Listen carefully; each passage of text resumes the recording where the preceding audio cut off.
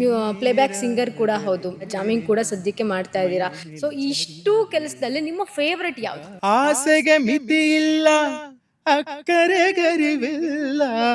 ಮ್ಯೂಸಿಕ್ಕೇ favourite ma'am. ಅಂದ್ರೆ ಇದು ಎಲ್ಲದರಲ್ಲೂ ಮ್ಯೂಸಿಕ್ ಇದೆ ನನಗೆ. ಇವಾಗ ನಾನು ಜಾಮಿಂಗ್ ಮಾಡಿದ್ರು ಅದ್ರಲ್ಲಿ ಮ್ಯೂಸಿಕ್ ಇದೆ, ಮ್ಯೂಸಿಕ್ ಡೈರೆಕ್ಷನ್, ಪ್ಲೇಬ್ಯಾಕ್ ಸಿಂಗರ್ಲು ಮ್ಯೂಸಿಕ್ ಇದೆ. 10,000ದಿಂದ 200K ತನಕ ಇನ್ಸ್ಟಾಗ್ರಾಮ್ ಜರ್ನಿ ಅಂದ್ರೆ 200K ಪ್ಲಸ್. ಮೋಸ್ಟ್ಲಿ ನಾನು ಇಡುತ್ತಾ ಇರೋದು ನಾನು ಹಾಡೋದ್ರಲ್ಲ, ಜನಕ್ಕೆ ರೀಚ್ ಆಗೋದ್ರಲ್ಲಿ. ಮಿಲಿಯನ್ಸ್ ಅಂದ್ರೆ ಲೆಕ್ಕನೇ ಇಲ್ವಾ ಇವಾಗ, ಹಂಗ್ ಬಂದ್ಬಿಡುತ್ತಾ ಅನ್ನೋ ತರ. ನಾವ್ ಯಾವಾಗ ಇಳಿತೀವಲ್ಲ ಅವಾಗ್ಲೇ ಗೊತ್ತಾಗೋದು. ಎಲ್ಲವ ತಡೆಯುವ ಶಕ್ತಿ ಒಳ್ಳೆ ಮನಸ್ಸೋರಿಗಷ್ಟೇ ಕಾಣೋ, ಎಲ್ಲ ನಿನ್ನವರು ಹಣವಿರಲು. ನನಗೆ ಅವಾಗ್ಲೇ ಗೊತ್ತಾಗಿತ್ತು ಜಗತ್ತಲ್ಲಿ ನೊಂದಿರೋರ್ ಸಂಖ್ಯೆಗಳು ತುಂಬಾ ಜನ ಇದಾರೆ ಅಂತ. ಲಾಲಿಯೇ ತೊಟ್ಟಿಲ ಮೊರೆಯುವ ಹಾಗೆ. ಅಂದ್ರೆ ಒಂದ್ ಯಾವ್ದೋ ಹಾಡು ಅವ್ರ ಮನ್ಸಿಗೆ ನೆಮ್ಮದಿ ಕೊಡುತ್ತೆ, ಒಂದ್ ಯಾವ್ದೋ ಸಾಹಿತ್ಯ ಅವ್ರ ಮನ್ಸಿಗೆ ಖುಷಿ ಕೊಡುತ್ತೆ ಅಂದ್ರೆ ಸೊ ಅದಕ್ಕಿಂತ ಇನ್ನೇನು ಅಂತ ಅದೊಂದು ಹಾಡು ಹೋಗಿದ್ದು. ಅದಾದ್ಮೇಲಿಂದ ಆಗಿದ್ದೇ ಬೇರೆ. ಹೂವು ಗೆದ್ದರೆ ಭೂಮಿಯಾದಯೇ, ನಾರು ಗೆದ್ದರೆ ಹೂವಿನಾದಯೇ. ಹಾಯ್ ಹಲೋ ನಮಸ್ಕಾರ ವೀಕ್ಷಕರೇ, ಬಾಸ್ ಟಿವಿಯ ಮತ್ತೊಂದು ಪಾಡ್ಕಾಸ್ಟ್ಗೆ ತಮ್ಮೆಲ್ರಿಗೂ ಕೂಡ ಹಾರ್ಟ್ಲಿ ವೆಲ್ಕಮ್. ನಾನು ಪಲ್ಲವಿ ಎನ್ ರಾಜ್. ವೀಕ್ಷಕರೇ, ಸಂಗೀತ ಅನ್ನೋದೇ ಹಾಗೆ ನಮ್ಮನ್ನ ಯಾವಾಗ ಖುಷಿಯಾಗಿರಿಸುತ್ತೆ, ಯಾವಾಗ ದುಃಖಕ್ಕೆ ನೂಕುತ್ತೆ ಅನ್ನೋದೇ ಗೊತ್ತಾಗೋದಿಲ್ಲ. ಕೆಲವೊಂದಷ್ಟು ಸಾಂಗ್ಸ್ಗಳನ್ನ ನಾವು ಕೇಳ್ತಾ ಇದ್ದಾಗ ಮತ್ತೆ ಮತ್ತೆ ಕೇಳಬೇಕು ಅನಿಸುತ್ತೆ. ಜೊತೆಗೆ ಕೆಲವೊಬ್ಬರ ವಾಯ್ಸು ನಮ್ಮ ಕಿವಿಗೆ ಅಷ್ಟೇ ಇಂಪನ್ನು ಕೂಡ ತಂದು ಕೊಡುತ್ತೆ. ಸೊ ನನ್ನ ಜೊತೆಗೆ ಪಾಡ್ಕಾಸ್ಟ್ನಲ್ಲಿರುವಂತಹ ವ್ಯಕ್ತಿನ ನೀವು ಸಿಕ್ಕಾಪಟ್ಟೆ ಇಷ್ಟಪಡ್ತೀರಾ, ನೀವೆಲ್ಲರೂ ಕೂಡ ಹರಿಸ್ತೀರಾ, ಹಾರೈಸ್ತೀರಾ. ಸರ್ ನೀವು ಇಲ್ಲಲ್ಲ ಇನ್ನೂ ದೊಡ್ಡ ಮಟ್ಟದಲ್ಲಿ ಸುದ್ದಿ ಆಗಬೇಕು ಸರ್ ಅಂತ ನಿಮ್ಮೆಲ್ಲರ ವಿಶ್ ಕೂಡ ಹೌದು. ಎಸ್, ನನ್ನ ಜೊತೆಗೆ ಸುಬ್ರಹ್ಮಣ್ಯ ಆಚಾರ್ಯ ಅವರಿದ್ದಾರೆ. ಇವ್ರು ಹಾಕುವಂತಹ ಒಂದೊಂದು ಪೋಸ್ಟ್ ಕೂಡ ಜಸ್ಟ್ ಅರ್ಧ ಗಂಟೆ 1 ಗಂಟೆಲ್ಲೇ ಮಿಲಿಯನ್ ವ್ಯೂಸನ್ನ ಪಡ್ಕೊಳ್ಳುತ್ತೆ. ಇವ್ರಿಗೆ ಬರುವಂತಹ ಕಮೆಂಟಲ್ಲಿ 90% ಸರ್ ನೀವು ದೊಡ್ಡ ಮಟ್ಟದಲ್ಲಿ ಸುದ್ದಿ ಆಗಬೇಕು ಸರ್ ನೀವು ಇನ್ನೂ ಒಳ್ಳೆ ಹಂತಕ್ಕೆ ಹೋಗಬೇಕು ಸರ್ ಅಂತ ನಿಮ್ಮೆಲ್ಲರ ವಿಶ್ ಕೂಡ ಇರುತ್ತೆ. ನೀವೆಲ್ಲರೂ ಕಮೆಂಟ್ ಮಾಡಿರುವಂತಹ ಹಾಡನ್ನೇ ಅವರು ಪ್ರತಿನಿತ್ಯ ಹಾಡ್ತಾ ಇರ್ತಾರೆ. ಇನ್ಸ್ಟಾಗ್ರಾಮ್ ಟ್ರೆಂಡಿಂಗ್ನಲ್ಲೇ ಇವರು ಟ್ರೆಂಡಿಂಗ್ನಲ್ಲಿ ಬಂದಂಥವರು ಸುಬ್ರಹ್ಮಣ್ಯ ಅವರು ನನ್ನ ಜೊತೆಗಿದ್ದಾರೆ. ಸೊ ಅವ್ರನ್ನ ವೆಲ್ಕಮ್ ಮಾಡಿ ನಾನು ಪ್ರೋಗ್ರಾಮ್ನ ಸ್ಟಾರ್ಟ್ ಮಾಡ್ತೀನಿ. ಸುಬ್ರಹ್ಮಣ್ಯ ಅವರೇ, ಹೇಗಿದ್ದೀರಾ? ಓ ಫೈನ್ ಮ್ಯಾಮ್, ಚೆನ್ನಾಗಿದೆ. ನೀವು ಹೇಗಿದ್ದೀರಾ? ನಾನು ತುಂಬ ಚೆನ್ನಾಗಿ ಕಾಣ್ತಿದ್ದೀನಿ. ಮೊದಲನೇದಾಗಿ ಕಂಗ್ರ್ಯಾಚುಲೇಷನ್ಸ್, ಒಂದು 200K ಫ್ಯಾಮಿಲಿ ಜೊತೆಗೆ ನಿಮ್ಮ ಫ್ಯಾಮಿಲಿಗೆ ಮತ್ತೊಂದು ಪುಟ್ಟ ಕಂದಮ್ಮ ಜಾಯಿನ್ ಆಗಿದ್ದಾರೆ. ಅದಕ್ಕೂ ಕೂಡ ಕಂಗ್ರ್ಯಾಚುಲೇಷನ್ಸ್. ಹೇಗೆ ನಡೀತಿದೆ ಲೈಫ್? ಚೆನ್ನಾಗಿ ನಡೀತದೆ ನೈಸ್. ನಾವೇನು ಅನ್ಕೊಂಡು ಬೆಂಗಳೂರಿಗೆ ಬಂದು ಅಂತ ಶುರುವಾಗ್ತಿದೆ ಇವಾಗ ನಾನೊಂದು 8 ಇಯರ್ಸ್ ಆಯಿತು ಬೆಂಗಳೂರಿಗೆ ಬಂದು. ಸೊ ಇವಾಗ ನಾನು ಅನ್ಕೊಂಡಿದ್ದ ಉದ್ದೇಶ ಏನೋ ಅದಕ್ಕೆ ಫಸ್ಟ್ ಸ್ಟೆಪ್ ಇಡ್ತಾ ಇದ್ದೀನ ಅಂತ ಅನ್ನಿಸ್ತಾ ಇದೆ. ಹೋಗ್ತಾ ಇದೆ, ಇವಾಗ ಸ್ಟಾರ್ಟ್ ಆಗಿದೆ, ಶುರು ಆಗಿದೆ ಇವಾಗ. ಸೊ ನೋಡ್ಬೇಕು ಇನ್ನು ಮುಂದೆ ಏನೇನು ಅವಕಾಶಗಳು ಬರುತ್ತೋ ಅದನ್ನು ಎಷ್ಟು ಚೆಂದ ಯೂಸ್ ಮಾಡ್ಕೊಬೋದು ಆ್ಯಂಡ್ ಅದನ್ನು ಎಷ್ಟು ಜನಕ್ಕೆ ಬೇರೆಯವ್ರಿಗೂ ಜೊತೇಲಿ ಕರ್ಕೊಂಡು ಹೋಗೋಕ್ಕೆ ಪ್ರಯತ್ನ ಪಡೋಣ ಅನ್ನೋದೊಂದು ಉದ್ದೇಶ ಇದೆ. ಸೊ ನಡೀತಾ ಇದೆ ಮೇಡಮ್. ನೀವು ಪ್ಲೇಬ್ಯಾಕ್ ಸಿಂಗರ್ ಕೂಡ ಹೌದು, ಹಾಡ್ತೀರಾ, ಜೊತೆಗೆ ಮ್ಯೂಸಿಕ್ ಡೈರೆಕ್ಷನ್ ಕೂಡ ಮಾಡ್ತೀರಾ, ಜಾಮಿಂಗ್ ಕೂಡ ಸದ್ಯಕ್ಕೆ ಮಾಡ್ತಾ ಇದ್ದೀರಾ. ಸೊ ಇಷ್ಟು ಕೆಲಸದಲ್ಲಿ ನಿಮ್ಮ ಫೇವ್ರೆಟ್ ಯಾವುದು? ಮ್ಯೂಸಿಕ್ಕೇ ಫೇವ್ರೇಟ್ ಮ್ಯಾಮ್. ಅಂದ್ರೆ Musicೇ ಇದು favourite. ಎಲ್ಲದರಲ್ಲೂ ಮ್ಯೂಸಿಕ್ ಇದೆ ನನಗೆ. ಇವಾಗ ನಾನು ಜಾಮಿಂಗ್ ಮಾಡಿದ್ರು ಅದರಲ್ಲೂ ಮ್ಯೂಸಿಕ್ ಇದೆ, ಮ್ಯೂಸಿಕ್ ಡೈರೆಕ್ಷನ್, ಪ್ಲೇಬ್ಯಾಕ್ ಸಿಂಗರ್ಲು ಮ್ಯೂಸಿಕ್ ಇದೆ. ಸೊ ಖುಷಿ ಏನಪ್ಪ ಅಂತಂದ್ರೆ ನಾನು ಏನು ಚೂಸ್ ಮಾಡೋದಲ್ಲ ಆ ಫೀಲ್ಡಲ್ಲೇ ಇದೀನಲ್ಲ ಅನ್ನೋದೊಂದು ಖುಷಿ. ಅದು ಕಷ್ಟ ಆಗ್ತಿದೆಯೋ ಅದರಿಂದ ಏನಾಗ್ತಿದೆಯೋ ಬಟ್ ಆ ಫೀಲ್ಡಲ್ಲಿ ಇರೋದೇ ಒಂದು ಖುಷಿ. ಯಾಕಂದರೆ ಎಷ್ಟೊಂದು ಜನ ನಾವು ನೋಡಿರ್ತೀವಿ, ಏನೋ ಆಸೆ ಇರುತ್ತೆ, ಏನೋ ಡ್ಯಾನ್ಸರು, ಸಿಂಗರು ಅಥವಾ ಆ್ಯಕ್ಟ್ರೋ ಆಗಬೇಕು ಅಂತ ಬೇರೆ ಇನ್ನೇನೋ ಕೆಲಸ ಮಾಡ್ತಿರ್ತಾರೆ, ಇನ್ನೇನೋ ಇಂಜಿನಿಯರಿಂಗು ಅಥವಾ ಬೇರೆ ಯಾವುದೋ ಕಂಪ್ನಿಗಳಲ್ಲಿ ಮಾಡ್ತಿರ್ತಾರೆ. ಅವ್ರು ಪ್ರತಿ ಸಲ ಗಿಲ್ಟ್ ಇರುತ್ತೆ, ನಂದು ಅಲ್ಲದೆ ಇರೋ ಫೀಲ್ಡಲ್ಲಿ ನಾನು ಏನೋ ಇದೀನಲ್ಲ, ನಂದು ಅಲ್ಲದೆ ಇರೋದ್ರಲ್ಲಿ ಏನೋ ಇದೀನಲ್ಲ ಅಂತ. ಬಟ್ ತಾಯಿ ಕೃಪೆ ನಾವು ಹೆಂಗಿದೀವಿ ಅಂದರೆ ನಮ್ಮ ಫೀಲ್ಡಲ್ಲೇ ನಾವಿದ್ದೀವಿ. ಅದು ಕಷ್ಟನೋ ಸುಖನೋ ಖುಷಿಯಾಗಿದ್ರು ಇಲ್ಲೇ ಇದ್ದೀವಿ, ಅದರಿಂದ ಏನೋ ಬೆನಿಫಿಟ್ ತೊಗೊಂಡ್ರು ಅಥವಾ ಹುಡ್ಕಾಡ್ತಲ್ಲಿದ್ರು ಅದೇ ಫೀಲ್ಡಲ್ಲಿ ಇದ್ದೀವಿ ಅನ್ನೋದೊಂದು ಖುಷಿ ಅಂತೂ ಇದೆ. 10,000ದಿಂದ 200K ತನಕ ಇನ್ಸ್ಟಾಗ್ರಾಮ್ ಜರ್ನಿ ಅಂದರೆ 200K ಪ್ಲಸ್. ದೊಡ್ಡ ಇಷ್ಟು ಪುಟ್ಟ ಜರ್ನಿ ಅಲ್ಲ, ಇಷ್ಟು ದೊಡ್ಡ ಜರ್ನಿ. ಸೊ ಆ ಜರ್ನಿ ಬಗ್ಗೆ ಮಾತಾಡೋದಾದರೆ ಜನ ರೆಕಗ್ನೈಸ್ ಮಾಡ್ತಾ ಇದ್ದಾರೆ ನಿಮ್ಮ ಹಾಡಿನ ಮೂಲಕ ಆಗಿರ್ಬೋದು. ಕಮೆಂಟ್ಸ್ ಮಾಡ್ತಾರೆ, ಸರ್ ನೀವು ಇಲ್ಲಲ್ಲ ಸರ್ ನೀವು ಸರಿಗಮಪದಲ್ಲಿರ್ಬೇಕು ಸರ್, ನೀವು ಆ ಹಾಡ್ಬೇಕು ಸರ್, ಈ ಹಾಡು ಹಾಡಿ ಅಂತ. ಸೊ ಇದೆಲ್ಲ ನೋಡಿದಾಗ ಏನು ಅನಿಸುತ್ತೆ? ತುಂಬ ಖುಷಿ ಆಗುತ್ತೆ ಮ್ಯಾಮ್. ಎಲ್ಲ ಆರ್ಟಿಸ್ಟ್ಗಳು ಒದ್ದಾಡೋದೇ ಈ ದಿನಗಳು ಬರಲಿ ನಮ್ಮ ಲೈಫಲ್ಲಿ ಅಂತ. ಯಾಕಂದರೆ 1,000 ನೋಡಿದ್ದೀನಿ ನಾನು. ಅಂದರೆ 1,000 ಆದಾಗ ಖುಷಿ ಪಟ್ಟರು ಫಾಲೋವರ್ಸ್ ನೋಡಿದ್ದೀನಿ. ಆ 1,000ಕ್ಕೆ ತುಂಬ ಖುಷಿ ಪಟ್ಬಿಟ್ಟಿದ್ದೀನಿ ನಾನು. ಅಂದರೆ ಇವಾಗ 2 3 ಇಯರ್ಸ್ ಬ್ಯಾಕ್ ಮೇ ಬಿ. ಆಗ 1,000 ಇದ್ರು ನನಗೆ ಮದುವೆ ಆಗೋ ಟೈಮ್ ಅದು. ಅವಾಗ ನನ್ನ ವೈಫಿಗೆ ನಾನು ಯಾವಾಗಲೂ ಹೇಳ್ತಿದ್ದೆ, ನೋಡಮ್ಮ ಬರೀ 700 ಜನ 700 800 ಜನ ಜನ ಏನು ಅಷ್ಟೆಲ್ಲ ಹಾಕ್ತೀನಿ, ಲಿಟ್ರಲ್ ನಾನು ಇದನ್ನು ಹೇಳ್ಕೊಂಡಿದ್ದೀನಿ, ಇದು ಇಷ್ಟೆಲ್ಲ ಹಾಕ್ತೀನಿ ನಾನು ಆಡಿಯೋಸ್ ಮಾಡಿ, ಏನು ಗೊತ್ತಾಗ್ತಿಲ್ಲ ನಂಗೆ ಯಾಕೆ ಹೋಗ್ತಿಲ್ಲ, ಬರೀ 700 ಜನ ಇದ್ದಾರೆ, 800 ಜನ ಇದ್ದಾರೆ, 1000 ಜನ ಆದಾಗಲೂ ಖುಷಿ ಪಟ್ಟಿದ್ದೀನಿ ನಾನು. ಅಟ್ ದ ಸೇಮ್ ಟೈಮ್ ನನಗೆ ಯಾವಾಗಲೂ ಒಂದು ತಲೆಯಲ್ಲಿ ಇರ್ತಿತ್ತು, ಮೋಸ್ಟ್ಲಿ ನಾನು ಇಡುತ್ತಾ ಇರೋದು ನಾನು ಹಾಡೋದ್ರಲ್ಲ, ಜನಕ್ಕೆ ರೀಚ್ ಆಗೋದ್ರಲ್ಲಿ. ಏನೋ ಒಂದು ರೀಚ್ ಆದ್ರೆ ಏನೋ ಇಷ್ಟಪಡ್ತಾರೆ ಅನ್ನೋದೊಂದು ಸ್ಟ್ರಾಂಗ್ ಬಿಲೀವ್ ಒಳಗಡೆ. ನನ್ನ ವೈಫು ಅಷ್ಟೇ ಸಪೋರ್ಟಿವ್ ಆಗಿದ್ರು, ಇಲ್ಲ ಮಾಡಿ ನೋಡೋಣ ಅಂತ. ಸೊ ಆ ಜರ್ನಿ ಹೋಗ್ತಾ ಹೋಗ್ತಾ ಹೆಂಗಾಯ್ತು ಅಂದರೆ ಒಂದ್ಸತಿ ತುಂಬ ಸೀರಿಯಸ್ ಆದ್ವಿ ಇಬ್ರು, ಬೇಡ ನಿಲ್ಸೋದೇ ಬೇಡ, ಅದು ಏನಾಗುತ್ತೋ ಆಗಲಿ ಮಾಡೋಣ, ಡೈಲಿ ಇಷ್ಟು ಪೋಸ್ಟು ಅಥವಾ ವಾರಕ್ಕೆ ಇಷ್ಟು ಪೋಸ್ಟು ಡೆಫಿನೆಟ್ ಆಗಿ ಮಾಡೋಣ ಅಂತ. ಸೊ ಅದಾದ್ಮೇಲೆ ನಾನು ಸಾಂಗ್ ಚೂಸ್ ಮಾಡೋಕ್ಕೆ ಶುರು ಮಾಡಿದೆ. ಅಂದರೆ ಕೆಲವೊಂದು ಸತಿ ಏನಾಗುತ್ತೆ, ಜನ ಏನು ಇಷ್ಟಪಡ್ತಾರೆ ಅನ್ನೋದಕ್ಕಿಂತ ನಿನಗೆ ಯಾವ್ದು ಇಷ್ಟ ಆಗ್ತಿದೆ, ಯಾವುದು ನಿಮಗೆ ಖುಷಿ ಕೊಡುತ್ತೆ ಅನ್ನೋದು ನೋಡ್ಬೇಕು. ಸೊ ನೆಕ್ಸ್ಟ್ ನಾನು ಅದಕ್ಕೆ ಹೋಗಿದ್ದು, ಹಳೆಯ ಹಾಡುಗಳಿಗೆ ಹೋಗೋಣ, ಒಂದೊಳ್ಳೆ ಸಾಹಿತ್ಯ ಇರೋವಂಥದ್ದು ಅಥವಾ ಒಂದೊಳ್ಳೆ ಮ್ಯೂಸಿಕಲ್ ಫೀಲ್ ಆಗಬೇಕು ಅವ್ರಿಗೆ ಅಂತ. ಆವಾಗ ನನಗೆ ಅನ್ಸಿದ್ದು ಏನಂದ್ರೆ, ಅದಾದ್ಮೇಲೂ ಒಂದು 3 ತಿಂಗಳು ಅದೇ ಸ್ಟ್ರಗಲ್ಲೇ. ಆಮೇಲೆ ಒಂದು ಹಂತ ಬರುತ್ತೆ ನಿಮಗೆ, ಏನು ವರ್ಕ್ ಆಗಲ್ಲ ಇದು, ಯಾರ್ಯಾರು ಇವಾಗ ಯಾರನ್ನೋ ನೋಡಿದಾಗ ಅನ್ಸುತ್ತೆ, ಇಷ್ಟೊಂದು ಈಸನ ಇನ್ಸ್ಟಾಗ್ರಾಮ್ ಹಿಂಗೆಲ್ಲ ಫೇಮಸ್ ಆಗ್ಬಿಡ್ಬೋದಾ, ಇಷ್ಟು ಈಸನ, ಇಷ್ಟೆಲ್ಲ ಮಿಲಿಯನ್ಸ್ ಅಂದರೆ ಲೆಕ್ಕನೇ ಇಲ್ವಾ ಇವಾಗ, ಹಂಗೆ ಬಂದ್ಬಿಡುತ್ತಾ ಅನ್ನೋ ಥರ. ನಾವು ಯಾವಾಗ ಇಳಿತೀವಲ್ಲ ಅವಾಗಲೇ ಗೊತ್ತಾಗೋದು ಎಷ್ಟು ಕಷ್ಟ ಇದೆ. 1 ಮಿಲಿಯನ್ 10 lakhs ಅಂದ್ರೆ ಅಷ್ಟು ತಮಾಷೆ ಅಲ್ಲ, 10 ಲಕ್ಷ ಜನ ಅದು ನೋಡೋದು ಅಂದರೆ ತುಂಬ ಕಷ್ಟ. ಅದಾದಮೇಲೆ ನಾನು ಮೊದಲನೇ ಹಾಡು ಯಾವುದೋ ಒಂದು ಹಾಡು ಆಗ್ಬಿಡ್ಲಪ್ಪ ಸಾಕು, 1 ಮಿಲಿಯನ್ ಹೋಗ್ಬಿಡ್ಲಿ ಅಂದರೆ ನಾನು ಇಷ್ಟೆಲ್ಲ ಒದ್ದಾಡಿದ್ಕೊ ಒಂದೇನೋ ನೆಮ್ಮದಿ ಸಿಕ್ಬಿಡುತ್ತೆ ಸಾಕು, ಅದೊಂದು ನೋಡೋಣ ಅಂತ. ಸೊ ಒಂದು ಸಾಂಗು ಮಿಲಿಯನ್ ಹೋಯ್ತದು. ಅವಾಗ ತೃಪ್ತಿ ಆಯ್ತಪ್ಪ, ಇನ್ನೇನು ಬೇಡ. ಅದು ಯಜಮಾನ ಸಿನಿಮಾ ಅಲ್ಲ, ಸಾಹುಕಾರ ಸಿನಿಮಾದು.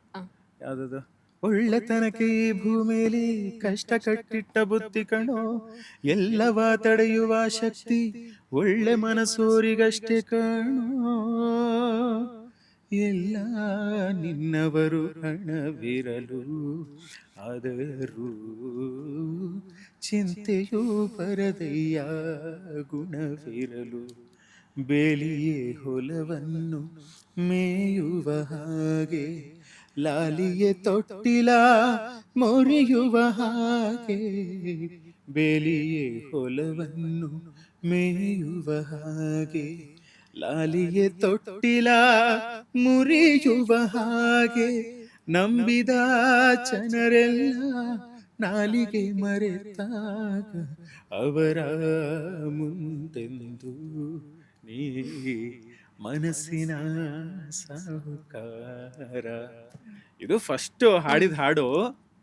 ಬಟ್ ಈ ಹಾಡು ನನಗೆ ಚೈಲ್ಡ್ಹುಡ್ಡಿಂದನೂ ಇಷ್ಟ. ಈ ಹಾಡು ಅವಾಗೆಲ್ಲ ಸ್ವಲ್ಪ ನನಗೆ ಮೆಲೋಡಿಸ್ ತುಂಬ ಇಷ್ಟ ಆಗ್ತಿತ್ತು. ಸರಿ ಚೆನ್ನಾಗಿದೆಯಲ್ಲ ಇದು ಅಂತ ಅಂದ್ಕೊಂಡು ವೀಡಿಯೋ ಮಾಡಿದೆ. ಆ್ಯಕ್ಚುಲಿ ಆ ವೀಡಿಯೋ ಮಾಡ್ತಾ ಮಾಡ್ತಾ ಅಂದರೆ ಸ್ವಲ್ಪ ಎಮೋಷ್ನಲ್ ಆಗಿ ನನಗೂ ಕಣ್ಣಲ್ಲಿ ನೀರು ಬಂದಿತ್ತು. ಒರಿಜಿನಲ್ ವೀಡಿಯೋದಲ್ಲಿ ಹಾಗೆ ಇದೆ, ನೀರು ಬರಿಸ್ತಿದ್ದೀರಾ ನೀವು? ಅದು ಒರಿಜಿನಲ್ ವೀಡಿಯೋದಲ್ಲೂ ಹಾಗೆ ಇದೆ. ನಾನು ಹಾಗೆ ಹಾಕ್ತೆ, ಅದು ಹಾಗೆ ಇರಲಿ ಪರವಾಗಿಲ್ಲ, ಅದು ನ್ಯಾಚುರಲ್ ಆಗಿ ಬಂದಿರೋದು ಹಾಗೆ ಇರಲಿ ಅಂತ. ಎಷ್ಟು ಜನ ಕನೆಕ್ಟ್ ಆದರು ಅಂದ್ರೆ ಅದಕ್ಕೆ ನನಗೆ ಅವಾಗಲೇ ಗೊತ್ತಾಗಿತ್ತು ಜಗತ್ತಲ್ಲಿ ನೊಂದಿರೋರ ಸಂಖ್ಯೆಗಳು ತುಂಬ ಜನ ಇದ್ದಾರೆ ಅಂತ. ಅಂದರೆ ಒಂದು ಯಾವುದೋ ಹಾಡು ಅವ್ರ ಮನಸ್ಸಿಗೆ ನೆಮ್ಮದಿ ಕೊಡುತ್ತೆ, ಒಂದು ಯಾವುದೋ ಸಾಹಿತ್ಯ ಅವ್ರ ಮನಸ್ಸಿಗೆ ಖುಷಿ ಕೊಡುತ್ತೆ ಅಂದರೆ, ಸೊ ಅದಕ್ಕಿಂತ ಇನ್ನೇನು ಅಂತ ಅದೊಂದು ಹಾಡು ಹೋಗಿದ್ದು. ಅದಾದ್ಮೇಲಿಂದ ಆಗಿದ್ದೇ ಬೇರೆ. ಅಂದರೆ ಎಷ್ಟೊಂದು ಹಾಡುಗಳು ಹಾಕ್ದಾಗೆಲ್ಲ ಮಿಲಿಯನ್ಸ್ ಆಗ್ತಿತ್ತು. ಸೊ ಅವಾಗ ಖುಷಿಯಾಗೋದು, ಏನೋ ಆಗ್ತಿದೆ ಲೈಫಲ್ಲಿ, ಚೇಂಜಸ್ ಶುರುವಾಗಿದೆ ಅಂತ. ಆಮೇಲೆ 1,000 ಇದ್ದಿದ್ದು 10,000 ಆಯಿತು, 10, 30,000, 30, 50, 1 ಲಕ್ಷಕ್ಕೆ ಬಂತು. ಇದು ಮ್ಯಾಕ್ಸಿಮಮ್ ಬಪ್ಪ ಅಂತ ಅಂದ್ಕೊಂಡೆ. ಬಟ್ ಅದು ಇನ್ನೂ ಮುಂದೆ ಹೊರಿತು, ಇವಾಗ 2 ಲಕ್ಷಕ್ಕೆ ಬಂದು ನಿಂತಿದೆ. ಸೊ ಖುಷಿ ಇದೆ ಆ ಜರ್ನಿಲಿ. ಆ್ಯಂಡ್ 1 ಮಿಲಿಯನ್ ವ್ಯೂಸ್ ಆದರೆ ಸಾಕಪ್ಪ, ಒಂದು ಖುಷಿ. ಒಬ್ಬ ಕಲಾವಿದನಾಗಿ ಅಂದವನಿಗೆ ಇವತ್ತು ಅರೌಂಡ್ ಒಂದು 80 ಮಿಲಿಯನ್ ಸಮಥಿಂಗ್ ವ್ಯೂಸ್ ಆಗಿದೆ ಓವರಾಲ್ ಎಲ್ಲ ವೀಡಿಯೋಸ್ ನೋಡಿದ್ರೆ. ಸೊ ಖುಷಿ ಇದೆ, ಆ ಜರ್ನಿನೇ ಖುಷಿ ಇದೆ. ಆ್ಯಂಡ್ ಅಷ್ಟು ಸ್ಟ್ರಗಲ್ಲು ಇತ್ತು. ಇವತ್ತು ಒದ್ದಾಡ್ತಿದ್ದೀನಿ ನಾನಂದರೆ, ಅದನ್ನು ಉಳಿಸ್ಕೊಳ್ಳೋದು ಅಷ್ಟು ಈಸಿ ಅಲ್ಲ. ಈಗ ನಾನು ಒಂದು ವಾರ ಏನಾದ್ರು ಪೋಸ್ಟ್ ಹಾಕಲಿಲ್ಲ ಅಂದರೆ ಸಡನ್ನಾಗಿ ಅನ್ಫಾಲೋಗಳು ಶುರುವಾಗ್ಬಿಡುತ್ತೆ. ಅದನ್ನು ಫೀಲ್ ಮಾಡ್ಬಿಟ್ಟಿದೆ ನಾನು. ಒಂದೊಂದ್ಸತಿ ಏನಾಗಿದೆ, 500-600 ಜನ ಸಡನ್ನಾಗಿ 2 ದಿನದಲ್ಲೇ ಅನ್ಫಾಲೋ. ಯಾಕೆ ಇಷ್ಟೊಂದು ಅನ್ಫಾಲೋ ಆಗ್ತಿದೆ? ಆಮೇಲೆ ತೆಗೆದು ನೋಡಿದ್ರೆ ನಿಮಗೆ ಪೋಸ್ಟ್ ಏನೂ ಆಗ್ತಿಲ್ಲ, ಅಪ್ಡೇಟ್ ಆಗ್ತಿಲ್ಲ ಅಂದರೆ, so that will also happen. ಅನ್ಫಾಲೋನೂ ಹಾಕ್ತಾರೆ, ಅದು ಆಗತ್ತದು. ಸೊ ಅದನ್ನು ಉಳಿಸ್ಕೊಳ್ಳೋದು ಇನ್ನೂ ಕಷ್ಟ. ನೀವು ಅಲ್ಲಿಗೆ ಬರೋಕೆ ಒಂದು ಕಷ್ಟ ಆದರೆ ಅದನ್ನು ಉಳಿಸ್ಕೊಳ್ಳೋದಂತೂ ಇನ್ನೂ ಕಷ್ಟ. ಇನ್ನೂ ಅದ್ರಲ್ಲಿ ಓಡ್ತಾ ಇದ್ದೀವಿ, ಇನ್ಯಾವ ಹಾಡು ಹಾಡ್ಬೋದು, ಇನ್ಯಾವ ಚೆನ್ನಾಗಿರುತ್ತೆ ಹಾಡು, ಅದ್ರ ಜೊತೆಗೆ ನಮ್ದಿನ್ನೇನೋ ಇಲ್ಲಿ ಬೇರೆ ಏನೇನೋ ಮಾಡ್ತಾ ಇರ್ತೀವಿ. ಸೊ ಎರಡೂ ಬ್ಯಾಲೆನ್ಸ್ ಮಾಡ್ಕೊಂಡು ಹೋಗಿ ನಡೀತಾ ಇದೆ. ನಿಜವಾಗ್ಲೂ ಕಷ್ಟ ಇದೆ. ಯೂಶಲಿ ಎಲ್ಲರೂ ಒಂದು ಮಾತಾಡ್ತಾರೆ, ಅವರಿಗೇನು ಇನ್ಸ್ಟಾಗ್ರಾಮಲ್ಲಿ ವೀಡಿಯೋಸ್ ಮಾಡಿಕೊಂಡು ಅಷ್ಟಷ್ಟು ಫಾಲೋವರ್ಸ್ ಪಡ್ಕೊಳ್ತಾರೆ. ತುಂಬ ಈಸಿ ಏನೇನೋ ಅಂದರೆ ನಾರ್ಮಲಾಗಿ ರೀಲ್ಸ್ ಮಾಡೋರು ಎಲ್ಲ ಬರ್ತಾರಲ್ಲ, ಕಂಟೆಂಟ್ ಮಾಡೋರು. ಸುಮ್ಮನೆ ಏನೋ ಒಂದು ಕಂಟೆಂಟ್ ಮಾಡ್ತಾರೆ, ಲಕ್ಷ ಲಕ್ಷ ಲೈಕ್ಸ್ ಪಡ್ಕೊತಾರೆ, ಮಿಲಿಯನ್ಸ್ ಗಟ್ಟಲೆ ವ್ಯೂಸ್ ಆಗುತ್ತೆ, ಆರಾಮಾಗಿ ದುಡ್ಡು ಮಾಡ್ಕೊಂಡಿದ್ದಾರೆ, ಸೋಷಿಯಲ್ ಮೀಡಿಯಾ ಇನ್ಫ್ಲೂಯೆನ್ಸರ್ ಆಗಿಬಿಡೋಣಪ್ಪ ಅಂತ. ಸೊ ನಿಮ್ಮ ಸೋಷಿಯಲ್ ಮೀಡಿಯಾ ಇನ್ಫ್ಲೂಯೆನ್ಸರ್ಸ್ ಜರ್ನಿ ಹೇಗಿತ್ತು? ನಿಜವಾಗ್ಲೂ ನನಗೂ ಅನ್ಸಿದೆ ಮ್ಯಾಮ್, ಅನ್ಸಿದೆ? ಏನ್ ಈಸಿ ಬಿಡು, ಏನ್ ಮಿಲಿಯನ್ಸ್ ಹೋಗ್ಬಿಡುತ್ತೆ, ಒಂದ್ ವಾರ ಹಾಕ್ಬಿಟ್ರೆ ಸಾಕು. ಸಿ ಒಂದು ಇದಿದೆ ಆಯ್ತಾ, ಕೆಲವೊಬ್ರಿಗೆ ಅದಾಗತ್ತೆ. ಅಂದ್ರೆ ಏನೂ ಮಾಡ್ದೇನೆ ಸುಮ್ಮನೆ ಏನೋ ಮಾಡಿದ್ ವೈರಲ್ ಆಗ್ಬಿಟ್ರೆ ರಾತ್ರಿ ಸ್ಟಾರ್ ಆಗ್ಬಿಟ್ಟಿರ್ತಾರೆ, ಅದು ಬೇರೆ. ಬಟ್ ಜನ ಕನ್ಸಿಸ್ಟೆನ್ಸಿಯಾಗಿ ಫೀಲ್ ಮಾಡ್ಕೊಂಡು ನಿಮ್ಮನ್ನು ಫಾಲೋ ಮಾಡೋದು ಬೇರೆ. ಸೊ ಎರಡಕ್ಕೂ ತುಂಬಾ ಡಿಫ್ರೆನ್ಸ್ ಇದೆ. ಅದು ಯಾವ್ದು ಹಿಂಗೆ ಬರುತ್ತಲ್ಲ ಅದು ಹಂಗೆ ಹೋಗ್ಬಿಡುತ್ತೆ. ಬಟ್ ಈ ಒಂದು ನಾವು ಏನೋ ಕಂಟೆಂಟ್ ಕೊಡ್ತಾ ಕೊಡ್ತಾ ಜನಕ್ಕೆ ಹತ್ರ ಆಗ್ತೀವಲ್ಲ, ಅವ್ರು ಮಾತ್ರ ನಿನ್ಗೆ ಒಳ್ಳೇದಾಗ್ಲಪ್ಪ, ನೀನು ಚೆನ್ನಾಗಿರು, ನಿಂಗೆ ತುಂಬ ಒಳ್ಳೇದಾಗ್ಲಿ, ನೀವು ಯಾವಾಗಲೂ ಆರಾಮಾಗಿರಿ, ನೀವು ಅನ್ಕೊಂಡಿದ್ದೆಲ್ಲ ಆಗಲಿ ಅಂತ ಯಾಕೆ ಕರೆಸ್ತಾರೆ ಅಂದರೆ ಅವ್ರ ಮನ್ಸೊಳಗೆ ಹೋಗ್ಬೇಕು ಫಸ್ಟು. ಈಗ ಕೆಲವೊಂದು ಸತಿ ಏನಾಗುತ್ತೆ, ಸಡನ್ನಾಗಿ ಏನೋ ವೈರಲ್ ಆಗ್ಬಿಡುತ್ತೆ, ಅದನ್ನ ನಾವು ಆ ಮೂಮೆಂಟಿಗೆ ಎಂಜಾಯ್ ಮಾಡ್ತೀವಿ. ಅದಾದ್ಮೇಲೆ ಯಾರೋ ಅದಕ್ಕೆ ತಲೆ ಕೆಡಿಸ್ಕೊಳಕ್ ಹೋಗಲ್ಲ, ಯಾಕಂದ್ರೆ ಇನ್ನೊಬ್ರು ಯಾರೋ ಬಂದಿರ್ತಾರೆ ಆ ಥರ, ಇನ್ನೊಂದೇನೋ ಆಗಿರುತ್ತೆ ಆ ಥರ. ಬಟ್ ಕನ್ಸಿಸ್ಟೆನ್ಸಿ ತುಂಬ ತುಂಬ ಮ್ಯಾಟ್ರ್ ಆಗುತ್ತೆ. ಅಂದರೆ ಯಾವಾಗ ಆಗುತ್ತೋ ಗೊತ್ತಿರಲ್ಲ, ನಿಮ್ಗೆ ಯಾವಾಗ ವ್ಯೂಸ್ ಹೋಗುತ್ತೋ, ಯಾವಾಗ ಜನ ಇಷ್ಟಪಡೋಕ್ಕೆ ಶುರು ಮಾಡ್ತಾರೋ ಅಲ್ಲಿವರೆಗೂ ನಾನು ಅದನ್ನ ಮಾಡೋ ಪೇಷನ್ಸ್ ಇದೆಯಾ ನೋಡ್ಬೇಕು. ಯಾಕಂದರೆ ಇವಾಗ ಫಾರ್ ಎಕ್ಸಾಂಪಲ್ ಈಗ ಒಂದು ಹಾಡು ಹಾಕಬೇಕು ಅಂದರೆ ಮಿನಿಮಮ್ ಅಂದರೆ ಒಂದು 2 hour ಹಿಡಿಯುತ್ತೆ ನಮಗೆ ಬರೀ ಸಾಂಗ್ ಮಾಡೋಕ್ಕೆ. ಅಂದರೆ ಸಾಂಗ್ ಏನು ಅದನ್ನ ಕಲ್ತ್ಕೊಂಡು ಅದನ್ನ ರೆಕಾರ್ಡ್ ಮಾಡಿ ಅದಕ್ಕೊಂದು ಕಾರ್ಡ್ಸ್ ಎಲ್ಲ ಮಾಡಿ, ವಿತೌಟ್ ಎಡಿಟೆಡ್ 2 hours. ವಿಡಿಯೋ ಬಿಟ್ಬಿಡಿ, ವಿಡಿಯೋ ಸೆಕೆಂಡ್ ಪಾರ್ಟು, ಬರೀ ಬರೀ ಆಡಿಯೋ ಮಾಡಕ್ಕೆ. ಯಾಕಂದ್ರೆ ಅದನ್ನ ಹಾಡಬೇಕು, ಅದು ಯಾವ ಇದರಲ್ಲಿದೆ ನೋಡ್ಬೇಕು. ಆಮೇಲೆ ಕೆಲವೊಂದ್ಸತಿ ಆ ಭಾವನೆಗಳು ಏನಿದೆ ಅದನ್ನೆಲ್ಲ ಕ್ಯಾಚ್ ಮಾಡಿ ಹಾಡಬೇಕು. ಸೊ ಅದು ಆಡಿಯೋ ಪ್ರಿಪೇರ್ ಮಾಡೋಕ್ಕೆ 2 hour ಆಗುತ್ತೆ. ಅದ್ರ ಮೇಲೆ ವಿಡಿಯೋ ಲೈಟ್ ಶೂಟ್, ಹಿಂಗೆ ಕಾಣಿಸ್ತಿದ್ಯಾ, ಈ ಲೈಟ್ ಓಕೆನಾ, ಅದೆಲ್ಲ ನೋಡೋಣ ಶೂಟ್ ಮಾಡಿ, ಅದು ಎಡಿಟಿಂಗ್ ಒಂದು ಪ್ರೋಸೆಸ್ಸು. ಸೊ ಹಬ್ಬ ಅಂದ್ರೆ ನಿಮಗೆ ಮಿನಿಮಮ್ ಒಂದು 5-6 hour ಬರೀ ಇದಕ್ಕೆ ಹೋಗ್ಬಿಡುತ್ತೆ, ಒಂದು ದಿನಕ್ಕೆ ಒಂದು ವಿಡಿಯೋ ಮಾಡೋಕ್ಕೆ ನಿಮ್ಗೆ 5-6 hours ಒಂದು ವಿಡಿಯೋ. ಆಗುತ್ತೆ ನಿಮ್ಗೆ ಒಳ್ಳೆ ಇವಾಗ ನಾನೇನ್ ಮಾಡ್ತೀನಿ, ಲಿರಿಕ್ಸ್ ಎಲ್ಲ ಹಾಕ್ತೀನಿ ನಾನು. ಸೊ ಅವಾಗ ಏನ್ ಮಾಡ್ತೀನಿ, ಜೊತೆ, ಯಾಕಂದ್ರೆ ಯಾರೋ ಒಬ್ರು ನನ್ನ ಜೊತೆ ಹಾಡಿದ್ರೆ ಅಟ್ಲೀಸ್ಟ್ ನೋಡ್ತಾರೆ ಅವ್ರು, ಅದನ್ನ ಹಾಡ್ತಾರೆ, ಜೊತೆಲಿ ಕನೆಕ್ಟ್ ಆಗ್ತಾರೆ ಅಂತ. ನಾನು ಅದಕ್ಕೆ ವಿಡಿಯೋ ಲಿರಿಕ್ಸ್ ಕೆಲವೊಂದ್ಸತಿ ಏನಾಗುತ್ತೆ ಸಿಗೋದೇ ಇಲ್ಲ ಲಿರಿಕ್ಸು. ಅವಾಗ ನಾನು ಟೈಪ್ ಮಾಡ್ತೀನಿ ಕೂತ್ಕೊಂಡು, ಏನೇನು ಲಿರಿಕ್ಸ್ ಇದೆ ಹಾಡು ಕೇಳೋದು, ಇಲ್ಲಿ ಟೈಪ್ ಮಾಡೋದು, ಅಲ್ಲಿ ಪೇಸ್ಟ್ ಮಾಡೋದು, ಆ ಥರ. ಸೊ ಅವಾಗ ಸ್ವಲ್ಪ ಟೈಮ್ ಹಿಡಿದ್ಬಿಡುತ್ತೆ ನಿಮಗೆ. ಅದೆಲ್ಲ ನಿಮಗೆ ಒಂದಿನ ಮಾಡಿದ್ರೆ ಆಗಲ್ಲ, ಮಿನಿಮಮ್ ಅಂತಂದ್ರೆ 1 ವರ್ಷ ಆ ಪ್ರೋಸೆಸ್ಸಲ್ಲಿ ಇರ್ತೀವಿ. ಸೊ ಆ ಪ್ರೋಸೆಸ್ ಅವಾಗ ಕೆಲವೊಂದ್ಸತಿ ಅನಿಸ್ಬಿಡುತ್ತೆ, ಇದಕ್ಕಿಂತ ಎಲ್ಲರೂ ಕೆಲಸ ಮಾಡ್ಕೊಂಡು 9ರಿಂದ 6 ಅವ್ರು ಏನು ಹೇಳ್ತಾರೆ ಮುಗಿಸ್ಕೊಂಡು ಬಂದು ಇದು ಬಿಡೋದೇ ಒಳ್ಳೇದಪ್ಪ ಅಂತ ಅನಿಸ್ಬಿಡುತ್ತೆ. ಅಷ್ಟೆಲ್ಲ ಫ್ರಸ್ಟ್ರೇಷನ್ಸ್ ಬರುತ್ತೆ ನನಗೆ. ಇವಾಗ ಇನ್ಫ್ಲೂಯೆನ್ಸರ್ಸ್ ಮೇಲೆಲ್ಲ ಒಂದು ರೆಸ್ಪೆಕ್ಟ್ ಇದೆ. ಅದು ಯಾರೇ ಆಗಲಿ, ಯಾವ ಫೀಲ್ಡೇ ಆಗಿರಲಿ, ಯಾವುದು ಈಸಿಯಾಗಂತೂ ಬಂದಿರಲ್ಲ. ಅದು ಯಾರು ಪ್ರಮೋಷನ್ನೇ ಮಾಡಲಿ ಅಥವಾ ಇನ್ನೇನೋ ಕಂಟೆಂಟ್ ವೀಡಿಯೋಗಳನ್ನೇ ಮಾಡಲಿ, ಅದಕ್ಕೆಲ್ಲ ಅವ್ರದ್ದೇ ಆದ ಟೈಮ್ ಕೊಟ್ಟಿರ್ತಾರೆ. ಇನ್ಸ್ಟೆಂಟಾಗಿ ಯಾವುದು ಬರಲ್ಲ. ಆ್ಯಂಡ್ ಮೋರ್ ಓವರ್ ಇದನ್ನು ಅರ್ಥ ಮಾಡ್ಕೊಂಡು ಅವ್ರು ಯಾರು ಸುಮ್ಮನೆ ಹೇಳಲ್ಲ. ಅವರು ಯೋಚನೆ ಮಾಡ್ತಾರೆ, ಇಲ್ಲ ಅದಕ್ಕೆ ಟೈಮ್ ಹಿಡಿಯುತ್ತಪ್ಪ, ಆಗುತ್ತಪ್ಪ ಅಂತ. ಈ ಸಡನ್ನಾಗಿ ಏನೋ ಬಂತು ಅಂತ ಅನ್ಕೊಂತಾರಲ್ಲ, ಆ ಥರದವ್ರದ್ದೇ ಕಷ್ಟ. ಯಾಕಂದರೆ ಇದೆಲ್ಲ ಈಸಿ ಅನ್ನೋತ್ರ ಒಂದ್ಸತಿ ಅವರು ಆ ಫೀಲ್ಡ್ ಇಳಿದಾಗ ಗೊತ್ತಾಗುತ್ತೆ ಅದರಲ್ಲಿ ಏನು ಡೆಪ್ತ್ ಇದೆ ಆ್ಯಂಡ್ ಎಷ್ಟು ಕಷ್ಟ ಇದೆ ಅದು ಅಂತ. ಸೇಮ್ ನಿಮಗೆ 9 to 6 ಜಾಬು ಬೇರೆ ಅಲ್ಲ, ಇದು ಬೇರೆ ಅಲ್ಲ. ಬಟ್ ಅದ್ರಲ್ಲಿ ಅಟ್ಲೀಸ್ಟ್ ಸಂಬಳ ಬರುತ್ತೆ, ಇದ್ರಲ್ಲಿ ಸಂಬಳನೂ ಬರಲ್ಲ ಸ್ಟಾರ್ಟಿಂಗ್ ಎಲ್ಲ ನಿಮಗೆ. ಸೊ ಒದ್ದಾಡಬೇಕು. ಇವಾಗ ಒಂದಷ್ಟು ಜನ ಕೇಳ್ತಾರೆ ನನಗೂ ಪ್ರಮೋಟ್ ಮಾಡಿಕೊಡಿ, ಅದನ್ನ ಯಾವುದೋ ಪ್ರಾಡಕ್ಟ್ ಹಾಕ್ಕೊಡಿ ಅಂತ. ನಾನು ಮ್ಯೂಸಿಕ್ ಬಿಟ್ಟರೆ ಬೇರೆ ಏನೂ ಹಾಕಲ್ಲ, ತುಂಬ ರೇರು. ಅಂದರೆ ಇವಾಗ ನನಗೇನೋ ಯೂಸ್ ಇದೆ, ನಂದೇನೋ ಒಂದು ಅದನ್ನ ಕೆಲಸ ನನಗಿದೆ, ಇನ್ವಾಲ್ವ್ ಇದೆ ಅಂದಾಗ ಮಾತ್ರ ನಾನು ಅದಕ್ಕೆ ಕೊಲಾಬ್ ತೊಗೊತೀನಿ. ಬಿಟ್ಟರೆ ನೀವಿಲ್ಲ ತಗೊಳ್ಳಲ್ಲ, ಇಲ್ಲ, ನಾನು ಪ್ರಮೋಷನ್ ಮಾಡಲ್ಲ, ಏನೂ ಮಾಡಲ್ಲ.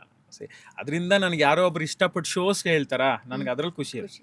ಯಾಕಂದ್ರೆ ನಾನು ಮಾಡಿರೋ ಪ್ರೊಫೈಲೇ ನನಗೆ ಅದು ಮ್ಯೂಸಿಕಲ್ಲಿ ಏನೋ ಸಿಗಬೇಕು ಅಂತ. ಸೊ ಅದನ್ನ ಹಂಗೆ ಯೂಸ್ ಮಾಡ್ಕೊಂಡ್ರೆ ಚಂದ ಅಂತ ನಾನು ಇನ್ಯಾವುದೋ ಬೇರೆ ಪ್ರಾಡಕ್ಟ್ನ ಇನ್ಯಾವುದೋ, ಫಾರ್ ಎಕ್ಸಾಂಪಲ್ ಇವಾಗ ಏನಾಯಿತು, ಕೆಲವೊಂದು ಸತಿ ಇವಾಗ ನಮ್ದೊಂದು ಕೆಫೆ ಎಲ್ಲ ಓಪನ್ ಮಾಡಿದ್ವಿ ಆಯಿತಾ. ಸೊ ಅದಕ್ಕೆ ನಿಮ್ಗೊಂದು ವೀಡಿಯೋಸ್ ಎಲ್ಲ ಅಂದರೆ ಅದು ಕ್ಲೀನಿಂಗು ಅದೆಲ್ಲ ತುಂಬ ಇತ್ತು ನನಗೆ. ಸೊ ಹಿಂಗೆ ಏನೋ ಅಪ್ರೋಚ್ ಮಾಡಬೇಕಾದ್ರೆ, ಇಲ್ಲ ನಾವು ಕೊಲ್ಯಾಬ್ ಮಾಡ್ಕೊತೀವಿ, ನಮ್ಮ ಜೊತೆ ಮಾಡ್ಕೊಡ್ತೀರಾ ನಮಗೆ ಅಂತ ಕೇಳಿದ್ರು. ನನಗೂ ಯೂಸ್ ಇದೆ, ನನಗೂ ಅದರಿಂದ ಏನೋ ಬೇಕು. ಇವಾಗ ನಾನು ಅದಕ್ಕೆ ಪೇ ಮಾಡಿ ಮಾಡಿಸ್ಕೊಳ್ಳೋದಕ್ಕಿಂತ ಅಟ್ಲೀಸ್ಟ್ ನನ್ನಿಂದ ಅವ್ರಿಗೇನೋ ಯೂಸ್ ಆಗುತ್ತಾ, ಆ ಥರದ್ದು ಮಾತ್ರ ನಾನು ಕೊಲ್ಯಾಬ್ ತಗೋತೀನಿ. ಅದು ಬಿಟ್ಟು ಬೇರೆ ಯಾವುದೋ ಪ್ರಾಡಕ್ಟ್ ಇದೆ ನಮ್ಮದು, ನನಗೂ ಅದಕ್ಕೂ ಸಂಬಂಧನೇ ಇಲ್ಲ ಅಂತಂದರೆ ನಾನು ಇಲ್ಲ. ಮ್ಯೂಸಿಕ್ ರಿಲೇಟೆಡ್ ಇದ್ರೆ ಏನಾದ್ರು ಮಾಡೋಣ, ಇಲ್ಲಾಂದ್ರೆ ಬೇಡ ಅಂತ ತುಂಬ ರೇರು. ಯೂಶ್ವಲಿ ಹಂಗೆ ಮಾಡೋದೇ ಇಲ್ಲ ನಾನು, ಬೇಕಿರೋದು ಮಾತ್ರ ತಗೋತೀನಿ. ಬಟ್ ಆ ಕೊಲ್ಯಾಬ್ ತಗೋಬೇಕಾದ್ರೆ ಅವರು ನೋಡ್ತಾರೆ ಎಷ್ಟು ರೀಚ್ ಇದೆ, ಹೆಂಗೆ ಓಡ್ತಾ ಇದೆ, ಇವನ್ ಪ್ರೊಫೈಲ್ಗೆ ಎಷ್ಟು ಜನ ಫಾಲೋವರ್ಸ್ ಇದ್ದಾರೆ. ಸೊ ಅದೆಲ್ಲ ತುಂಬ ಮ್ಯಾಟ್ರ್ ಆಗುತ್ತೆ. ಇವಾಗ ಅನ್ನೆಸೆಸರಿಯಾಗಿ ಕೊಡಲ್ಲ, ನೆಸಸರಿ ಹೋಗಲ್ಲ. ಯಾಕಂದ್ರೆ ನನ್ನ ಆಡಿಯನ್ಸ್ ನಾನು ಇಷ್ಟಪಡೋದು ಆಲ್ಮೋಸ್ಟ್ ಇವ್ನು ಹಾಡ್ತಾನಪ್ಪ, ಇವ್ನು ಹಾಡು ಕೇಳೋಣ ಅನ್ನೋ ಥರ. ಇವಾಗ ಫಾರ್ ಎಕ್ಸಾಂಪಲ್ ನಾನು ಏನು ಫೀಲ್ ಮಾಡ್ತೀನಿ ಗೊತ್ತಾ, ಈಗ ಒಂದು ಹಾಡು ಕೇಳ್ತಾ ಇರ್ತಾರೆ, ಸಡನ್ನಾಗಿ ಯಾವುದೋ ಒಂದು ಏನೋ ಒಂದು ಪ್ರಾಡಕ್ಟ್ ನಾನು ಅಂದರೆ ಪ್ರಮೋಷನ್ ಮಾಡ್ಬಿಟ್ಟೆ ಅನ್ಕೊಳ್ಳಿ, ಆ ಮೈಂಡೇ ಡೈವರ್ಟ್ ಆಗ್ಬಿಡುತ್ತೆ ಅವ್ರಿಗೆ ಸಡನ್ನಾಗಿ. ಇದೇನು ಹಾಡು ಮಧ್ಯೆ ಇದೇನೋ ಬಂತಲ್ಲ, ಕಮೆಂಟ್ ಅಲ್ಲಿ ಬರ್ತಾರೆ, ಅದು ಇದಾಗುತ್ತೆ. ಸೊ ಅದಕ್ಕೆ ಬೇಡ, ಅವ್ರಿಗೊಂದು ಪ್ಯೂರ್ ಹಾಡ್ಕೋಣ, ಅಥವಾ ನನ್ನ ಮ್ಯೂಸಿಕ್ ರಿಲೇಟೆಡ್ ಏನಾದ್ರು ಇದ್ರೆ ಮಾಡೋಣ, ಯೂಸ್ಫುಲ್ ಆಗುತ್ತೆ ಅವ್ರಿಗೆ. ಆ ಥರದಿದ್ರೆ ಏನಾದರೂ ಮಾಡೋಣ. ಸುಮ್ಮನೆ ಏನೇನೋ ಬೇಡ ಅನ್ನೋದೊಂದು ನನಗೆ ಹಾಕೊಂಡ್ರೋ ಪಾಲಿಸಿ. ನಾನು ಮ್ಯೂಸಿಕಲ್ಲಿ ಬಂದಿದ್ದೀನಿ ಆ್ಯಂಡ್ ಮ್ಯೂಸಿಕ್ಕೇ ಮಾಡಿ ನಾನು ಆಲ್ಮೋಸ್ಟ್ ಪರ್ಸ್ನಲ್ ಲೈಫ್ದು ಏನೂ ಹಾಕಲ್ಲ ನಾನು. ನನಗದೇನೋ ಇಷ್ಟ ಆಗಲ್ಲ. ನಾನು ಮಾಡ್ತಿರೋದು ಏನಕ್ಕೆ, ಮ್ಯೂಸಿಕಲ್ಲಿ ಬೇಕಲ್ವಾ. ಸೊ ನನ್ನ ಪರ್ಸ್ನಲ್ ಲೈಫ್ದೆಲ್ಲ ಅದಕ್ಕೆ ಹಾಕ್ಕೊಂಡು ಚೆಂದ ಅಲ್ಲ ಅನ್ನೋದೊಂದು ನನ್ನ ಭಾವನೆ. ತೀರಾ ರೇರು. ಯಾವಾಗಾರು ನನ್ನ ವೈಫ್ ಕೇಳ್ತಾರೆ, ಯಾಕೆ ನೀವೇನು ಹಾಕಲ್ಲ, ಫೋಟೋನು ಹಾಕಲ್ಲ, ಪಾಪುದು ಏನೂ ಹಾಕಲ್ವಲ್ಲ ಅಂತ. ಬೇಡಮ್ಮ ಅಂತ ಏನಕ್ಕೆ, ಅದಕ್ಕೆ ಅದು ಬೇರೆ ಬೇಕಾದ್ರೆ ಇನ್ನೊಂದು ಪ್ರೊಫೈಲ್ ಕ್ರಿಯೇಟ್ ಮಾಡ್ಕೋತೀಯಾ ಮಾಡ್ಕೊ, ಹಾಕೋಣ, ಅದಕ್ಕೆ ಪ್ರಾಬ್ಲಮ್ ಅಲ್ಲ. ಆ್ಯಂಡ್ ಫಸ್ಟ್ ಆಫ್ ಆಲ್ ನನಗೆ ಇಷ್ಟನೇ ಆಗಲ್ಲ. ನನ್ನ ಪರ್ಸ್ನಲ್ ಲೈಫೇ ಬೇರೆ ಇರಬೇಕು, ನನ್ನ ಪ್ರೊಫೆಷ್ನಲ್ಲೇ ಬೇರೆ ಇರಬೇಕು.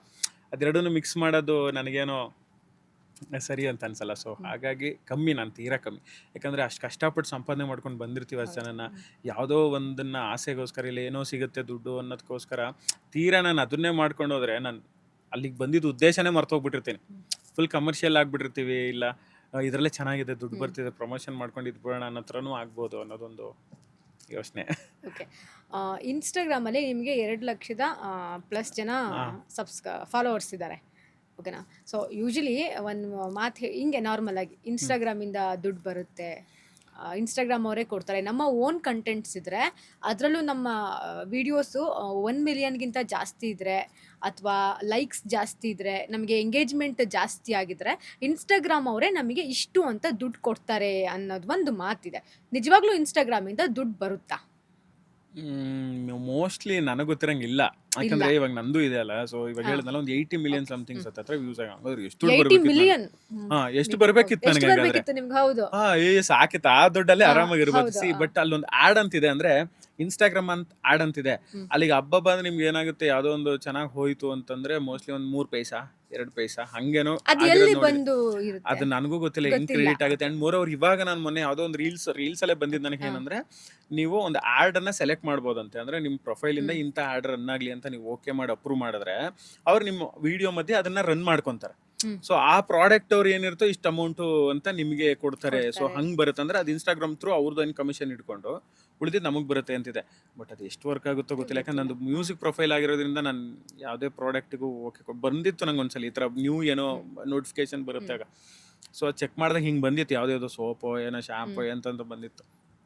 ನನಗೆ ಇದಲ್ಲ, ಇದನ್ನ ಯಾಕೆ ನಾನು ಇದು ಮಾಡ್ಕೊಂಡು ಕೂತ್ಕೊಳ್ಳಿ. ಮತ್ತು ನೀವು ಲೈಕ್ ಆ ರೀತಿ 1 ರೂಪಾಯಿನೂ ನಿಮಗೆ ಬಂದಿಲ್ಲ ಇನ್ಸ್ಟಾಗ್ರಾಮಿಂದ? 1 ರೂಪಾಯಿ ಇನ್ಸ್ಟಾಗ್ರಾಮಿಂದ ಇಲ್ಲ ಇಲ್ಲ ಇಲ್ಲ ಇನ್ಸ್ಟಾಗ್ರಾಮಿಂದ ಬಂದಿಲ್ಲ. ಡೈರೆಕ್ಟಾಗಿ ಇಲ್ಲ, 1 ರೂಪಾಯಿನೂ ಬಂದಿಲ್ಲ ನನಗೆ. ಆ್ಯಂಡ್ ಮೋರ್ ಓವರ್ ನನಗೆ ಗೊತ್ತಿರಂಗೆ ಇಲ್ಲ ಅದು. ಅದು ಹೆಂಗೆ ವರ್ಕ್ ಆಗುತ್ತೆ ಅಂದರೆ, ನಿಮಗೆ ಪ್ರಮೋಷನ್ ಬೇರೆ ಯಾರಾದರೂ ಬಂದು ನನಗೆ ಇದನ್ನು ಮಾಡಿಕೊಡಿ ಅನ್ನೋದ್ರಿಂದ ದುಡ್ಡು ಬರ್ಬೋದು ಬಿಟ್ಟರೆ ಅವ್ರು ಕೊಡ್ಬೇಕಷ್ಟೇ. ಅಷ್ಟೇ. ಇನ್ಸ್ಟಾಗ್ರಾಮಿಂದ ನಿಮಗೆ ಮೇ ಬಿ ಡೌಟ್, ನನಗೆ ಗೊತ್ತಿರಂಗೆ ಇಲ್ಲ. ಯಾಕಂದ್ರೆ ಹಂಗಿದ್ರೆ ಇಷ್ಟೊತ್ತಿಗೆ ಬಂದಿರ್ಬೇಕಿತ್ತಲ್ಲ. ನಿಮಗೆ ನೀವು full rich kid rich kid ಆಗ್ಬಿಡ್ತಿದ್ದಾನೆ. ಇದೇ ಆರಾಮಾಗಿದೆಯಲ್ಲ, ಇನ್ನೇನು ಕಷ್ಟಪಡೋದು ಅಂತ 3-4 ವಿಡಿಯೋ ಹಾಕೊಂಡು ಆರಾಮಾಗಿ ಮಾಡ್ತಿದ್ದೆ ನಾನು. ಹಂಗೇನಾದ್ರು ಇನ್ಸ್ಟಾಗ್ರಾಮ್ ಇಂದ ಬರಂಗಿದ್ರೆ ಸಾಕು, ಇದೆ ಯಾವ ಕೆಲಸನೂ ಬೇಡ ಏನು ಬೇಡ ಅಂತ ಆರಾಮಾಗಿರ್ತಿದ್ದೆ. ಬಟ್ ಇಲ್ಲ, ಆ ಥರ ಇಲ್ಲ. ಕೆಲವೊಂದ್ಸತಿ ಏನಾಗುತ್ತೆ, ಅದನ್ನೇ ಹೇಳೋದು, ನೀವು ಏನೇ ಮಾಡಿದ್ರು ಕಂಪ್ಲೀಟ್ ನಾಲೆಡ್ಜ್ ತಿಳ್ಕೊಬೇಕು. ಈಗ ಯಾರೋ ಏನೋ ದುಡ್ಡು ಬರುತ್ತೆ ಅಂತ ಹೇಳ್ತಿದ್ದಾರೆ ಅಂತ ನಾವು ಅದಕ್ಕೆ ಇಳಿಯಕ್ಕೆ ಹೋದ್ರೆ ನಮ್ಮ ಫೋಕಸ್ ದುಡ್ಡು ಮೇಲೆ ಇರುತ್ತೆ, ಕೆಲಸದ ಮೇಲೆ ಖಂಡಿತ ಇರಲ್ಲ.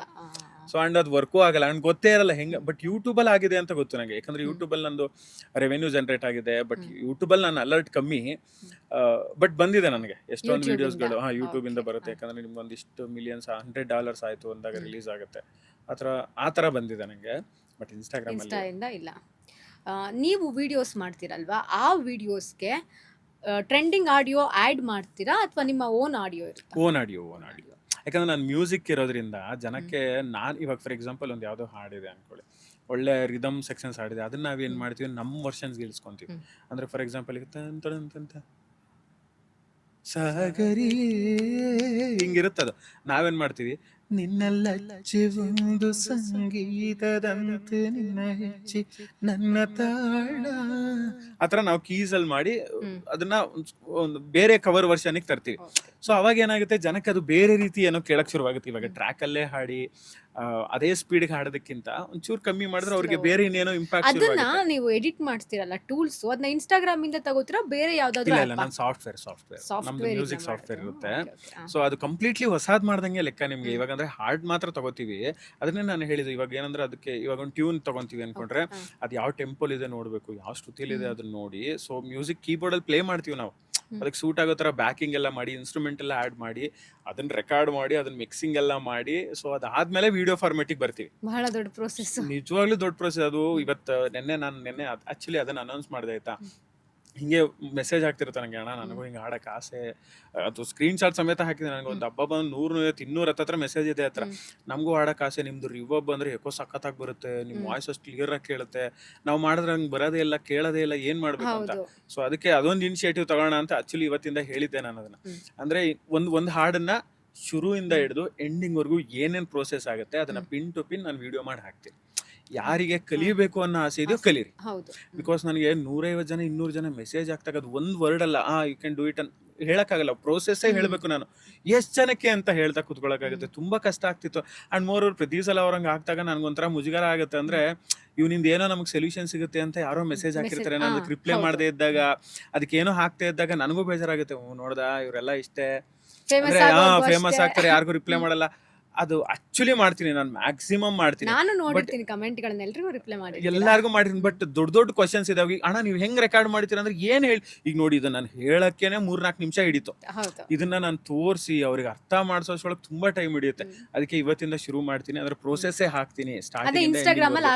ಇಲ್ಲ, ಯೂಟ್ಯೂಬ್ ಅಲ್ಲಿ ವಿಡಿಯೋಸ್ ಮಾಡ್ಬಿಡ್ತೀನಿ, 10 minutes ವಿಡಿಯೋಸ್ ನೋಡಿ ಆರಾಮಾಗಿ. ಅದಕ್ಕೆ ಏನೇನು ಪ್ರೋಸೆಸ್ ಬೇಕು, ಮೈಕ್ ಯಾವ್ದು ಬೇಕು, ಇಂಟರ್ಫೇಸ್ ಏನ್ ಬೇಕು, ಸ್ಪೀಕರ್ಸ್ ಯಾವ ತರ ಇಟ್ಕೋಬೇಕು, ಅಂಡ್ ರೆಕಾರ್ಡಿಂಗ್ ಯಾವ ತರ ತಗೋಬೇಕು, ಅದೆಲ್ಲ ಒಂದು ಪ್ರೋಸೆಸ್ ಮಾಡಿ ಹಾಕಿದ್ರೆ ನೋಡ್ಲಿ ಜನ, ಅದನ್ನ ಆರಾಮಾಗಿ ಕಲ್ತ್ಕೊಳ್ಳಿ. ಅಂಡ್ ಇನ್ನೊಂದು ನನಗೆ ಬೇಜಾರು ಏನು ಗೊತ್ತಾ, ಅಂದ್ರೆ ಕಲಿಬೇಕು ಅನ್ನೋ ಇಂಟ್ರೆಸ್ಟ್ ಇದೆ, ಅದಕ್ಕೆ ಎಷ್ಟು ಟೈಮ್ ಕೊಡ್ಬೇಕು ಅನ್ನೋಕೆ ಯಾರು ರೆಡಿ ಇರಲ್ಲ.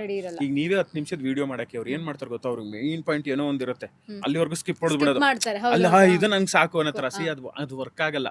ಯಾಕಂದ್ರೆ ಇದ್ರಿಂದ ಬೇರೆ ಏನೋ ಹೇಳಿ ಫಸ್ಟ್ ಅದನ್ನ ಆನ್ ಮಾಡೋದು ಹೆಂಗೆ ಅಂತ ಹೇಳಿರ್ತೀನಿ, ನೀವು ಅದನ್ನ ನೋಡಲ್ಲ, ಸೀದಾ ಹೋಗಿ ನನ್ಗೆ ಏನೋ ಬೇಕು ಅಂದ್ರೆ ಹೆಂಗ್ ಅದು ಗೊತ್ತಾ.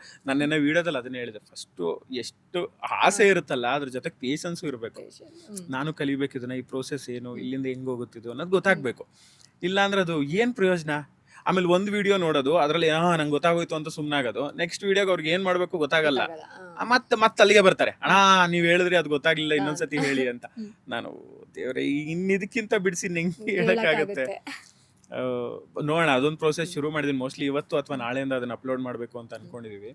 ಹಂಗೇನಾರು ಆಯ್ತು ಅಂದ್ರೆ ಇನ್ನೊಂದಷ್ಟು ಜನಕ್ಕೆ ಅದರಿಂದ ಯಾರ್ಯಾರು ಹಾಡಬೇಕು ಅಂತಿರ್ತಾರೋ ಅವ್ರಿಗೊಂದು ಹೆಲ್ಪ್ ಆಗಲಿ ಅನ್ನೋದೊಂದು ಉದ್ದೇಶ.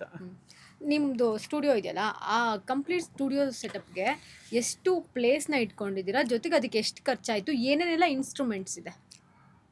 ಸ್ಟುಡಿಯೋ ಆ್ಯಕ್ಚುಲಿ ನಂದು ಇವಾಗ ನಾನು ಸದ್ಯಕ್ಕೆ ಮಾಡ್ಕೊಂಡಿರೋದು ಹೋಮ್ ಸ್ಟುಡಿಯೋ. ಅಂದರೆ ಮೀನ್ಸ್ ಮನೆಯಲ್ಲೇ ಒಂದು ಸಪ್ರೇಟ್ ರೂಮ್ ಅಂತಲೇ ನೋಡಿದ್ದು ನಾನು. ಮೋಸ್ಟ್ಲಿ ಇದ್ರದ್ದೊಂದು ಅರ್ಧ ಇದೆ ನನ್ನ ಸ್ಟುಡಿಯೋ. ಸೊ ಅದು ನಿಮಗೆ ಬೇಸಿಕ್ ಅಂತಂದ್ರೆ ಒಂದು ಕೀಬೋರ್ಡ್ ಅಂತೂ ಬೇಕೇ ಬೇಕು. ಕೀಬೋರ್ಡು, ಒಂದು ಇಂಟರ್ಫೇಸ್ ಅಂತ ಇರುತ್ತೆ, ಆಮೇಲೆ ಈ ಥರದ್ದೊಂದು ಕಂಡೆನ್ಸರ್ ಮೈಕು, ಅದಕ್ಕೊಂದು ಸ್ಟ್ಯಾಂಡು, ಆಮೇಲೆ ಒಂದು ಮಾನಿಟರ್ ಡಿಸ್ಪ್ಲೇ, ಆಮೇಲೆ ವಿಂಡೋಸ್ ಯೂಸ್ ಮಾಡ್ತಿರೋ ಮ್ಯಾಕ್ ಯೂಸ್ ಮಾಡ್ತಿರೋ ಅದು ಅವ್ರಿಗೆ ಬಿಟ್ಟಿದ್ದು. ಸೊ ಆ ಥರದ್ದೊಂದು ವಿಂಡೋಸ್ ಅಥವಾ ಮ್ಯಾಕು, ಅದಕ್ಕೊಂದು software. So this is the basic. ಅದು ಅಂದರೆ ನಿಮಗೆ ಒಂದು ಗುಡ್ ಕ್ವಾಲಿಟಿ, ಅಂದರೆ ಇದರಲ್ಲಿ ಡಿಫ್ರೆನ್ಸ್ ಇದೆ ನಿಮಗೆ. ಫಾರ್ ಎಕ್ಸಾಂಪಲ್ ನೀವು ಯಾವ ಥರ ಕಂಡೆನ್ಸರ್ ಮೈಕ್ ತೊಗೋತೀರ ಅಂದರೆ ಇದರಲ್ಲಿ ತುಂಬ ವೆರೈಟೀಸ್ ಬರುತ್ತೆ ನಿಮಗೆ. 20,000, 30,000, 60, 80, 1 ಲಕ್ಷ ತನಕ ಹೋಗುತ್ತೆ. ಅದರಲ್ಲಿ ನನಗೆ ಏನು ಬೇಕು, ನಾನು ಏನು ಪ್ರೊಡಕ್ಷನ್ ಮಾಡ್ತಾ ಇದ್ದೀನಿ, ನಾನು ಬರೀ ಇನ್ಸ್ಟಾಗ್ರಾಮಿಗೆ ಮಾಡ್ತಾ ಇದ್ದೀನ, ಅಥವಾ ಮ್ಯೂಸಿಕ್ ಡೈರೆಕ್ಷನ್ಸ್ ಮಾಡ್ತಾ ಇದ್ದೀನಿ, ಅಥವಾ ಶಾರ್ಟ್ ಮೂವಿಗೇನೋ ಸಿನಿಮಾಗಳಿಗೇನೋ ಮಾಡ್ತೀನ, ಸೊ ಅದೆಲ್ಲ ಮ್ಯಾಟ್ರ್ ಆಗುತ್ತೆ. ಅದ್ರ ಮೇಲೆ ನಮ್ಮ ರಿಕ್ವೈರ್ಮೆಂಟ್ನ ಹಾಕೋಬೇಕು ನಾವು. ಇದು ಓಕೆ, ಇಷ್ಟು ಬಜೆಟ್ ನಾನು ತಡ್ಕೋತೀನಿ. ಆ್ಯಂಡ್ ಮೋರ್ ಓವರ್ ಅದರಿಂದ ರಿಟರ್ನ್ ಬರುತ್ತಾ ನನಗೇನಾದರೂ, ಅಥವಾ ರಿಟರ್ನ್ ಬರದೇ ಇದ್ರೂ ಪರವಾಗಿಲ್ಲ, ನಾನು ಅದನ್ನ ಮಾಡ್ತೀನ. ಸೊ ಅದೆಲ್ಲ ಮ್ಯಾಟ್ರ್ ಆಗುತ್ತೆ. ಸೊ ಹಂಗೆ ನೋಡಿದ್ರೆ ನಾನು ಆಗುತ್ತೆ ನಿಮ್ಗೊಂದು ಒಳ್ಳೆ ಬಜೆಟ್ ಇದ್ರನ್ನೆಲ್ಲ ಹಾಕ್ತೀನಿ ಅಂದರೆ ಮಿನಿಮಮ್ ಅಂತಂದ್ರೆ ಒಂದು 2 lakh, 2.5-3 ಲಕ್ಷ ಹತ್ರ ಬೇಕು ಮಿನಿಮಮ್. ಅದು ಮಿನಿಮಮ್ ಅಂದ್ರೆ ಒಂದು ಗುಡ್ ಕ್ವಾಲಿಟಿ. ಇವಾಗ ನಾನು ಏನು ಮಾಡ್ತಿದ್ದೀನಲ್ಲ, ಸೊ ಅಷ್ಟು ಕ್ವಾಲಿಟಿ ನಿಮಗೆ ಬೇಕಂದ್ರೆ, ಸೊ ಇವಾಗ ನಾನು ಸಿನಿಮಾಗಳಿಗೂ ಮ್ಯೂಸಿಕ್ ಡೈರೆಕ್ಷನ್ ಮಾಡೋದ್ರಿಂದ ನನಗೆ ಅದು ಯೂಸ್ ಆಗುತ್ತೆ, ನನಗೆ ಯಾವತ್ತೊಂದಿನ ಅದು ಬರುತ್ತೆ ಅನ್ನೋದೊಂದು ಧೈರ್ಯ. ಬಟ್ ಬಿಗ್ನರ್ಸ್ ಯಾರು ಇರ್ತಲ್ಲ ಅಷ್ಟೆಲ್ಲ ಹೋಗಿದ್ರೆ ಫಸ್ಟ್ ಅವ್ರು ಫೈನಾನ್ಷಿಯಲಿ ಸ್ಟೇಬಿಲಿಟಿ ಇದೆ, ಸಖತ್ತಾಗಿದ್ದಾರೆ ಅನ್ನಂಗಿದ್ರೆ ನೋ ಪ್ರಾಬ್ಲಮ್, ಅದು ಮಾಡ್ಕೊಳ್ಬೋದು. ಬಟ್ ಇಲ್ಲ, ಒಂದು ಹಂತಕ್ಕೆ ಹೋಗೋವರೆಗೂ ಸ್ವಲ್ಪ ಚಿಕ್ಕದೇ ಮೈಕು, ಅದು ಯಾಕಂದ್ರೆ ನಾನು ಶುರು ಮಾಡಿದೆ ಅಲ್ಲಿಂದ, ಯಾವುದೋ ಒಂದು ಸೈಡ್ ಮೈಕ್ ಇಟ್ಕೊಂಡು ಶುರು ಮಾಡಿದೆ, ಅಲ್ಲಿಂದ ಇನ್ನೊಂದು ಏನೋ ನಾಲೆಡ್ಜ್ ಬಂತು. ಆ್ಯಂಡ್ ಧೈರ್ಯ ಕೊಡುತ್ತೆ ನಿಮ್ಗದು, ಇದು ಈ ಹಂತ ಮುಗಿಸಿದ್ಯಾ ನೀನು, ಇನ್ನೊಂಚೂರು ಅಪ್ಗ್ರೇಡ್ ಆಗಬೇಕು ಇವಾಗ ಅಂತ. ಆ್ಯಂಡ್ ಮೋರ್ ಓವರ್ ಯಾವುದೋ ದುಡ್ಡು ತೊಗೊಂಡು ಮಾಡೋಕ್ಕಾಗಲ್ಲ. ಇವಾಗ ನಾನು ಹೆಂಗೆ ಮಾಡ್ತೀನಿ, ನನ್ನ ಬಿಹೇವಿಯರ್ ಹೆಂಗೆ ಅಂದರೆ, ನನಗೇನೋ ಇಷ್ಟ ಆಯಿತು, ಇವಾಗ ನಾನು ಗಿಟಾರ್ ನುಡಿಸ್ಬೇಕು, ನನಗೆ ಗಿಟಾರ್ ಬರಲ್ಲ, ಫಸ್ಟ್ ನಾನು ಗಿಟಾರ್ ತೊಗೋತೀನಿ. ನೋಡೋರು ಅಂತಾರೆ ನಿನಗೇನು ನುಡ್ಸ, ಹೆಂಗೆ ನಮ್ಮ ಅಪ್ಪ ಅಮ್ಮನೇ ಅಂತಿದ್ರು, ನಿನ್ಗೇನು ಗಿಟಾರ್ ನುಡ್ಸೋಕೆ ಬರುತ್ತಾ, ಸುಮ್ಮನೆ ದುಡ್ಡು ಹಾಕ್ತಿದ್ಯಾ ಅದಕ್ಕೆ ಅಂತ. ತಗೊಂಡ್ಮೇಲೆ ಕಲಿತೆ ನಾನು. ಅಂದ್ರೆ ಕಲ್ತ್ಕೊಂಡ್ರಿ, ನನಗೆ ಗೊತ್ತು ನಾನು ದುಡ್ಡು ಹಾಕಿದೀನಿ, ನಾನು ಕಲಿಬೇಕು ಅದನ್ನ ಕಲಿಬೇಕು. ಅಂತ. ಅಂಡ್ ಮೋರ್ ಓವರ್ ಅದು ನನ್ನ ಹತ್ರ ಇದ್ದಾಗ ಮಾತ್ರ ನಾನು ಅದು ನುಡ್ಸಕ್ಕಾಗೋದು. ಫಸ್ಟ್ ಕಲಿಯೋಣ, ಎಷ್ಟೊಂದು ಜನ ಎಡವದೆ ಅಲ್ಲಿ ಮ್ಯೂಸಿಕ್ ಆಗಲಿ ಯಾವುದೇ ಫೀಲ್ಡ್ ಆಗಲಿ, ಫಸ್ಟ್ ಕಲಿಯೋಣ ಅಥವಾ ಇನ್ನೊಂಚೂರು ಟೈಮ್ ಬೇಕು ನನಗೆ, ಇನ್ನೊಂಚೂರು ಇದನ್ನೇನೋ ಅರ್ಥ ಮಾಡ್ಕೋಬೇಕು, ಇನ್ನೊಂಚೂರು ಏನೋ ಆಗಬೇಕು ಅನ್ನೋದಕ್ಕಿಂತ ನಿನಗೆ ಏನು ನಾಲೆಡ್ಜ್ ಅನ್ನಿಸ್ತಿದೆ, ಇಲ್ಲಿಂದ ನಿಂಗೆ ಸರಿ ಅನ್ನಿಸ್ತಿದ್ಯಾ, ಫಸ್ಟ್ ನುಗ್ಗಬೇಕು. ಆಯಿತು ಮಾಡ್ಬಿಡೋಣ, ಅದಾದ್ಮೇಲೆ ನೋಡೋಣ ಏನಾಗುತ್ತೆ. ಹಂಗಂತ ಸುಮ್ಮನೆನೂ ಅಲ್ಲ, ಒಂದು ಬೇಸಿಕ್ ನಾಲೆಡ್ಜ್ ಸಿಕ್ಕರೆ ಸಾಕು. ನೀವು ವೆಯ್ಟ್ ಮಾಡಕ್ಕೆ ಶುರು ಮಾಡಿದ್ರೆ ಅದಕ್ಕೆ ಎಂಡೇ ಇರಲ್ಲ. ಇವತ್ತು ನನಗೆ ಇದು ನನ್ನ ಇದ್ರದ್ದೇ ಆಯಿತು, ಕೆಫೆ ಓಪನ್ ಮಾಡಿದ್ವಲ್ಲ ನಾವು ನಾದ ಅಂತ, ಎಷ್ಟೊಂದು ಜನ ಆರ್ಟಿಸ್ಟ್ಗಳು ನನಗೆ ಸಪೋರ್ಟಿಗೆ ನಿಂತರು. ಅಂದರೆ ಇದೇ ಥರ ಜಾಮಿಂಗ್ ಮಾಡ್ಕೊಂಡ್ರು, ಸಿಂಗರ್ಸು, ಇನ್ಸ್ಟ್ರೂಮೆಂಟ್ಸ್ ಎಲ್ಲ. ಅವರೆಲ್ಲ ಹೇಳಿದ್ರು ಅದೇ ಮಾತು, ನೀವು ನುಗ್ಗಿದಿರಲ್ಲ ಸರ್, ಹೆಂಗೆ ನೀವು ಅಂದರೆ ಇವಾಗ ಕೆಫೆ ಎಲ್ಲ ಓಪನ್ ಮಾಡೋದು ಅಂದರೆ ಒಂದು ಏನೋ ದೊಡ್ಡ ವಿಚಾರ ಅನ್ನೋ ಥರ, ಅಂದರೆ ದೊಡ್ಡ ಅಮೌಂಟ್ ಬಜೆಟ್ ಬೇಕು, ಅದಕ್ಕೆ ಅದರದೇ ಆದ ಪ್ಲಾನ್ ಬೇಕು, ಅಷ್ಟು ಈಸಿ ಅಲ್ಲ ಅದು ಅನ್ನೋ ಥರ. ಹಿಂಗೆ ಓಪನ್ ಮಾಡ್ತೀವಿ ನಾವು, ಬನ್ನಿ ನೀವು ಅಂದರೆ ಹಿಂಗೆ ಓಪನ್ ಮಾಡಿದ್ರಿ ಅಂತ ಎಲ್ಲರಿಗೂ ಖುಷಿ, ಹೆಂಗೆ ನುಗ್ಗಿದ್ರಿ ನೀವು ಅಂತ. ನನಗೂ ಗೊತ್ತಿಲ್ಲ, ಒಂದು ನಂಬಿಕೆ. ನೀನು ಒಳ್ಳೇದು ಮಾಡೋಕ್ಕೆ ಹೋದ್ರೆ ಜನ ಬರ್ತಾರೆ, ಅದಕ್ಕೊಂದು ಪ್ರೀತಿ ಸಿಗುತ್ತೆ. ಫಸ್ಟ್ ನುಗ್ಗಬೇಕು. ಏನೋ ಕಲಿಬೇಕಾ, ಇವಾಗ ಮೈಕ್ ತೊಗೋಬೇಕಾ, ತೊಗೊಂಬಿಡು ಫಸ್ಟು, ಆಮೇಲೆ ಕಲಿತೀಯ. ನಾವು ಯಾವಾಗ ಇಲ್ಲ ನಾವು ಒಂಚೂರು ಕಲಿಯೋಣ, ಮಾಡೋಣ, ಟೈಮ್ ಇದೆ ಅಂದರೆ ನೀವು ನಂಬಲ್ಲ. ಅದು ಇನ್ನೂ ಒಂದು 6 ತಿಂಗಳಿದ್ದು 1 ವರ್ಷ ಆಗುತ್ತೆ, 2 ವರ್ಷ ಆಗುತ್ತೆ, 5 ವರ್ಷ ಆಗುತ್ತೆ. ಕೆಲವೊಬ್ರು ಅದ್ರ ಕಡೆ ಹೋಗೋದೇ ಇಲ್ಲ, ಮತ್ತಿನ್ನೆಲ್ಲೋ ಡೈವರ್ಟ್ ಆಗಿಬಿಡ್ತಾರೆ. ಅಟ್ಲೀಸ್ಟ್ ಅದನ್ನು ತೊಗೊಂಡು ಆ ಪ್ರೋಸೆಸ್ಗೆ ಹೋದ್ರೆ ಒಳ್ಳೇದು. ಹಂಗಿದ್ದಾಗ ಅದು ವರ್ಕ್ ಆಗುತ್ತೆ. ಒಂದು ಮಿನಿಮಮ್ ಬೇಕು, ಒಂದು ಮಿನಿಮಮ್ ಹಾಕ್ತೀನಿ ಅಂದ್ರೆ ಒಂದು 40-50 ಸಾವಿರ, 60 ಸಾವಿರ ಇಟ್ಸ್ ಬೇಸಿಕ್. ಅದಕ್ಕೊಂದು ಚಿಕ್ಕದು ಒಂದು ಇಂಟರ್ಫೇಸು, ಮೈಕು, ಒಂದು ಮಾನಿಟ್ರು, ಒಂದು CPU ಅಥವಾ ಏನೋ ಒಂದು ಬೇಸಿಕ್ ಲ್ಯಾಪ್ಟಾಪ್. ಬೇಸಿಕ್ ಒಂದು ಫಸ್ಟ್ ಕ್ಲಾಸ್. First class. ಅದಾದ್ಮೇಲೆ ಅದನ್ನ ಕಲಿಬೇಕು, ಹೆಂಗೆ ಅದು ವರ್ಕ್ ಆಗುತ್ತೆ. ಇವಾಗ ಸಾಫ್ಟ್ವೇರ್, ಯಾಕಂದ್ರೆ ತುಂಬಾ ಸಾಫ್ಟ್ವೇರ್ಗಳಿರುತ್ತೆ, ನಾವು ಯೂಸ್ ಮಾಡೋ ಸಾಫ್ಟ್ವೇರ್ ಬೇರೆ ಇರುತ್ತೆ, ಬೇರೆದು ಇನ್ನೊಂದಿರುತ್ತೆ. ಅದು ನೋಡ್ಬೇಕು. ಈಗ ಯೂಟ್ಯೂಬಲ್ಲಿ ನಿಮ್ಗೆ ಎಲ್ಲ ಸಿಗುತ್ತೆ. ಏನು, ಯಾಕಂದ್ರೆ ನಾವು ಕಲ್ತಿರೋದು ಹಾಗೆ, ನಾವೇನು ಯಾರ ಹತ್ರನೋ ಜಾಯಿನ್ ಆಗಿ ಇನ್ನೇನೋ ಕಲ್ತಿದ್ದಲ್ಲ. ಒಂದೊಂದೇ ನಾವು ಕಲ್ತು ಅದನ್ನ ನಾವಿನ್ನೇನೋ ಇಂಪ್ಲಿಮೆಂಟ್ ಮಾಡ್ಕೊಂಡು ಇನ್ನೇನು ಮಾಡ್ಬೋದು ಅದರಲ್ಲಿ ಅಂತ ಹುಡುಕಿದ್ದು. ಸೊ ಆ ಸರ್ಚಿಂಗ್ ಮೈಂಡ್ ಇರಬೇಕು. ನನಗೇನೋ ಅರ್ಥ ಆಗ್ತಿದೆ ಅಂದರೆ ಅದ್ರ ಮೇಲೆ ಇನ್ನೇನಾದ್ರು ವರ್ಕ್ ಮಾಡ್ಬೋದಾ ಅನ್ನೋದು ನೋಡಿದ್ರೆ ನಿಮ್ಗೆ ಈಸಿಯಾಗಿ ಗೊತ್ತಾಗುತ್ತೆ. ಆ್ಯಂಡ್ ಪೇಷನ್ಸ್, ಹೇಳಿದ್ನಲ್ಲ, ಸ್ಕಿಪ್ ಮಾಡದೆ ನೋಡಬೇಕು ಏನೇನು ಹೇಳಿದ್ದಾರೆ, ಏನು ಮಾಡಿದ್ದಾರೆ ಅಂತ. ಯಾಕಂದ್ರೆ ಇವಾಗ ಹೆಂಗಾಗಿದೆ ಅಂದರೆ ನಿಮಗೆ 1 ನಿಮಿಷದ ನಾವು ಏನಾರು ಹಾಡು ಹಾಕಿದ್ರೆ ಅಷ್ಟೊಂದು ಪೂರ್ತಿ ಕೇಳೋಷ್ಟು ಪೇಷನ್ಸ್ ಇರಲ್ಲ ಯಾರಿಗೂ. ಒಂದು 10 ಸೆಕೆಂಡ್ ಕೇಳ್ಬಿಟ್ಟು ಸಾಕು, ನೆಕ್ಸ್ಟ್ ಅನ್ನೋ ಥರ ಇರುತ್ತೆ. ಸೊ ಆಗ ಪೇಷನ್ಸ್ ಇಂದಾಗ ನೋಡಿದ್ರೆ ನಿಮ್ಗೆ ಡೆಫಿನೆಟಾಗಿ ಅರ್ಥ ಆಗುತ್ತೆ. ಏನಾದರೂ ಸರಿ ಶುರು ಮಾಡ್ಬೇಕು ಫಸ್ಟು ಅಂತ. ನಿಮ್ಮ ಸಂಗೀತದ ಜರ್ನಿ ಅಂದರೆ ಎಲ್ಲಿಂದ ಸ್ಟಾರ್ಟ್ ಆಗಿದ್ದು, ಎಷ್ಟನೇ ವಯಸ್ಸಿಂದ ನೀವು ಕ್ಲಾಸಿಗೆ ಹೋಗಿದ್ದು, ಮತ್ತು ಎಷ್ಟು ವರ್ಷ ಕಲ್ತ್ರಿ? ಯೂಶ್ವಲಿ ಹೇಳ್ತಾರೆ ಎಲ್ಲರೂ, ಇವಾಗ ನಾನು ಕ್ಲಾಸಿಗೆ ಹೋಗ್ತಾ ಇದ್ದೆ, ಇಷ್ಟು ವರ್ಷ ಕಲಿತೆ, ಒಂದು 3-4 ವರ್ಷ ಕಲಿತೆ, ಆಮೇಲೆ ನನಗೆ ಕ್ಲಾಸ್ ಬಿಟ್ಟ ತಕ್ಷಣ ಟಚ್ಚೇ ಹೋಗ್ಬಿಡ್ತು ನನಗೆ, ಮತ್ತೆ ಇವಾಗ ನಾನು ಕ್ಲಾಸಿಗೆ ಹೋಗ್ತಾ ಇದ್ದೀನಿ, ನನಗೆ ಸಂಗೀತ ಅಭ್ಯಾಸ ಮಾಡಬೇಕು ಅಂತ ಅನ್ನಿಸ್ತಿದೆ ಅಂತಾರೆ.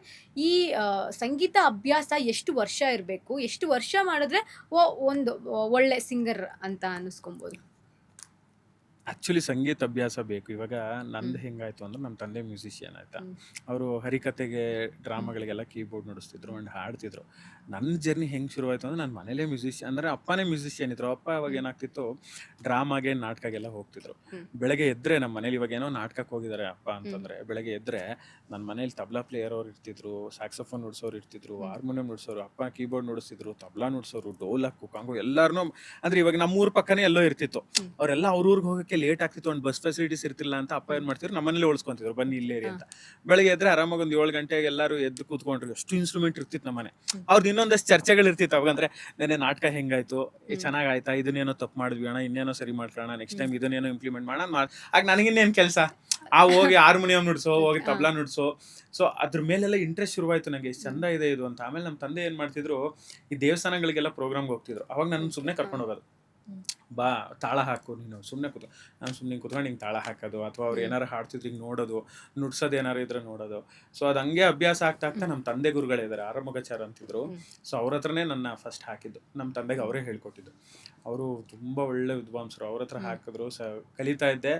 ಅದ್ರ ಮಧ್ಯನೂ ಏನಾಯ್ತು ಅಂದರೆ, ಈ ಹುಡುಗರ ಬುದ್ಧಿ ಅಲ್ಲ ಅವಾಗೆಲ್ಲ, ಆಟ ಆಡಬೇಕು, ಇದು ಯಾವುದಪ್ಪ ನನಗೆ ಏನಿದು ಅಂತ.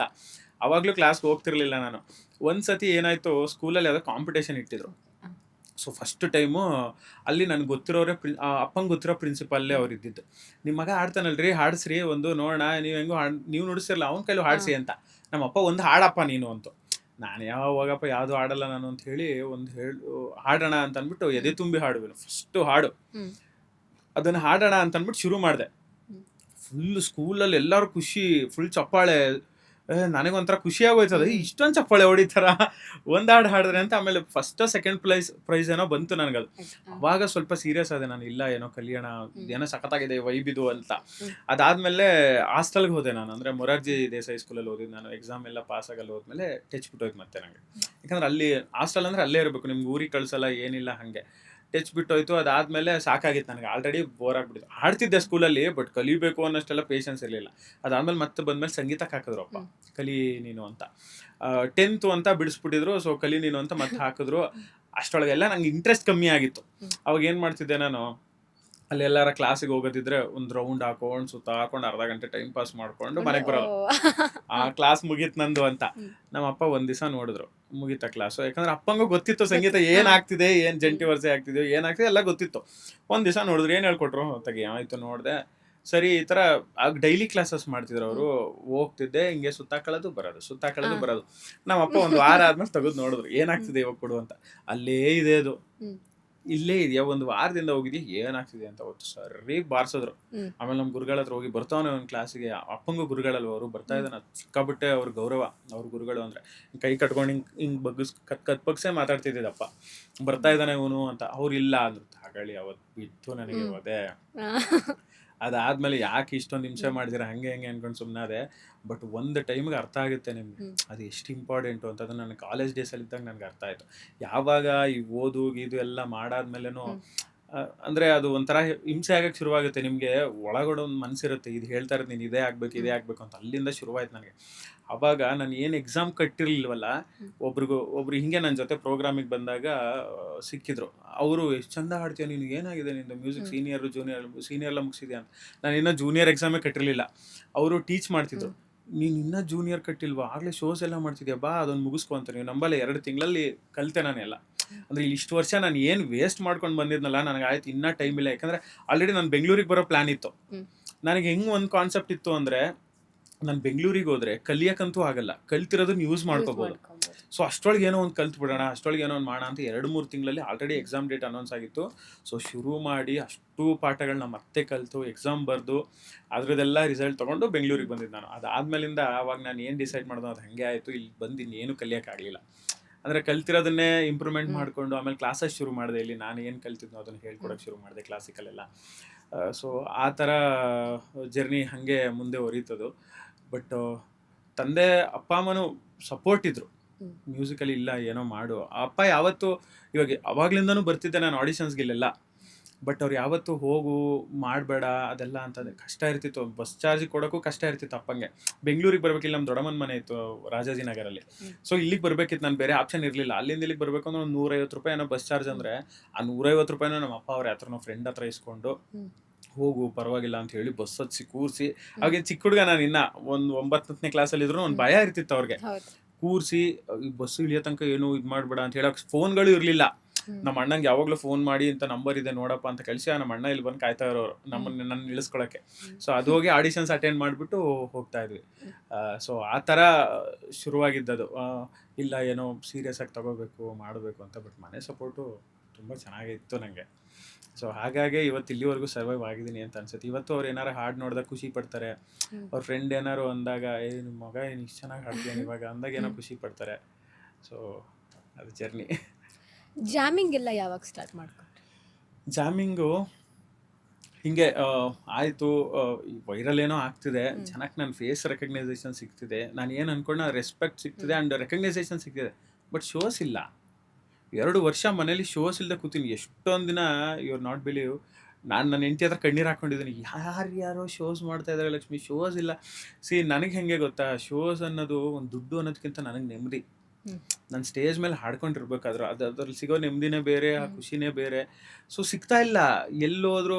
ಅಂದರೆ ಹೇಳಿದ್ನಲ್ಲ, ಹೆಂಗಾಗುತ್ತೆ, ಯಾವುದೋ ಶೋಸಲ್ಲಿ ದೊಡ್ಡ ರಿಯಾಲಿಟಿ ಶೋಸಲ್ಲಿ ಹಾಡಿದರೆ ಮಾತ್ರ ನೀನು ಸಿಂಗರು, ಇಲ್ಲೆಲ್ಲ ಇದ್ರೆ ಇಲ್ಲ ಕೇಳಲ್ಲ. ಆ್ಯಂಡ್ ಮೋರೋವರ್ ಇನ್ನೊಂದು ಏನಾಗುತ್ತೆ ಅಂತಂದರೆ, ಇಲ್ಲ ಫೇಮಸ್ ಆಗಿರೋರು ಕರೆಸಿ ಅಂತ ಜನ ಹೇಳಿದ್ದಾರೆ, ಅಥವಾ ಇನ್ನೇನೋ ಫೇಮಸ್ ಆಗಿರೋರೇ ಬೇಕು ಅಂತ ಆರ್ಗನೈಸರ್ಗಳು ಡಿಮ್ಯಾಂಡ್ ಮಾಡ್ತಿದ್ದಾರೆ. ಅದು ರಿಯಾಲಿಟಿ ಶೋಲ್ಲಿ ಹಾಡಿ ನೀನು ಫೇಮಸ್ ಆಗಿರಬೇಕು ಅಂಥವ್ರು ಮಾತ್ರ ತಗೊಂಡಿದ್ದಾರೆ ಅನ್ನೋದು ಮುಂಚೆಯಿಂದನೂ ಕೇಳ್ತಿದ್ದೆ ನಾನು ಅವಾಗಲೂ ನಂಗೆ. ಬಟ್ 1 ವರ್ಷ ಇದೇ ಫೇಮಸ್ ಆಗೋಕ್ಕಿಂತ ಅಂದರೆ ಮೀನ್ಸ್ ಇನ್ಸ್ಟಾಗ್ರಾಮಲ್ಲಿ ಒಂದು ನೇಮ್ ಸಿಗೋಕ್ಕಿಂತ ಮುಂಚೆ 2 ವರ್ಷ ಲಿಟ್ರಲಿ ಒದ್ದಾಡಿದ್ದೀನಿ. ಒಂದು ಶೋ ಹೋಗಿಲ್ಲ ನಾನು. ನಾನು ಅದನ್ನೇ ಹೇಳ್ತಿದ್ದೆ ನನ್ನ ವೈಫ್ಗೆ, ಏನು ಹಿಂಗಾಗೋಯ್ತು, ಏನು ಶೋಸ್ ಇಲ್ಲ ಏನಿಲ್ಲಲ್ಲಪ್ಪ, ಹಿಂಗಿದು ಕತೆ ಅಂತ. ಅವಾಗ ಒಂದು ನಿರ್ಧಾರಕ್ಕೆ ಬಂದೆ. ಅವಾಗ ಮುಂಚೆ ನಾನು ಈ ಥರ ಈ ಈ ಪಬ್ಗಳು ಅದರಲ್ಲೆಲ್ಲ ಹಾಡ್ತಿರ್ಲಿಲ್ಲ ನಾನು. ಇಲ್ಲ ನನಗೇನೋ ಬೇಡ ಅದು ಅನ್ನೋ ಥರದ್ದು ಒಂದು ಏನೋ ಫೀಲು. ಒಂದು ಟೈಮಿಗೆ ನನಗೆ ಅರ್ಥ ಆಯಿತು, ಹಾಡಕ್ಕೆ ನೀನು ಎಲ್ಲಿ ನಿಂತ್ಕೋತಿ ಅನ್ನೋದು ಮ್ಯಾಟ್ರಲ್ಲ, ಹಾಡ್ತಾ ಇದೆಯಾ, ಅನ್ನೋದು ಮ್ಯಾಟ್ರ್. ಅದರಿಂದ ಏನೋ ನಿಂಗೆ ಬರ್ತಿದ್ಯಾ, ಫ್ಯಾಮಿಲಿ ನಡೀತಿದ್ಯಾ, ಅದು ಮೇಯ್ನ್ ಅನ್ನೋದು ನನಗೆ ಅರ್ಥ ಆಯಿತು. ಅವಾಗ ನಾನು ನಿಂತ್ಕೊಂಡಿಲ್ಲ, ಯಾವ ಜಾಗನಾದರೂ ಸರಿ ನಾನು ಹಾಡ್ತೀನಿ ಅಂತ. ಯಾವುದೋ ಒಂದು ಪಬ್ಬಲ್ಲಿ ಸಿಕ್ತು ನನಗೆ ಈ ಥರ ಹಾಡ್ತೀರಾ ಬರ್ತೀರಾ ಅಂತ, ಅಲ್ಲಿಂದ ಶುರು ಮಾಡಿದೆ. ಅವಾಗ ನನಗೆ ಗೊತ್ತಾಯಿತು ಹಾಡ್ಕೊಂಡಿರ್ಬೇಕು. ಇವತ್ತೂ ರಿಗ್ರೆಟ್ ಮಾಡ್ತಾ ಇದ್ದೀನಿ ನಾನು. ಅಂದರೆ ದೊಡ್ಡ ದೊಡ್ಡ ಶೋಸು, ದೊಡ್ಡ ದೊಡ್ಡ ಈವೆಂಟ್ಸ್ಗಳು, ಇವಾಗ ನೀವು ಕೇಳಿದ್ರಿ ಯಾವುದದು ಕನಕೋತ್ಸವ, ರಾಮೋತ್ಸವ ಏನೇನೋ ನಡೀತಾ ಇರುತ್ತೆ, ದೊಡ್ಡ ಹಂಪಿ ಉತ್ಸವ ಆ ಥರದ್ದೆಲ್ಲ ನಡೀತಾ, ಯಾಕೆ ಹೋಗ್ತಿಲ್ಲ ಅಂತ. ಬಿಕಾಸ್ ಮೋಸ್ಟ್ಲಿ ಇನ್ನೂ ನಾನು ಅಲ್ಲಿವರೆಗೂ ರೀಚ್ ಆಗಿಲ್ವೇನೋ ಅನ್ನೋದೊಂದು ನನಗೆ ಬೇಜಾರು ಇದೆ. ಆ್ಯಂಡ್ ಹೋಗಬೇಕು ಅನ್ನೋದೊಂದು ಹುಮ್ಮಸ್ಸು ಇದೆ. ಇಲ್ಲ, ಅಲ್ಲಿ ತನಕ ರೀಚ್ ಆಗಬೇಕು. ಆ ಥರ ದೊಡ್ಡ ದೊಡ್ಡ ವೇದಿಕೆಗಳು ಬಂದಾಗ ಇವನನ್ನು ಕರಿಯಪ್ಪ, ಇವ್ರು ಬೇಕು ನನಗೆ, ಸಿಂಗರಾಗಿ ಇವ್ನು ಇರಬೇಕು. ಆ್ಯಂಡ್ ದೊಡ್ಡ ದೊಡ್ಡ ಮ್ಯೂಸಿಕ್ ಡೈರೆಕ್ಟರ್ಗಳ ಜೊತೆ ಅವ್ರವ್ರ ಶೋಸ್ಗಳಲ್ಲಿ ಹಾಡಬೇಕು ಅನ್ನೋ ಆಸೆ ಇದೆ. ಅದು ಯಾವಾಗ ಈಡೇರುತ್ತೋ ಗೊತ್ತಿಲ್ಲ. ಮೋಸ್ಟ್ಲಿ ಅದು ಯಾವುದೋ ರಿಯಾಲಿಟಿ ಶೋ ಬಂದಮೇಲಿಂದ ಅದೆಲ್ಲ ಶುರುವಾಗುತ್ತಾ. ಬಟ್ ಲಿಟ್ರಲಿ ಹಾರ್ಟ್ಲಿ ನಾನು ಇನ್ನೂ ವೆಯ್ಟ್ ಮಾಡ್ತೀನಿ ಆ ಮೂಮೆಂಟ್ಗಳಿಗೆ. ಅದ್ರ ಮಧ್ಯೆ ನನಗೆ ಕೆಫೆ ಎಲ್ಲ ಸಿಕ್ತು. ಅಂದರೆ ಹಿಂಗೆ ಪರ್ಫಾರ್ಮ್ ಮಾಡ್ತೀರಾ, ಹಿಂಗೆ ಬರ್ತೀರಾ ಅಂತ. ಅವಾಗ ನಾನು ಅಂದ್ಕೊಂಡಿದ್ದು ಒಂದೇ, ನನಗೆ ಇವಾಗ ಏನು ಬರ್ತಿದೆಯಲ್ಲ ಅದನ್ನು ಫಸ್ಟ್ ರೆಸ್ಪೆಕ್ಟ್ ಮಾಡೋಣ. ಇಲ್ಲದೆ ಇರೋದಕ್ಕೇನೋ ಹುಡ್ಕೊಂಡು ನಾನು ಅಲ್ಲಿಗೆ ಹೋಗೋದು ಬೇಡ. ಇಲ್ಲಿಂದ ಯಾರೋ ಒಬ್ಬಕ್ಕೆ ಲಿಂಕ್ ಸಿಗ್ಬೋದು, ಇಲ್ಲಿಗೆ ಹೋಗೋಣ ಅಂತ. ಸೊ ಅಲ್ಲಿಂದ ಶುರುವಾಯಿತು ಜಾಮಿಂಗ್ ಮಾಡೋಣ, ಕೆಫೆಗಳಿಗೆ ಹೋಗೋದು, ಒಂದರಿಂದ ಒಂದು ಎಲ್ಲ ಲಿಂಕ್ ಆಯಿತು. ಬಟ್ ಇವತ್ತು ಒಂದು ನೇಮ್ ಸೆಟ್ ಆಗಿದೆ, ಸುಬ್ರಹ್ಮಣ್ಯ ಅಂತ ಇದ್ದಾನಪ್ಪ ಸಿಂಗರ್, ಕರೀರಿ ಅವ್ರನ್ನ, ಸಖತ್ತಾಗಿರುತ್ತೆ. ಆ್ಯಂಡ್ ಹೋಗಿದ್ದು ಅಷ್ಟು ವೆನ್ಯೂಗಳಲ್ಲೂ ಒಂದೊಳ್ಳೆ ರೆಸ್ಪೆಕ್ಟ್ ಇದೆ. ಜನ ಎಂಜಾಯ್ ಜನ ಎಂಜಾಯ್ ಮಾಡ್ತಾರೆ. ಆ್ಯಂಡ್ ತುಂಬ ಜನದ ಪರಿಚಯ ಆಗಿದೆ ನನಗಲ್ಲಿ. ಅಂದರೆ ಕೆಫೆಗೆ ಬಂದಾಗ ಸರ್ ನಾವು ಏನೋ ಅಂದ್ಕೊಂಡು ಬಂದ್ವಿ. ಅಂದರೆ ಕೆಫೆ ಮೈಂಡ್ ಸೆಟ್ ಅಂದರೆ ಹೆಂಗೆ ಬರ್ತಾರೆ ಅಂದರೆ, ಯಾರೋ ಒಬ್ರು ಇರ್ತಾರೆ, ಸುಮ್ಮನೆ ಏನೋ ಹಾಡ್ತಾ ಇರ್ತಾರೆ, ನಾವು ಊಟ ಮಾಡ್ಕೊಂಡು ಆರಾಮಾಗಿ ತಿನ್ಕೊಂಡು ಕೇಳೋದು ಅನ್ನೋ ಥರ ಇರುತ್ತೆ. ಬಟ್ ಅಲ್ಲಿ ಬಂದು ನಾನು ಪರ್ಫಾರ್ಮ್ ಮಾಡಿ ಎಲ್ಲ ಆದಮೇಲೆ ಹೇಳೋಗ್ತಿದ್ರು, ಒಳ್ಳೆ ಕಾನ್ಸರ್ಟ್ ನೋಡ್ದಂಗೆ ಇರ್ತಿತ್ತು. ನಮಗೆ ಇದ್ದಿದ್ದೆ 3 ಜನ, ಒಬ್ಬ ಕೀಬೋರ್ಡು, ಒಬ್ಬರು ಇದ್ದಮ್ಮ, ನಾನು ಅಷ್ಟೇ. ಸೊ ಆ ಥರ ಫೀಲ್ ಆಗ್ತಿತ್ತು ನಮಗೆ. ತುಂಬ ಎಂಜಾಯ್ ಮಾಡಿದ್ವಿ ಅಂತ ಒಳ್ಳೊಳ್ಳೆ ಲಿಂಕ್ಗಳು ಸಿಕ್ತು ನನಗೆ ಅಲ್ಲಿಂದ. ಅಂದರೆ ಇನ್ಯಾರೋ ಒಳ್ಳೆ ಪ್ರೊಫೈಲ್ ಇವರು IAS ಆಫೀಸರ್ಗಳು ಬಂದಿದ್ರು, ಒಬ್ಬರು ಫಿಲಮ್ ಆ್ಯಕ್ಟ್ರ್ಗಳು, ಫಿಲಮ್ ಹೀರೋಸ್ಗಳು, ಡೈರೆಕ್ಟರ್ಗಳು. ಸೊ ಲಿಂಕ್ ಏನೋ ಆಯಿತು. ಬಟ್ ಅದು ದೊಡ್ಡ ಮಟ್ಟಕ್ಕೆ ಯಾವಾಗುತ್ತೆ ಅದು ನೋಡ್ಬೇಕು. ಅದಾದ್ಮೇಲಿಂದ ಕೆಫೆಗಳು ಮಾಡ್ತಾ ಒಂದು ಸರ್ಟನ್ ಟೈಮಲ್ಲಿ ನನಗೆ ಅನ್ನಿಸ್ತು, ಇಲ್ಲ ನಮ್ಮದೇ ಏನೋ ಮಾಡೋಣ, ವರ್ಕ್ ಆಗುತ್ತಾ ಇದು ಅಂತ ಅಂದ್ಬಿಟ್ಟು ನಾವೇ ನಾದ ಅಂತ ಒಂದು ಓಪನ್ ಮಾಡಿ. ಸೊ ಇವಾಗ ನಮ್ಮದೇ ಓನ್ ಜಾಮಿಂಗ್. ಇವಾಗ ಸ್ಯಾಟರ್ಡೇಸು ನಮಗೆ ಕನ್ನಡ ಆ್ಯಂಡ್ ಜಾಮಿಂಗ್ ನಡೆಯುತ್ತೆ, ಆ್ಯಂಡ್ ಸಂಡೇಸ್ ಓಪನ್ ಮೈಕ್ ನಡೆಯುತ್ತೆ. ಸೊ ಆ ಥರ ನಮ್ಮದೇ ಕೆಫೆ ನಾಗರಬಾವಿಲಿ ನಾವು ಓಪನ್ ಮಾಡಿ ಮಾಡೋಣ. ಅಂದರೆ ನನಗೇನು ಖುಷಿ ಅನಿಸುತ್ತೋ ಅದನ್ನು ಮಾಡಬೇಕು. ಈಗ ನಾನು ಒಂದು ಡಿವೋಷ್ನಲ್ ಇಟ್ಟರೆ, ಒಂದು ಲೈಟ್ ಮ್ಯೂಸಿಕ್, ಒಂದು ಭಾವಗೀತೆದು, ಸೊ ಆ ಥರದ್ದೆಲ್ಲ ಮಾಡಬೇಕು ಅನ್ನೋದು ಒಂದು ಐಡಿಯಾ ಆಯಿತು. ಸೊ ಹಾಗಾಗಿ ಇಲ್ಲ, ದೊಡ್ಡದೇನೋ ಸಿಗೋವರೆಗೂ ಅಟ್ಲೀಸ್ಟ್ ಇದನ್ನು ನಡೆಸ್ಕೊಂಡು ಹೋಗೋಣ. ಇದೊಂದು ಹಂತಕ್ಕೆ ಬಂದರೆ ಆಮೇಲೆ ನನಗೊಂದು ಆಸೆ ಇದೆ. ನಾನು ಯಾವಾಗ ದೊಡ್ಡ ಈವೆಂಟ್ಸ್ಗಳು ಆ ಥರ ಇದರಲ್ಲಿ ಶೋಸ್ಗಳು ಅಂತ ದೊಡ್ಡ ಇವೆಂಟು ಅನ್ನೋದಕ್ಕಿಂತ ಒಂದು ಸ್ಟೇಜು ಅಲ್ಲಿ ನಿಂತು ಹಾಡ್ಬೇಕಾದ್ರೆ, ಒಂದು 7 ಪೀಸ್ 8 ಪೀಸ್ ಆರ್ಕೆಸ್ಟ್ರಾ ಜೊತೆ ಹಾಡ್ಬೇಕಾದ್ರೆ ನಿಮ್ಮ ಮನಸ್ಸಿಗೆ ಸಿಗೋ ಖುಷಿ ಬೇರೆ. ಸೊ ಆ ಥರ ಅವಕಾಶಗಳು ಸಿಕ್ಕಿದಾಗ ನನಗೆ ಇಲ್ಲಿಗೇನು ಯೋಚನೆ ಇದೆ ಅಂದರೆ, ಈ ಬಿಗಿನಿಂಗ್ ಆರ್ಟಿಸ್ಟ್ಗಳು ಇರ್ತಾರೆ ಗೊತ್ತಾ, ಅವ್ರನ್ನ ಅಲ್ಲಿ ಅದರಲ್ಲಿ ಯಾರು ಟ್ಯಾಲೆಂಟೆಡ್ ಇರ್ತಾರೋ ಅವ್ರನ್ನ ನನ್ನ ಕೆಫೆಲ್ ಪರ್ಫಾರ್ಮ್ ಮಾಡೋಕ್ಕೆ ಬಿಡೋಣ. ಅವಾಗ ಅವ್ರಿಗೇನೋ ಒಂದು ಹೆಲ್ಪ್ ಆಗುತ್ತೆ. ನನ್ನ ದಾರಿಲಿ ನಾನು ಇರ್ತೀನಿ, ಅವ್ರ ದಾರಿಲಿ ಅವ್ರು ಇರ್ತಾರೆ, ಅವ್ರಿಗೆ ಇನ್ನೇನೋ ಸಿಗುತ್ತೆ, ಅವರು ಅದರಿಂದ ಇನ್ನೊಂದಷ್ಟು ಜನ ಸೇರ್ತಾರೆ ಅನ್ನೋದೊಂದು ಉದ್ದೇಶ ಇಟ್ಕೊಂಡು ಇವಾಗ ಜಾಮಿಂಗು ಆ ಥರ ಶುರು ಮಾಡ್ತಾಯಿದ್ವಿ. ಬಟ್ ಒಳ್ಳೆ ರೆಸ್ಪಾನ್ಸ್ ಇದೆ. ಆ್ಯಕ್ಚುಲಿ ಬೆಂಗಳೂರಲ್ಲಿ ಇತ್ತು ಮುಂಚೆ, ಇವಾಗ ಬೇರೆ ಬೇರೆ ಸ್ಟೇಟ್ಗಳಲ್ಲಿ ಎಲ್ಲ ಡಿಸ್ಟಿಕ್ಗಳಲ್ಲೂ ಶುರು ಮಾಡಿಬಿಟ್ಟಿದ್ದಾರೆ ಇವಾಗ. ಸೊ ಒಳ್ಳೆ ರೆಸ್ಪಾಂಡ್ ಅಂತೂ ಇದೆ. ಜಾಮಿಂಗ್ ಮಾಡೋರಿಗೆ ಒಳ್ಳೆ ಡಿಮ್ಯಾಂಡ್ ಇದೆ ಇವಾಗ. ಸೊ ನಾನು ನಿಮ್ಮ ಕೆಫೆಗೆ ಮತ್ತೆ ಬರ್ತೀನಿ. ಇವಾಗ ಜಾಮಿಂಗ್ ಬಗ್ಗೆ ಮಾತಾಡ್ತಾ ಹೋಗೋಣ. ಲೈಕ್ ನಾನು ಒಂದಷ್ಟು ಇನ್ಸ್ಟಾಗ್ರಾಮಲ್ಲಿ ನೋಡಿರೋ ವೀಡಿಯೋಸ್ಗಳು ಒಂದಷ್ಟು ವೀಡಿಯೋಸ್ ನೋಡಿದ್ದೀನಿ. ಬ್ಯಾಂಡ್ಗಳನ್ನ ಇಟ್ಕೊಂಡು ಒಂದು ಟೀಮ್ ಮಾಡ್ತಾರೆ. ಸೊ ಆ ರೀತಿಯಾಗಿ ಅದು ಕ್ಲಿಕ್ ಆಗುತ್ತಾ, ಜೊತೆಗೆ ಅವಕಾಶಗಳು ಬರುತ್ತಾ? ನಿಮ್ಮದು ಏನಾದರೂ ಒಂದು ಟೀಮ್ ಇದೆಯಾ? ಹಾಂ ಹೌದು, ನನ್ನದೇ ಟೀಮ್ ಇದೆ. ಅಂದರೆ SA ಲೈವ್ ಇವೆಂಟ್ಸ್ ಅಂದರೆ ಸುಬ್ರಹ್ಮಣ್ಯ ಆಚಾರ್ಯ ಲೈವ್ ಇನ್ ಕಾನ್ಸರ್ಟ್ ಅಂತಿದೆ. ಸೊ ಬರುತ್ತೆ. ನಿಮ್ಗೆ ಏನಾಗುತ್ತೆ, ಇವಾಗ ಒಂದು ಫ್ಯಾಮಿಲಿ ಬಂದಿರ್ತಾರೆ ಅಂತ ಅನ್ಕೊಳ್ಳಿ ಕೆಫೆಗೆ. ಈಗ ನೀವು ಬಂದಿರ್ತೀರ, ನಿಮ್ಮ ಜೊತೆ ಇನ್ನೊಬ್ರು ಯಾರೋ ಫ್ರೆಂಡ್ಸ್ ಕರ್ಕೊಂಬಂದಿರ್ತೀರ. ಸೊ ಅವ್ರು ನಮ್ಮ ಶೋ ನೋಡಿದಾಗ ಅವ್ರಿಗೇನೋ ಇಂಪ್ರೆಸ್ ಆಗುತ್ತೆ. ಅವ್ರದ್ದು ಯಾರ್ದೋ ಮ್ಯಾರೇಜ್ ಫಂಕ್ಷನ್ ಇರುತ್ತೆ, ಅಥವಾ ಬರ್ತ್ಡೇ ಫಂಕ್ಷನ್ಸ್ ಇರುತ್ತೆ, ಇಲ್ಲ ಗೆಟ್ ಟುಗೆದರ್ ಫಂಕ್ಷನ್ಸ್ ಇರುತ್ತೆ. ಅವ್ರು ಹೇಳ್ತಾರೆ ಈ ಥರ ಪಬ್ಲಿಕ್ ಶೋಸ್ ಮಾಡ್ಕೊಡ್ತಾರೆ. ಅದು ತುಂಬ ನಡೆದಿದೆ ನಮ್ಗೆ.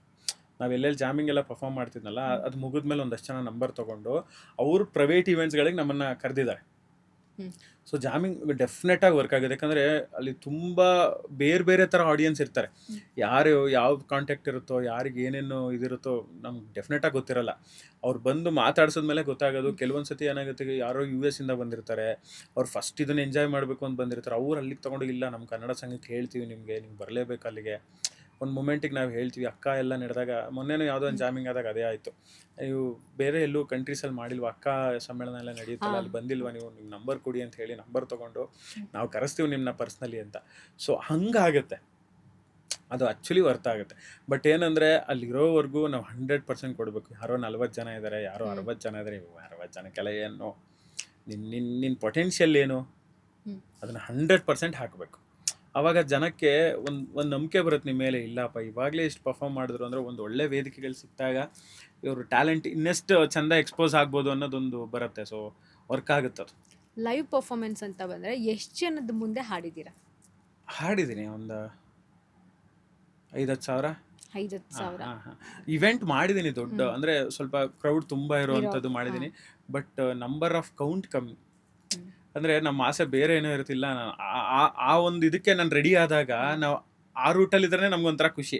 ಅದು ನಂಬರ್ಸ್ ಇವಾಗ ಹೆಂಗಾಗತ್ತೆ ಗೊತ್ತಾ ನಿಮಗೆ, ಆಡಿಯನ್ಸ್ ಕಮ್ಮಿ ಇದ್ದಷ್ಟು ನಿಮಗೆ ಇನ್ನೊಂಚೂರು ಆಡಿಯನ್ಸ್ ಬೇಕಲ್ಲ, ಆಮೇಲೆ ಆಡಿಯನ್ಸ್ ಜಾಸ್ತಿ ಇದ್ದಾಗ ನಿಮ್ಗೆ ಇನ್ನೂ ಖುಷಿ ಶುರುವಾಗ್ಬಿಡುತ್ತೆ. ಇಷ್ಟು ಚೆನ್ನಾಗಿದ್ದಾರೆ, ಏನೋ ಒಂದು ಹಾಡೋಣ, ಸಾಕಾಗಿ ಮಜಾ ಮಾಡ್ಸೋಣ ಅನ್ನೋದೊಂದಿರುತ್ತೆ. ಸೊ ಹಾಡಿದ್ದೀನಿ, ಅಂದರೆ ಚಿಕ್ಕದ್ರಿಂದಲೂ ಅದೇ ಇದರಲ್ಲಿ ಇರೋದ್ರಿಂದ. ಬಟ್ ಕನ್ಸು ಸ್ವಲ್ಪ ದೊಡ್ಡದಾಗಿದೆ ನಂದಷ್ಟೇ. ದೊಡ್ಡದಾಗೇನೋ ಆಗಬೇಕು, ದೊಡ್ಡ ದೊಡ್ಡ ವೇದಿಕೆಗಳು ಹತ್ತಬೇಕು ಅಂತ ವೇದಿಕೆಗೆ. ಯಾಕಂದರೆ ನಮ್ಮ ತಂದೆ ಅವರೆಲ್ಲ ಹೆಂಗೆ ಅಂತಂದರೆ ಅವ್ರು ಎಲ್ಲಿದ್ದರೂ ಅಲ್ಲೇ ಖುಷಿ ಪಟ್ಟವ್ರು ಅವರು. ಅಂದರೆ ಯಾವುದೋ ದೇವಸ್ಥಾನದಲ್ಲಿ ಪರ್ಫಾರ್ಮ್ ಮಾಡ್ತಾರೆ, ಸೊ ಅವ್ರಿಗೆ ಅದು ಖುಷಿ.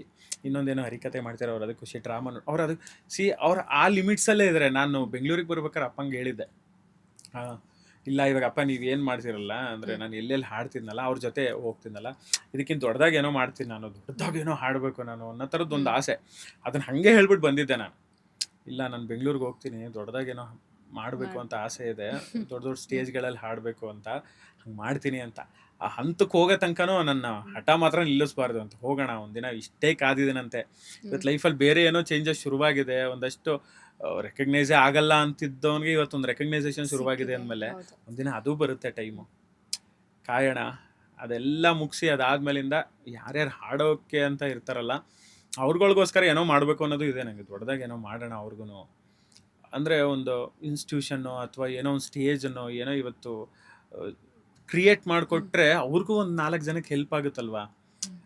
ಸೊ ಅದೊಂದು ಉದ್ದೇಶ ಇದೆ, ಅದು ನೋಡಬೇಕು ಮುಂದಿನ ದಿನಗಳಲ್ಲಿ ಮುಂದಿನ ಆಗುತ್ತೆ. ದಿನ. ಈಗ ಜಾಮಿಂಗ್ ಅಂತ ಬಂದಾಗ ಫಾರ್ ಎಕ್ಸಾಂಪಲ್ ಇವಾಗ ಸೋನು ನಿಗಮ್ ಅವ್ರದ್ದು ಏನೋ ಒಂದು ಲೈವ್ ಪ್ರೋಗ್ರಾಮ್ ಆಯಿತು, ನಮ್ಮ ಬೆಂಗಳೂರಲ್ಲೇ ಆಗುತ್ತೆ. ಅಲ್ಲೇ ಅವರೊಂದಷ್ಟು ಹಾಡುಗಳನ್ನು ಹಾಡ್ತಾರೆ.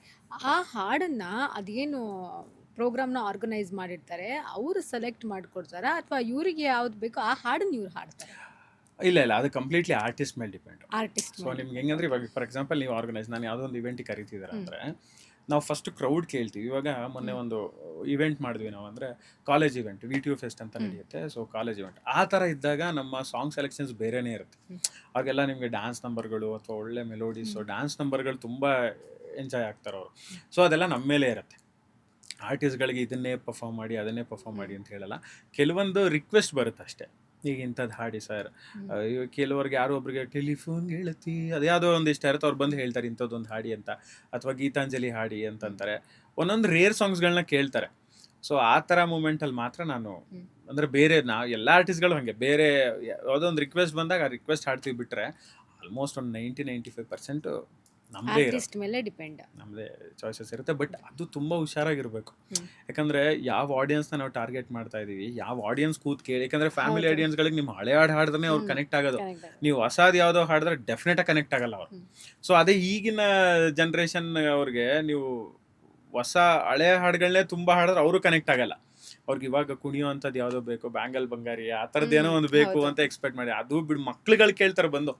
ಈಗ ನಾ ಎಲ್ಲರೂ ಜಾಮಿಂಗ್ ಕೆಫೆ ಎಲ್ಲರೂ ಮಾಡಬೇಕಾದ್ರೆ ಎಲ್ಲ ಮುಗ್ದಿರುತ್ತೆ, ಒಂದು ಮಗು ಬಂದ್ಬಿಟ್ಟು ಬ್ಯಾಂಗಲ್ ಬಂಗಾರಿ ಹಾಡಿ ಅಣ್ಣ ಅನ್ನತ್ತೆ. ಸೊ ಅವ್ರಿಗೆ ಆ ಥರ ಹಾಡಿದ್ರೆ ಅವರು ಕನೆಕ್ಟ್ ಆಗೋದು. ಸೊ ಹಾಗಾಗಿ ಸಾಂಗ್ ಸೆಲೆಕ್ಷನ್ಸ್ ತುಂಬ ಮ್ಯಾಟ್ರ್ ಆಗುತ್ತೆ. ಶೋಸ್ ಮಾಡ್ಬೇಕಾದ್ರೆ ಅದ್ರ ಮೇಲೆ ಅದು ಶೋ ಆ್ಯಂಡ್ ನಿಮ್ಮ ಶೋ ಹೆಂಗೆ ನಡೆಯುತ್ತೆ ಅನ್ನೋದು ಡಿಪೆಂಡ್ ಆಗಿರುತ್ತೆ. ನೀವು ಇಲ್ಲಿವರೆಗೂ ಯಾರೆಲ್ಲ ಸಿಂಗರ್ ಜೊತೆಗೆ ಸ್ಟೇಜ್ ಶೇರ್ ಮಾಡ್ಕೊಂಡಿದ್ದೀರಾ? ನಾನು ಇವಾಗ ರಾಜೇಶ್ ಸರ್ ಜೊತೆ ಹಾಡಿದ್ದೆ, ಆ್ಯಂಡ್ ಅರ್ಜುನ್ ಸರ್ದು ಬಜರಂಗಿದು ಒಂದು ಕೋರಸ್ ಪಾರ್ಟ್ ಎಲ್ಲ ಹಾಡಿದ್ವಿ. ಅದಾದಮೇಲೆ ಇನ್ನೊಂದು ಅಜನೀಶ್ ಸರ್ದು ಧನಂಜಯ ಸರ್ ಆ್ಯಕ್ಟ್ ಮಾಡಿರೋದು, ಅದಕ್ಕೊಂದು ಕೋರಸ್ ಅಂದರೆ ಮೀನ್ಸ್ ಸಿನಿಮಾಗೆ ಬ್ಯಾಕಿಂಗ್ ಹಾಡಿದ್ವಿ. ಸ್ಟೇಜ್ ಮೇಲೆ ಮೇ ಬಿ ರಾಜೇಶ್ ಸರ್ ಜೊತೆ ಮಾತ್ರ ಆಡೋಕ್ಕೆ ಜೊತೆಗೆ. ಸಿಕ್ಕಿದೆ. ಅದು ನನ್ನ ಫ್ರೆಂಡ್ ಒಂದು ಶೋ ಒಪ್ಕೊಂಡಿದ್ದ.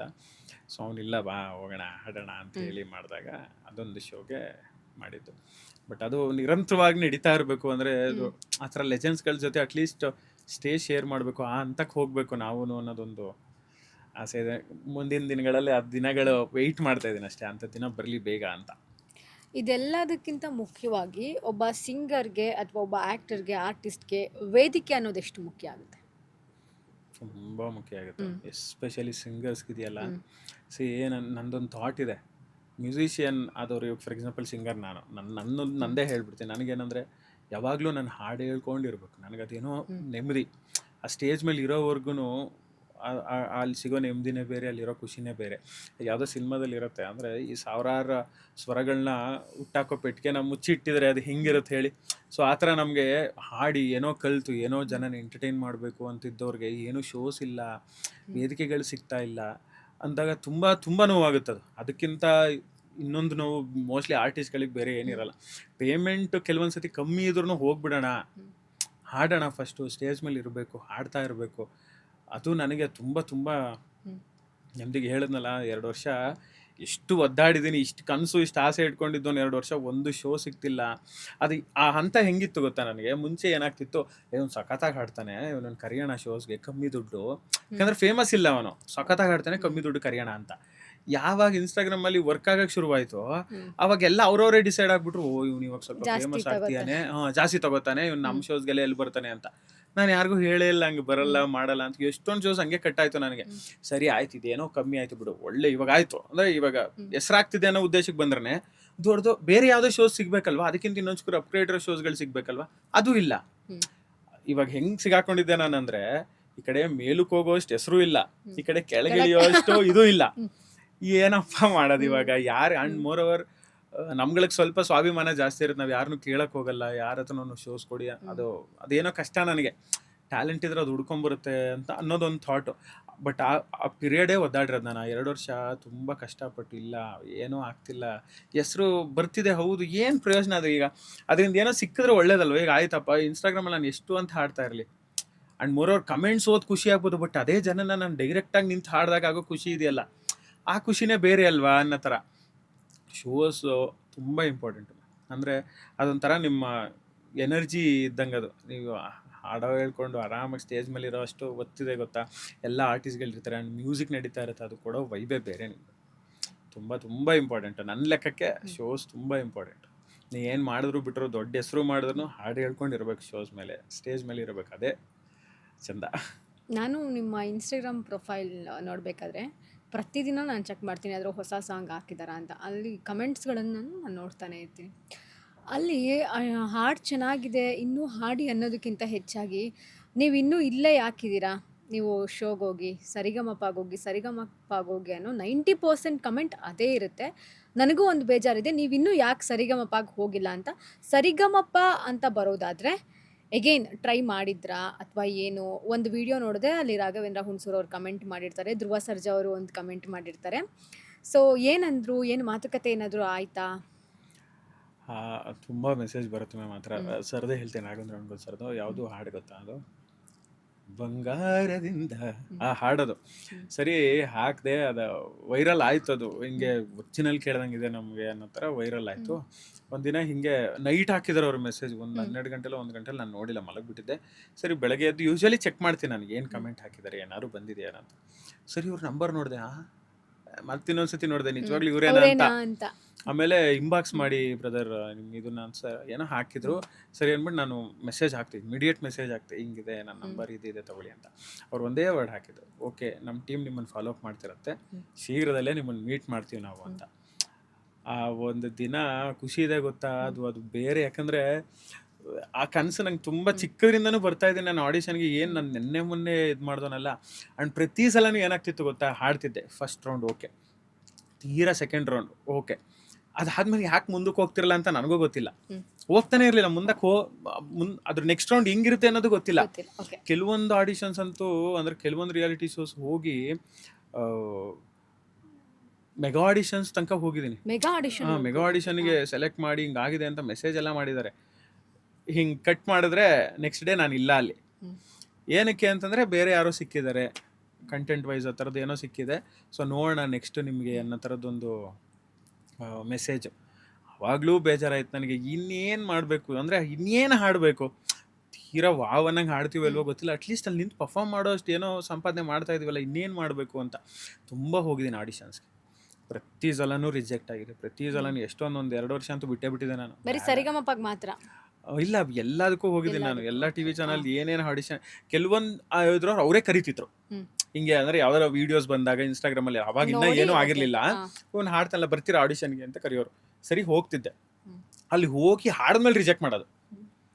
ಸುಮ್ಮನಿರ್ತೀನಿ ಬೇಡ ಅಂತ ನೀವೇ ಕರೆಯೋದು, ಕರೆದ್ಬಿಟ್ಟು ಆಡಿಷನ್ ಮಾಡ್ಬಿಟ್ಟು ರಿಜೆಕ್ಟ್ ಮಾಡೋದು. ನಾನು ಇದ್ಯಾವ ಥರಪ್ಪ ಇದು ಅಂತ ಅದೊಂದು ಬೇಜಾರು. ಅದಾದ್ಮೇಲೆ 2 ವರ್ಷ ಬಿಟ್ಟೆ ನಾನು, ಎಲ್ಲೂ ಹೋಗೋದು ಬೇಡ, ಆಡಿಷನ್ಸ್ ಸವಾಸನೇ ಬೇಡ ಅಂತ. ಅದಾದ್ಮೇಲೆ ನನ್ನ ವೈಫು ಮತ್ತೆ ಲಾಸ್ಟ್ ಇಯರು ಇಲ್ಲ ಹೋಗೋಣ ಬನ್ನಿ ನಾನು ನಿಂತ್ಕೋತೀನಿ, ಪಾಪ ಅವಳೇ ಕ್ಯೂನಲ್ಲಿ ನಿಂತು ಟೋಕನ್ಸ್ ಎಲ್ಲ ತಗೊಂಡು ಮಾಡಿ ಹಿಂಗೆಲ್ಲ ಹೇಳಿ ಬಂದು, ಬಟ್ ಅದು ರಿಜೆಕ್ಷನ್ ಮತ್ತೆ. ಸೊ ಅವಾಗ ಅನ್ಕೊಂಬಿಟ್ಟೆ, ನೋಡು ಅದು ಬರೋ ಟೈಮಿಗೆ ಬರುತ್ತೆ, ಇನ್ನಿದ್ರಿಂದ ಹಲ್ದು. ಆಮೇಲೆ ಅದು ಏನಾಗ್ತಿತ್ತು ಫ್ರಾಂಕ್ಲಿ ಹೇಳೋದಾದ್ರೆ, ಆಡಿಷನ್ ರಿಜೆಕ್ಟ್ ಆಗಿ ಬರ್ತಿದೆ ಗೊತ್ತಾ, ನನಗೆ ಅದರಿಂದ ಆಚೆ ಬರೋಕ್ಕೆ ತುಂಬ ಟೈಮ್ ಹಿಡಿತಿತ್ತು. ಮಿನಿಮಮ್ 1 ವಾರ ಹತ್ತತ್ರ ನಾನು ಅದೇ ಗುಂಗಲ್ಲಿ ಇರ್ತಿದ್ದೆ.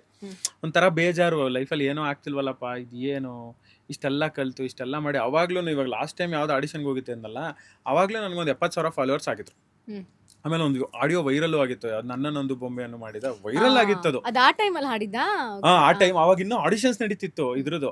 ಇವಾಗ ಕರ್ಕೊಂತಾರೆ ಏನೋ, ಇವಾಗ ಆಯ್ತಲ್ಲ, ಇವಾಗ ಏನೋ ಆಗ್ತಿದೆ. ನೋಡಿದ್ರೆ ಅವಾಗ್ಲೂ ಇಲ್ಲ. ಅಂದ್ರೆ ನಿಮ್ಮಿಂದ ಅವ್ರೇನ್ ಎಕ್ಸ್ಪೆಕ್ಟ್ ಮಾಡ್ತಿದ್ದಾರೆ ಅಂತ. ಅದ್ ದುರಂತ ಏನ್ ಗೊತ್ತಾ, ಅದು ಅವ್ರಿಗೆ ರೀಚೇ ಆಗಿಲ್ಲ. ಎಷ್ಟೊಂದು 5 ಮಿಲಿಯನ್ ಏನೋ ಸಮಥಿಂಗ್ ಆಯ್ತು ಆ ಚಾನಲ್ಗೆ. ಅಂದ್ರೆ ಮೀನ್ಸ್ ಅಲ್ಲಿ ಏನೇನು ಆ ಟೀಮಲ್ಲಿ ಇರ್ತಾರಲ್ಲ, ನಾನು ಅನ್ಕೊಂಡೆ ಎಲ್ಲರಿಗೂ ರೀಚ್ ಆಗಿರುತ್ತಿದ್ದು ಅಂತ. ನೋಡಿದ್ರೆ ಅವ್ರಿಗೆ ಯಾರಿಗೂ ರೀಚ್ ಆಗಿಲ್ಲ. ನಾನು ಹೇಳ್ದೆ ಹಿಂಗೆ ಒಂದು ವೈರಲ್ ಆಗಿದೆ ಅಂದ್ರೆ ಹೇಳ್ತಾರೆ ನಿಮ್ಮ ಬಗ್ಗೆ ಒಂದು ಏನಾದ್ರು ಹೇಳಿ, ಏನು ಇದೆ ನಿಮ್ಗೆ ಏನಿದೆ.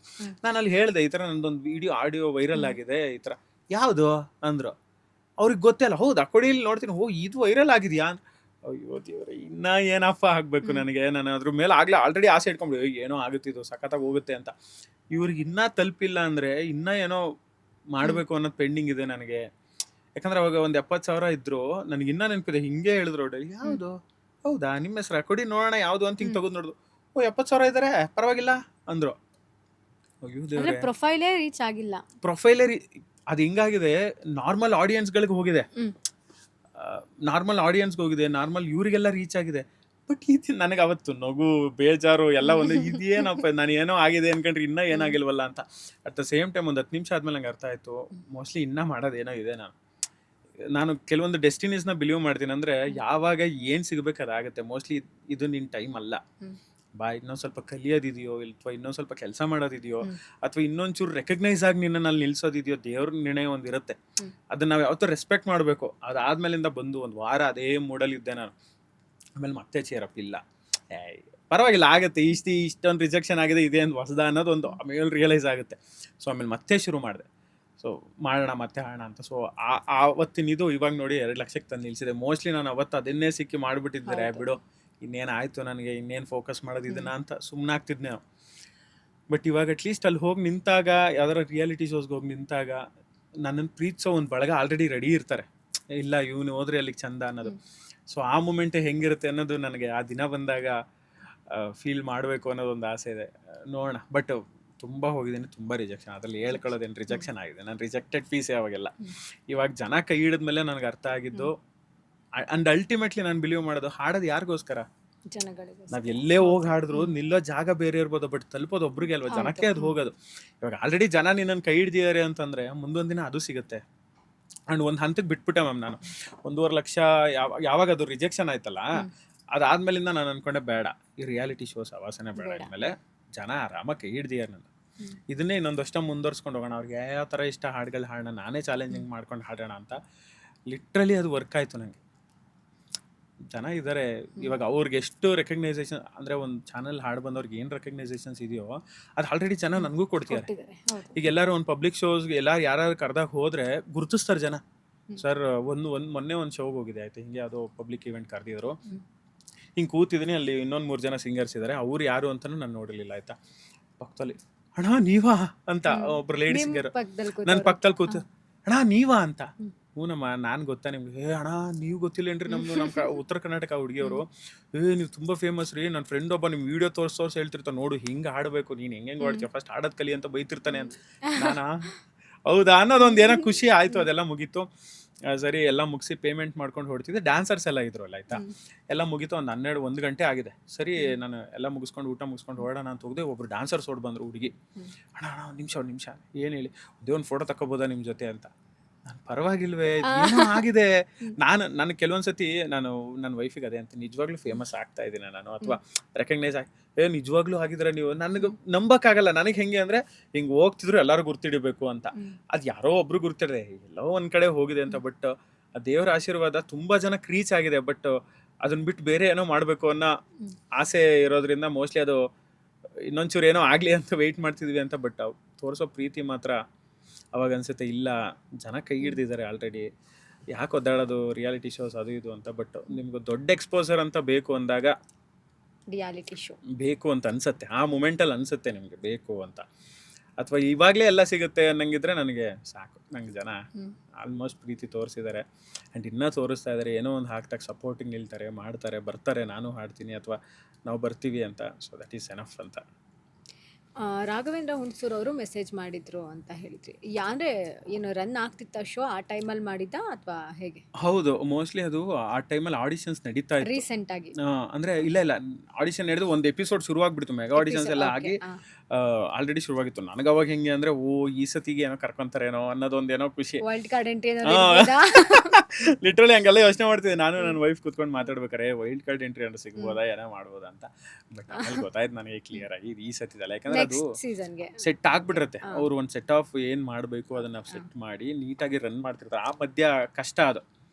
ಅಂಡ್ ಮೋರವ್ರು ನಾನು ಕೆಲವೊಂದ್ಸತಿ ಅದೇನು ವೈಲ್ಡ್ ಕಾರ್ಡ್ ಮಾತ್ರ ಬೇಡಪ್ಪ, ಮಧ್ಯದಲ್ಲಿ ಹೋಗಿ ನಿಲ್ಬಾರ್ದು, ಹೋದ್ರೆ ಸ್ಟಾರ್ಟಿಂಗ್ ಇಂದ ಹೋಗೋಣ, ಎಷ್ಟು ದಿನ ಇರುತ್ತೋ ನೋಡೋಣ ಅಂತ. ಬಟ್ ಅವರು ಅದೇ ಅಂದ್ರು, ಇಲ್ಲ ನೆಕ್ಸ್ಟ್ ನಾವೇನಿರುತ್ತಲ್ಲ ಅವಾಗ. ಅಂಡ್ ನನಗೆ ಇನ್ನೊಂದು ಏನಾದ್ರು 1 ವರ್ಷದ ಮೇಲಾಗ್ಬಿಟ್ಟಿದೆ. ಅವ್ರು ಅದನ್ನ ನೆನ್ಪಿಡ್ಕೊಂಡಿದ್ದಾರೋ ಮರ್ತೋಗಿದೆಯೋ. ಅವ್ರ ತನಕ ಪ್ರೊಫೈಲ್ ಹೋಗುತ್ತಲ್ಲ ಅದೇ ಒಂದು ಖುಷಿ. ಎಲ್ಲದನ್ನು ಅದೇ ಖುಷಿ ಇದೆ ನನಗೆ. ನಿಜವಾಗ್ಲೂ ಈಗ ರೀಸೆಂಟ್ ಆಗಿ ನನಗೂ ಒಂದು ಮೆಸೇಜ್ ಮಾಡಿದ್ರು ರಾಘವೇಂದ್ರ ಹುಣಸೂರ್ ಸರ್. ಆಕ್ಟಿಂಗ್ ಅಲ್ಲಿ ಇಂಟ್ರೆಸ್ಟ್ ಇದೆಯಾ ನಿಮ್ಗೆ, ನಿಮ್ ಪ್ರೊಫೈಲ್ ಕಳಿಸಿ ಅಂತೇಳಿ ಮಾಡಿದ್ರು. ನನಗೇನು ಒಂದು ಖುಷಿ ಅಂದ್ರೆ ಅಲ್ಲಿ ತನಕ ನಮ್ಮ ಪ್ರೊಫೈಲ್ ರೀಚ್ ಆಗಿದೆಯಲ್ಲ ಅನ್ನೋದೇ ಒಂದು ಖುಷಿ. ನಿಜವಾಗ್ಲೂ ಸೋಷಿಯಲ್ ಮೀಡಿಯಾ ಮ್ಯಾಮ್ ಎಷ್ಟು ಸ್ಟ್ರಾಂಗ್ ಇದೆ ಅಂದ್ರೆ ಈ ಟೈಮಲ್ಲಿ. ಅಂಡ್ ಮೋರೋವರ್ ಅದ್ರಲ್ಲಿ ಖುಷಿ ವಿಚಾರ ಏನ್ ಗೊತ್ತಾ, ನೀವು ಇಂಡಿಪೆಂಡೆಂಟ್ ಆಗಿ ಐಡೆಂಟಿಫೈ ಆಗಿರ್ತೀರ. ನಿಮ್ಗೆ ಯಾವ್ದೇ ಕಾಂಪಿಟೇಟರ್ಗಳು ಇರಲ್ಲ. ಇವಾಗ ನಾವು ಏನೋ ಒಂದು ಆಡಿಷನ್ಸ್ಗೆ ಹೋದಾಗ ಲಕ್ಷಾಂತರ ಕಾಂಪಿಟೇಟರ್ಸ್ ಇರ್ತಾರೆ, ಅದ್ರ ಮಧ್ಯೆ ನಾವೇನೋ ಹೋಗಿ ನಿಲ್ಬೇಕು, ಅದು ಬೇರೆ. ಬಟ್ ಇಂಡಿಪೆಂಡೆಂಟ್ ಆಗಿ ಅಪ್ರೋಚ್ ಆಗೋದು ಇದೆಯಲ್ಲ. ಅಂಡ್ ಮೋರ್ ಓವರ್ ನಾನು ಬಿಲೀವ್ ಮಾಡಿದ್ವಿ. ಫಾರ್ ಎಕ್ಸಾಂಪಲ್ ಈಗ ನನಗೆ ಹತ್ರ ಮೆಸೇಜ್ ಆಗ್ತಾಗಲ್ಲ ಅಥವಾ ನಿಮಗೆ ಬಂದಾಗ ಅವ್ರು ಬರೀ 2 ಸೆಕೆಂಡ್ ನಮ್ಮ ವಿಡಿಯೋ ನೋಡಿ ಅದನ್ನ ಡಿಸೈಡ್ ಮಾಡಿರಲ್ಲ, ಫುಲ್ ನೋಡಿರ್ತಾರೆ. ನಮ್ ಪ್ರೊಫೈಲ್ ನೋಡಿರ್ತಾರೆ ಅವರು. ಇದೊಂದನೇ ಹಿಂಗ ಅಥವಾ ಬೇರೆ ಹಾಡೆಲ್ಲ ಹೆಂಗ್ ಆಡಿರ್ತಾನೆ ನೋಡ್ಬೋದು, ಅಥವಾ ಬೇರೆ ಆಕ್ಟಿಂಗ್ ನೀವ್ ಏನ್ ಮಾಡಿದ್ರೆ. ಬಟ್ ಅಷ್ಟನ್ನು ತೆಗೆದು ನೋಡಿ ಆಮೇಲೆ ಅವ್ರಿಗೆ ಮೆಸೇಜ್ ಹಾಕೋ ಅವಶ್ಯಕತೆನೇ ಇರಲ್ಲ. ಬೇರೆ ಯಾರಿಗೋ ಹೇಳ್ಬಿಟ್ಟು ಹಾಕ್ಸ್ಬೋದಿತ್ತು. ನಾನು ಅದನ್ನೇ ಅನ್ಕೊಂಡೆ ಎಕ್ಸಾಕ್ಟ್ಲಿ. ಈಗ ಅವರೇ ಹಾಕುವಂತದ್ದು ಏನೂ ಇರ್ಲಿಲ್ಲ. ಅದು ಅವ್ರ ಮುಂದೆ ನಾವ್ ಏನೂ ಅಲ್ಲ. ನಿಜ. ಸೊ ಅವರೇ ನೋಡಿ ಅವರೇ ಹಾಕ್ತಾರೆ ಅಂದ್ರೆ ನಮ್ಗೆ ಸೆಲೆಕ್ಟ್ ಆಗಿದ್ದಕ್ಕಿಂತ ಒಂದ್ ದೊಡ್ಡ ಖುಷಿ ಅಲ್ವಾ ಅದೇ. ಡೆಸ್ಟಿನಿ ಅದಿದ್ದಾಗ ಮೋಸ್ಟ್ಲಿ ಇದು ನಿನಗೆ ಸ್ಟ್ರಗಲ್ ಅನಿಸ್ಬೋದು. ನನಗೆ ಒಂದು ಥಾಟ್ ಬಂದಿತ್ತು ಆಯ್ತಾ. ಅದೇನಂದ್ರೆ ಇವಾಗ ನಿಮಗೆ ಆಡಿಷನ್ಸ್ ಹೋಗ್ತಾ ಇದೀವಿ, ಫಾರ್ ಎಕ್ಸಾಂಪಲ್ ನಾನು ಸೆಲೆಕ್ಟ್ ಆಗ್ತಿಲ್ಲ.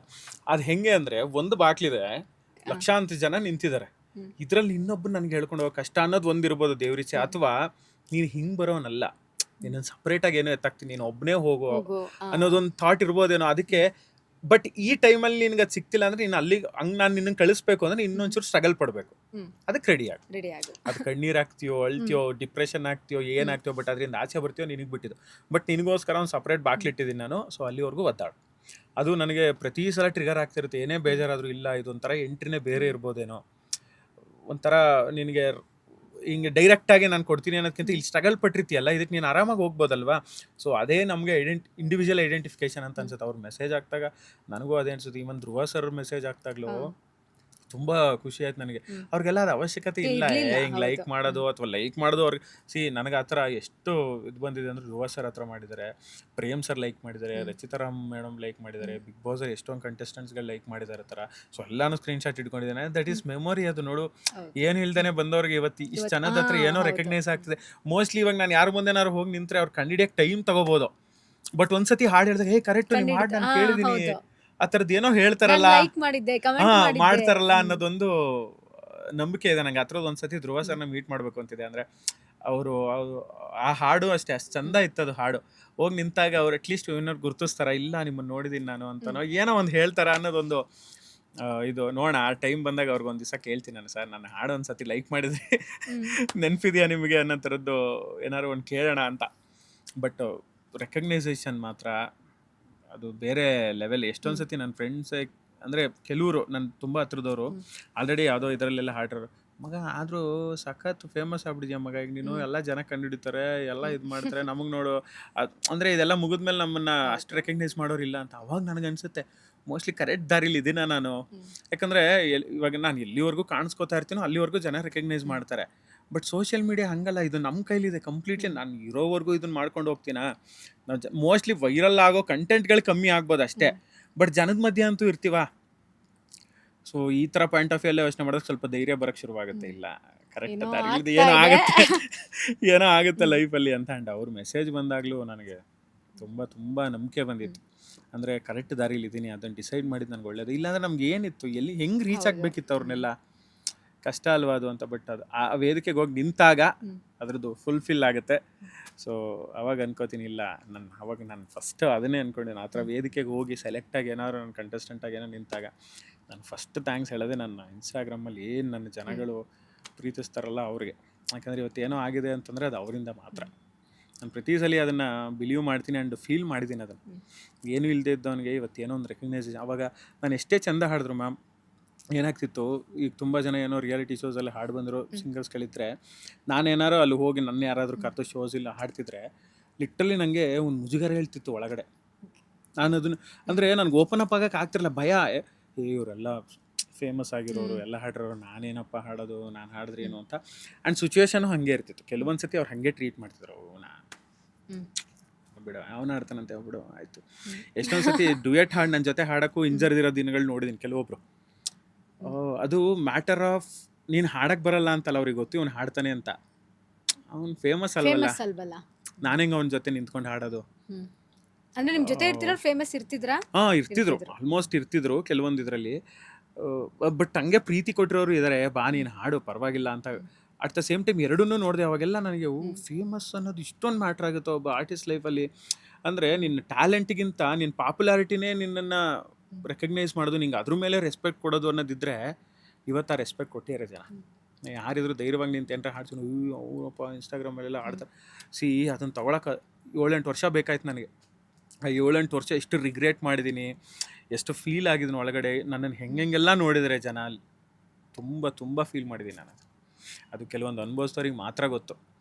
ಇವಾಗ ಅದೇ ಅವ್ರ ಮಧ್ಯೆ ಹೋದಾಗ ಏನಪ್ಪ ಹಿಂಗೆ ಚೆನ್ನಾಗಿದೆಯಲ್ಲ, ಇವಾಗ ಸಖತ್ತಾಗಿ ಓಡ್ತಿದೆಯಲ್ಲ ನಿನ್ನ ವೀಡಿಯೋಸ್ ಹಂಗಂದಾಗ ಆ ದಿನಗಳಿಗೆಲ್ಲ ಇದೊಂದು ಉತ್ತರ. ಅದು ನನ್ನೊಳಗೆ ನಾನು ತೊಗೊಂಡಿದ್ದ ಚಾಲೆಂಜ್. ಅದು ಅವ್ರದ್ದು ತಪ್ಪು ಅನ್ನೋದಲ್ಲ, ಏನಲ್ಲ, ನನ್ನೊಳಗೆ ನನಗೆ ಇದ್ದಿದ್ದು ಚಾಲೆಂಜ್ ಅದು. ಇದನ್ನೆಲ್ಲ ದಾಟ್ ಒಂದಿನ ರೆಸ್ಪೆಕ್ಟ್ ಮಾಡಬೇಕಲ್ಲ ಇವರು ಅಂತ. ಬಟ್ ಇದಿನ್ನೂ ಏನೋ ನೆಕ್ಸ್ಟಿಗೆ ಹೋಗ್ಬೇಕು, ಹಿಂಗಿದ್ದವನು ಹಿಂಗಾದ್ನಲ್ಲಪ್ಪ ಅನ್ನೋದು ಏನೋ ಬರಬೇಕು. ಆ್ಯಂಡ್ ಅದೆಲ್ಲನೂ ಸಾಧನೆ ಮಾಡಿ ಅಚೀವ್ ಮಾಡಿ ಮತ್ತೆ ನಮ್ಮೂರು ನಾವಾಯಿತು, ನಮ್ಮೂರಾಯಿತು. ಸೊ ಅದೊಂದು ನನ್ನ ಕೊನೆ ಇರೋದು. ಅಂದರೆ ಎಲ್ಲನೂ ನೋಡಿ ಎಲ್ಲ ಏನೇನು ಹೆಸರು ಮಾಡಬೇಕು, ಯಾವ ಲೆವೆಲ್ಲಿಗೆ ಅಂತ ಅನ್ಸುತ್ತೋ ಎಲ್ಲನೂ ಮಾಡಿ ಆಮೇಲೆ ನಮ್ಮೂರು ಹೋಗಿ ಸೆಟ್ಲ್ ಆಗ್ಬಿಡ್ಬೇಕು. ನಾವಾಯಿತು ಅಲ್ಲಿ ಒಂದಷ್ಟು ಮಕ್ಳಿಗೆ ಪಾಠ ಹೇಳ್ಕೊಂಡು, ಸಂಗೀತನೋ ಏನೋ ಹೇಳ್ಕೊಂಡು, ಇದು ನನ್ನ ಫೈನಲ್ ಅಲ್ಟಿಮೇಟ್ ಅದು.